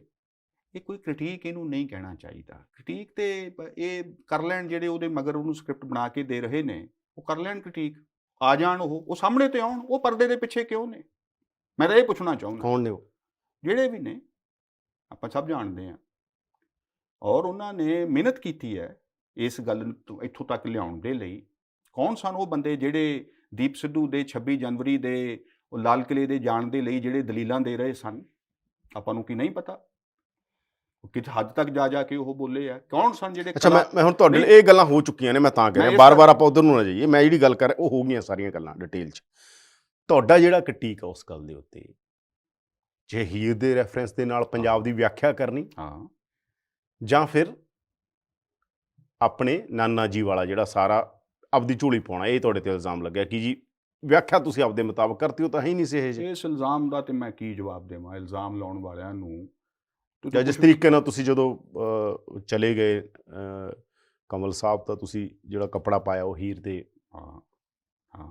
ਬਿਲਕੁਲ ਉਹਦੀ ਵੀ ਤੁਹਾਨੂੰ ਪਤਾ ਆਲੋਚਨਾ। ਇਹਦੇ ਨਾਲ ਇੱਕ ਬੰਦੇ ਨੇ ਬੋਲਿਆ, 4 ਬੰਦਿਆਂ ਨੇ ਬੋਲਿਆ, ਤੇ ਇਹ ਬੋਲ ਲੈਣ, ਇਹਦੇ ਨਾਲ ਕੀ ਫਰਕ ਪੈਂਦਾ? ਹੁਣ ਇਹਨਾਂ ਦੇ ਜਵਾਬ ਦੇਣੇ ਪੈਣਗੇ। ਪਰ ਮੈਂ ਅਗਲੀ ਗੱਲ ਕਹਿ ਦਿੰਦਾ, ਜਿਹੜੇ ਵੀ ਬੰਦੇ ਨੇ ਇਹ ਜਿਹੜੇ ਇਹ ਦਾਅਵਾ ਕਰਦੇ ਆ ਕਿ ਸਾਨੂੰ ਕਮਲ ਦੀ ਵਿਚਾਰਧਾਰਾ ਦਾ ਬਹੁਤਾ ਪਤਾ ਹੈ, ਮੈਂ ਤਾਂ ਇਹ ਵੈਸੇ ਹੀ ਪੁੱਛਣਾ ਚਾਹੁੰਦਾ ਕਿ ਤੁਸੀਂ ਕਮਲ ਨੂੰ ਪੜ੍ਹਿਆ ਵੀ ਹੈ? ਕਮਲ ਦੀ ਕਿਹੜੇ ਲਿਖਤ ਹੈ ਜਿਹਦੇ ਵਿੱਚ ਹੀਰ ਵਾਰਿਸ ਦਾ, ਹੀਰ ਦਾ ਹਵਾਲਾ ਨਹੀਂ ਹੈ? ਉਹ ਤੇ ਜਦੋਂ ਖਾੜਕੂਆਂ ਨੂੰ ਚਿੱਠੀ ਲਿਖਦਾ ਹੈ 5 ਜੂਨ 1986 ਨੂੰ, ਆਪਰੇਸ਼ਨ ਬਲੂ ਸਟਾਰ ਦੀ ਦੂਜੀ ਬਰਸੀ ਤੇ, ਉਹਦੇ ਵਿੱਚ ਉਹ ਕਹਿੰਦਾ, ਉਹ ਤੁਹਾਡੀਆਂ ਹੀਰਾਂ ਤੁਹਾਨੂੰ ਇੱਥੇ ਉਡੀਕਦੀਆਂ, ਤੁਸੀਂ ਕਿਹੜੇ ਰਾਹੀਂ ਤੁਰੇ ਹੋਏ? ਉਹ ਤੇ ਉਹਨਾਂ ਨੂੰ ਮਤਲਬ ਇਹ ਕਹਿ ਰਿਹਾ ਤੁਸੀਂ ਕਿਹੜੇ ਭੁੱਲੇ ਰਾਂਝੇ ਤੁਰੇ ਫਿਰਦੇ ਹੋ, ਹੀਰਾਂ ਕਿੱਥੇ ਆ ਤੁਹਾਡੀਆਂ, ਉਹ ਤੇ ਇੱਥੇ ਬੈਠੀਆਂ ਉਡੀਕਦੀਆਂ ਨੇ, ਤੁਹਾਡੇ ਬਾਪ ਕੁੱਬੇ ਹੋ ਗਏ, ਤੁਹਾਡੀਆਂ ਮਾਵਾਂ ਦੇ ਹੰਝੂ ਨਹੀਂ ਕੋਈ ਪੂੰਝਣ ਵਾਲਾ, ਤੁਸੀਂ ਕਿਹੜਿਆਂ ਲੋਕਾਂ ਨੂੰ ਇਹ ਕੀ ਕਰੀ ਜਾ ਰਹੇ ਹੋ। ਉਹ ਤੇ ਉਹਨਾਂ ਨੂੰ ਉੱਥੇ ਹੀਰ ਰਾਂਝੇ ਦੇ ਵਿੱਚੋਂ ਐਡਰੈਸ ਕਰ ਰਿਹਾ ਹੈ। 2017-18 ਦੇ ਵਿੱਚ ਉਹਨਾਂ ਦੀ ਲਿਖਤ ਆਉਂਦੀ ਹੈ, ਇੱਕ ਗਦਰੀ ਬਾਬਿਆਂ ਦੇ ਬਾਬਤ ਉਹਨਾਂ ਦੇ ਨਾਲ ਕੋਈ ਸੰਵਾਦ ਕਰ ਰਿਹਾ ਹੈ, ਤੇ ਉਹ ਉੱਥੇ ਉਹਨਾਂ ਨੂੰ ਕਹਿੰਦੇ ਨੇ ਕਿ ਉਹ ਬਾਬਿਆਂ ਦੀ ਕੀ ਗੱਲ ਕਰਦਾ ਹੈ, ਉਹ ਤੇ ਇਸ਼ਕ ਲੜਾਕੂ ਸਨ। ਗਦਰੀਆਂ ਦੀ ਇਹ ਪਰਿਭਾਸ਼ਾ ਦਿੰਦੇ ਨੇ ਕਮਲ ਸਾਹਿਬ, ਇਹ ਕਿੱਥੋਂ ਆਉਂਦੀ ਹੈ? ਇਹ ਹੀਰ ਵਾਰਿਸ ਚੋਂ ਆਉਂਦੀ, ਇਸ਼ਕ ਲੜਾਕੂ ਹੋਣਾ। ਜਿਹੜਾ ਬੰਦਾ ਜੀਵਨ ਕਣੀਆਂ ਪਹਿਲੀ ਕਿਤਾਬ ਦੇ ਵਿੱਚ ਇਹ ਆਖੇ ਕਿ ਹੀਰ ਦੇ ਉਹਨਾਂ ਬੋਲਾਂ ਨੂੰ ਸਲਾਮ ਜਿੰਨਾ ਰੁੱਸੇ ਜਾਂਦੇ ਰਾਂਝੇ ਨੂੰ ਮੋੜ ਲਿਆ, ਇੱਥੋਂ ਸ਼ੁਰੂ ਕਰਦਾ ਹੋਵੇ ਜਿਹੜਾ ਵਾਰ-ਵਾਰ ਇਹ ਗੱਲ ਕਹਿੰਦਾ ਹੋਵੇ, ਸੁਣਨਾ ਨਹੀਂ ਕਿਸੇ ਨੂੰ ਆਉਂਦਾ। ਕਮਲ ਸਾਹਿਬ ਦੇ ਫੇਜ਼ ਤਾਂ ਹੈਗੇ ਆ ਬਾਅਦ ਚ, ਜਿਵੇਂ ਪੰਜਾਬੀ ਜਿਉਣਾ ਜਾਂ ਮਰਨਾ, ਕਈ ਚੀਜ਼ਾਂ ਉਹਨਾਂ ਨੇ ਪ੍ਰਵਾਸੀਆਂ ਬਾਰੇ ਵੀ ਕਈਆਂ, ਹਾਂ ਉਹਨਾਂ ਦੇ ਭਾਸ਼ਣ ਨੇ। ਹਾਂ ਨਹੀਂ ਕੀ ਫੇਜ਼ ਆ ਉਹ, ਮੈਂ ਤੇ ਇਹ ਸਾਬਿਤ ਕੀਤਾ ਸੀ ਵੀ ਉਹਨੂੰ ਵੇਖਦੇ ਹਾਂ ਕਿ ਇੱਕ ਕੰਟੀਨਿਊਟੀ ਹੈ। ਉਹ ਬਹੁਤ ਸਮੇਂ ਤੋਂ ਲੋਕਾਂ ਨੇ, ਕਿਉਂਕਿ ਨਹੀਂ ਜਾਣਦੇ ਕਿ ਉਹ ਸਨ 69 71 72 ਤੋਂ ਇਹ ਉਹਨਾਂ ਨੇ ਇਸ ਕਿਸਮ ਦੇ ਸਵਾਲਾਂ ਨੂੰ ਉਹ ਐਡਰੈਸ ਕਰਨਾ ਸ਼ੁਰੂ ਕਰ ਦਿੱਤਾ ਸੀ। 45 ਸਾਲ ਦਾ ਇੱਕ ਲੰਬਾ ਦੌਰਾਨੀਆ ਹੈ ਜਦੋਂ ਕਿ ਉਹ ਇਹਨਾਂ ਮਸਲਿਆਂ ਦੇ ਉੱਪਰ ਲਗਾਤਾਰ ਸੋਚ ਵਿਚਾਰ ਕਰ ਰਹੇ ਨੇ। ਇਹਨਾਂ ਗੱਲਾਂ ਤੇ ਲੋਚਕ ਸੀ, ਉਹਨਾਂ ਦੀ ਜਿਹੜੀਆਂ ਗੱਲਾਂ ਤੁਹਾਨੂੰ ਨਹੀਂ ਜੱਚਦੀਆਂ ਸੀ। ਕਮਲ ਸਾਹਿਬ ਦੇ ਨਾਲ ਆਡਾ ਲੈਣ ਦਾ ਜੋ ਸਵਾਦ ਆਉਂਦਾ ਸੀ, ਜੋ ਉਹਨਾਂ ਦੇ ਨਾਲ ਅਸੀਂ ਉਹਨਾਂ ਦੀ ਲਿਖਤ ਦੇ ਬੜੇ ਆਪਣੇ ਆਪ ਨੂੰ ਬੜੇ ਘੈਂਟ ਪਾਠਕ ਮੰਨਦੇ ਸੀ, ਤੇ ਜਿੱਥੇ ਵੀ ਕੋਈ ਲੱਗਦਾ ਸੀ, ਔਰ ਕੱਲਾ ਮੈਂ ਹੀ ਨਹੀਂ, ਉਹਨਾਂ ਦੇ ਬੇਸ਼ੁਮਾਰ ਪਾਠਕਾਂ ਦੀਆਂ ਉਹਨਾਂ ਨੂੰ ਚਿੱਠੀਆਂ ਆਉਂਦੀਆਂ ਸੀ, ਫੋਨ ਕਰਦੇ ਸੀ, ਕਮਲ ਸਾਹਿਬ ਉਹਨਾਂ ਦੇ ਨਾਲ ਗੱਲਬਾਤ ਕਰਦੇ ਸੀ, ਹਰੇਕ ਦਾ ਜਵਾਬ ਦੇਣ ਦੀ ਕੋਸ਼ਿਸ਼ ਕਰਦੇ ਸੀ। ਉਵੇਂ ਮੇਰੇ ਨਾਲ ਵੀ ਹੁੰਦਾ ਸੀ, ਕਿਤੇ ਉਹ ਮੇਰੇ ਵੀ ਮੰਨ ਜਾਂਦੇ ਸੀ, ਬਹੁਤੀ ਵਾਰੀ ਘੂਰਨ ਵੀ ਅਸੀਂ ਝੱਲ ਲਈਦੀ ਸੀ ਵੀ ਠੀਕ ਹੈ। ਔਰ ਬਹੁਤ ਸਾਰੀਆਂ ਗੱਲਾਂ ਮੈਨੂੰ ਖੁਦ ਉਹਨਾਂ ਦੀਆਂ ਇੱਕ ਸਮੇਂ ਬਾਅਦ ਸਮਝ ਆਉਣੀਆਂ ਸ਼ੁਰੂ ਹੋਈਆਂ, ਜਦੋਂ ਮੈਂ ਵਿਚਕਾਰਲੇ ਕੁਝ ਗੈਪਸ ਨੂੰ ਲੱਭਣਾ ਸ਼ੁਰੂ ਕੀਤਾ।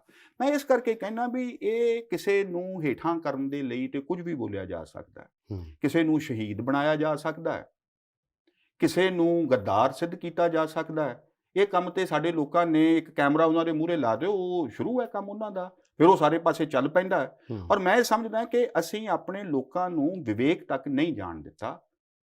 ਇਹ ਜਿਹੜਿਆਂ ਲੋਕਾਂ ਨੇ ਇੱਕ ਗਲਤ ਵਿਆਖਿਆ ਔਰ ਦੂਜੇ ਦੇ ਉੱਪਰ ਇਸ ਕਿਸਮ ਦਾ ਚਿੱਕੜ ਸੁੱਟਣ ਦੀ ਜਿਹੜੀ ਕਵਾਇਦ ਜਾਰੀ ਕਰਕੇ ਰੱਖੀ ਹੈ, ਇਸ ਦੀ ਮੰਤਕੀ ਫਸਲ ਵੀ ਇਹੋ ਹੀ ਹੈ ਕਿ ਅਸੀਂ ਹੁਣ ਸਹਿਜ ਦੇ ਤੇ ਲੰਬੀ ਗੱਲ ਦੇ ਆਦੀ ਨਹੀਂ ਰਹਿ ਗਏ। ਅੱਛਾ, ਪੰਜਾਬ ਦੀ ਮੁਕਤੀ ਕਿੱਥੇ ਆ? ਪੰਜਾਬ ਦੀ ਮੁਕਤੀ ਮਾਡਰਨਿਟੀ ਹੈ, ਪੰਜਾਬ ਦੀ ਮੁਕਤੀ ਪੋਸਟ ਮਾਡਰਨਿਟੀ ਹੈ, ਪੰਜਾਬ ਦੀ ਮੁਕਤੀ ਹੀਰ ਹੈ, ਜਾਂ ਪੰਜਾਬ ਦੀ ਮੁਕਤੀ ਕੋਈ ਸਾਂਝੀਵਾਲਤਾ, ਜਾਂ ਪੰਜਾਬ ਦੀ ਮੁਕਤੀ ਖਾਲਿਸਤਾਨ ਹੈ?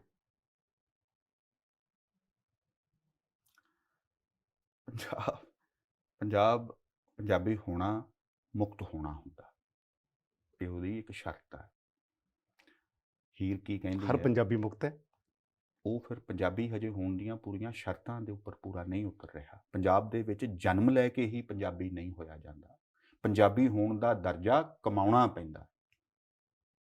ਤੁਸੀਂ ਸਿੱਧ ਕਰਨਾ ਹੁੰਦਾ ਹੈ, ਤੁਸੀਂ ਸਾਂਝੀਵਾਲਤਾ ਤੇ ਖੜੇ ਹੋ, ਦੂਸਰੇ ਦਾ ਅਦਬ ਕਰਦੇ ਹੋ, ਉਹਦੇ ਨਾਲ ਗੱਲ ਕਰ ਸਕਦੇ ਹੋ, ਸਗਲ ਸੰਗ ਰਹਿਣਾ ਆਉਂਦਾ ਹੈ। ਤੁਸੀਂ ਵੈਰੀ ਤੇ ਬੇਗਾਨਾ ਸਮਝਣ ਦੀ ਵਾਦੀ ਤੋਂ ਆਪਣਾ ਖਹਿੜਾ ਛੁਡਾ ਲਿਆ।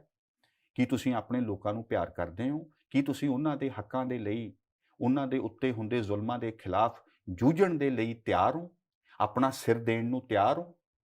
ਤੁਸੀਂ ਜੇ ਇਹਨਾਂ ਗੱਲਾਂ ਦੇ ਲਈ ਨਹੀਂ ਤਿਆਰ, ਪੰਜਾਬੀ ਨਹੀਂ। ਫਿਰ ਮੈਂ ਉਹੀ ਗੱਲ ਕਰ ਰਿਹਾ, ਦੂਜੇ ਸਿਰ ਤਾਂ ਦੂਜੇ ਰੈਫਰੈਂਸ 'ਚ ਅੰਮ੍ਰਿਤਪਾਲ ਮੰਗ ਕੇ ਕਹਿੰਦਾ, ਜਾਂ ਅੰਮ੍ਰਿਤਪਾਲ ਦੇ ਬਹੁਤ ਸਾਰੇ ਸਮਰਥਕ ਇਹ ਕਹਿੰਦੇ ਆ ਕਿ ਜੇ ਹਿੰਦੂ ਰਾਸ਼ਟਰ ਦੀ ਗੱਲ ਹੋ ਸਕਦੀ ਹੈ ਤਾਂ ਡਿਬੇਟ ਕਿਉਂ ਨਹੀਂ ਹੋ ਸਕਦੀ?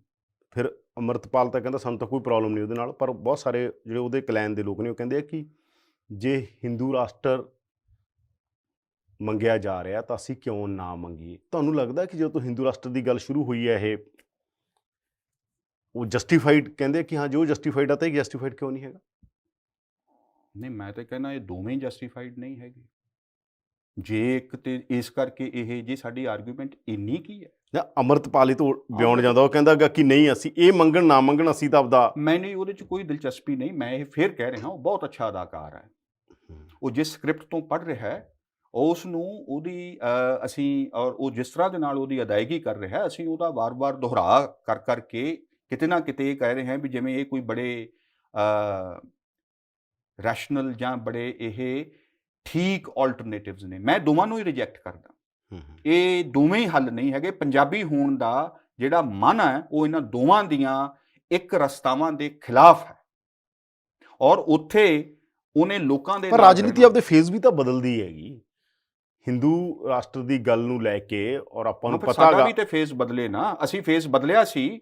ਨਾਨ ਵਾਇਲੈਂਟ ਮਾਸ ਮੂਵਮੈਂਟ ਕਿਸਾਨ ਮੋਰਚੇ 'ਚ ਅਸੀਂ ਕਰਕੇ ਦਿਖਾਈ ਸੀ, ਉਹਦੇ ਰਸਿੱਟੇ ਵੀ ਕੱਢ ਕੇ ਦਿਖਾਏ ਸੀ। ਜਿਹੜੀ ਰਾਹ ਚੁਣਿਆ ਗਿਆ ਉਹਨੂੰ ਰਿਜੈਕਟ ਕਰਕੇ ਇੰਜ ਕਰਨ ਦਾ, ਤੇ ਇਹ ਤੇ ਪਹਿਲਾਂ ਵੀ ਚੱਲ ਚੁੱਕਿਆ। ਤੇ ਕਿਹੜਾ ਫੇਸ ਬਦਲਿਆ? ਇੱਥੇ ਤਾਂ ਕੋਈ ਫੇਸ ਨਹੀਂ ਬਦਲਿਆ। ਚੱਕ ਕੇ ਉਹੋ ਹੀ ਸਕ੍ਰਿਪਟ ਨਵੇਂ ਐਕਟਰਾਂ ਦੇ ਨੂੰ ਫੜਾ ਦਿੱਤੀ ਗਈ ਹੈ। 78 ਵਾਲੀ ਬਿਲਕੁਲ 78 ਵਾਲੀ ਸਕ੍ਰਿਪਟ ਹੈ, ਔਰ ਇਹਦੇ ਉੱਪਰ ਚੱਲੀ ਜਾ ਰਿਹਾ ਸਾਰਾ ਕੰਮਕਾਰ। ਔਰ ਇਹੋ ਜਿਹੇ ਬਿਆਨ ਉਦੋਂ ਚੱਲਦੇ ਸੀ, ਉਹੋ ਜਿਹੇ ਬਿਆਨ ਹੁਣ ਚੱਲ ਰਹੇ ਆ। ਇਹਦਾ ਕੋਈ ਫਰਕ ਵੀ ਨਹੀਂ ਪੈ ਰਿਹਾ ਕੋਈ। ਮੈਂ ਇਸ ਕਰਕੇ ਇਹ ਸਮਝਦਾ ਵੀ ਮੈਂ ਕਹਿ ਰਿਹਾ ਇਹੀ ਤਾਂ ਅਗਰ ਸਵਾਲ ਹੁੰਦਾ ਨਾ ਕਿ 78 ਤੋਂ ਲੈ ਕੇ ਹੁਣ ਤੱਕ ਉਸ ਰਾਜਨੀਤਿਕ ਸਪੇਸ 'ਚ ਕੋਈ ਹੋਰ ਆ ਕੇ ਕਿਉਂ ਨਹੀਂ ਬੈਠ ਗਿਆ? ਉਸ ਰਾਜਨੀਤਿਕ ਸਪੇਸ 'ਚ ਕਿਉਂ ਨਹੀਂ ਬੈਠਾ? ਜਿਹੜੇ ਤੁਹਾਡੇ ਵਰਗੇ ਸੋਚਣ ਵਾਲੇ ਲੋਕ ਨੇ ਉਹ ਕਿੱਥੇ ਨੇ? ਉਹਨਾਂ ਨੂੰ ਰਿਸਪੌਂਸ ਕਿਉਂ ਨਹੀਂ ਮਿਲਿਆ? ਦੇਖੋ ਯਾਰ, ਕਿਹਨੂੰ ਰਿਸਪੌਂਸ ਮਿਲਿਆ, ਕਿਹਨੂੰ ਨਹੀਂ ਮਿਲਿਆ, ਉਹ ਕਿਸ ਹੱਦ ਤੱਕ ਗਿਆ, ਸਫਲ ਹੋਇਆ ਨਾ ਹੋਇਆ, ਇਹ ਇਤਿਹਾਸ ਦੇ ਸਵਾਲ ਨੇ, ਔਰ ਉਹ ਕੋਸ਼ਿਸ਼ਾਂ ਜਾਰੀ ਨੇ। ਜਾਂ ਤੇ ਕਿਸੇ ਨੇ ਛੱਡ ਦਿੱਤੀਆਂ ਹੁਣ ਤਾਂ ਠੀਕ ਹੈ, ਉਹਦੀ ਜੋ ਉਹਨੂੰ ਸੂਟ ਕਰਦਾ। ਜਿਹਨੇ ਨਹੀਂ ਛੱਡੀਆਂ, ਜਿਹੜੇ ਲੱਗੇ ਹੋਏ ਨੇ ਮੈਦਾਨ ਦੇ ਵਿੱਚ, ਉਹ ਹੈਗੇ ਨੇ, ਐਡੀ ਗੱਲ ਨਹੀਂ ਹੈ, ਔਰ ਉਹ ਕੀਮਤ ਦੇਣ ਨੂੰ ਵੀ ਤਿਆਰ ਨੇ, ਐਡੀ ਗੱਲ ਨਹੀਂ ਹੈ। ਮੈਂ ਇਸ ਕਰਕੇ ਕਹਿ ਰਿਹਾ ਕਿ 78 ਦੇ ਵਿੱਚ ਇੱਕ ਕੁਆਲੀਟੇਟਿਵ ਚੇਂਜ ਪੰਜਾਬ ਦੇ ਵਿੱਚ ਆਈ ਹੈ। 78 ਤੋਂ ਬਾਅਦ ਦੇ ਦੌਰ ਦੇ ਵਿੱਚ ਕਤਲ ਹੋਣੇ ਸ਼ੁਰੂ ਹੁੰਦੇ ਆ ਇੱਥੇ ਆਮ ਲੋਕਾਂ ਦੇ। ਪੰਜਾਬ ਦੀ ਮਾਸੂਮੀਅਤ ਨੂੰ, ਸਾਡੇ ਇਤਿਹਾਸ ਨੂੰ, ਸਾਡੇ ਸੱਭਿਆਚਾਰ ਨੂੰ ਕਲੰਕਿਤ ਹੋਇਆ ਇਹਦੇ ਨਾਲ। ਵਾਇਲੈਂਸ, ਇਸ ਕਿਸਮ ਦੀ ਬੇਮੁਹਾਰ ਹਿੰਸਾ ਨੇ ਜਿਹੜੀ ਆਮ ਨਿਰਦੋਸ਼ਾਂ ਦੇ ਉੱਤੇ ਵਰਤੀ, ਇਹ ਪੰਜਾਬ 'ਚ ਕਦੇ ਨਹੀਂ ਸੀ ਹੋਇਆ। ਪੰਜਾਬ ਨੂੰ ਇਹਦੀ ਨਮੋਸ਼ੀ ਤੇ ਸ਼ਰਮਿੰਦਗੀ ਤੋਂ ਵੀ ਖਹਿੜਾ ਛਡਾਉਣ ਦੀ ਲੋੜ ਹੈ ਜੇ ਇਹਨੇ ਕੋਈ ਅਗਾਂਹ ਜਾਣਾ। ਔਰ ਮੈਂ ਉਹਨਾਂ ਖਾੜਕੂ ਧਿਰਾਂ ਨੂੰ, ਉਹਨਾਂ ਦੇ ਵਿੱਚੋਂ ਥੋੜ੍ਹੇ ਵਿਵੇਕੀ ਸ਼ਖਸੀਅਤਾਂ ਨੂੰ ਇਹ ਅਪੀਲ ਕਰਨਾ, ਆਪਾਂ ਸਾਂਝੇ ਹੋ ਕੇ ਆਪੋ ਆਪਣੀ ਗਲਤੀ ਮੰਨੀਏ, ਰਾਹ ਖੋਲ੍ਹੀਏ ਔਰ ਅੱਗੇ ਤੁਰੀਏ। ਇਹੋ ਹੀ ਰਾਹ ਹੈ। ਸਾਂਝੀ ਕਿਸੇ ਗੱਲ ਦੇ ਉੱਪਰ ਆਈਏ, ਸਾਂਝੀ ਪੀੜ ਤੋਂ ਸ਼ੁਰੂ ਹੋਈਏ। ਧੰਨਵਾਦ ਸੁਨੀਲ, ਬਹੁਤ ਬਹੁਤ ਧੰਨਵਾਦ। ਬੜੀ ਮਿਹਰਬਾਨੀ ਤੁਹਾਡੀ ਯਾਦਵਿੰਦਰ, ਮਜ਼ਾ ਆਇਆ।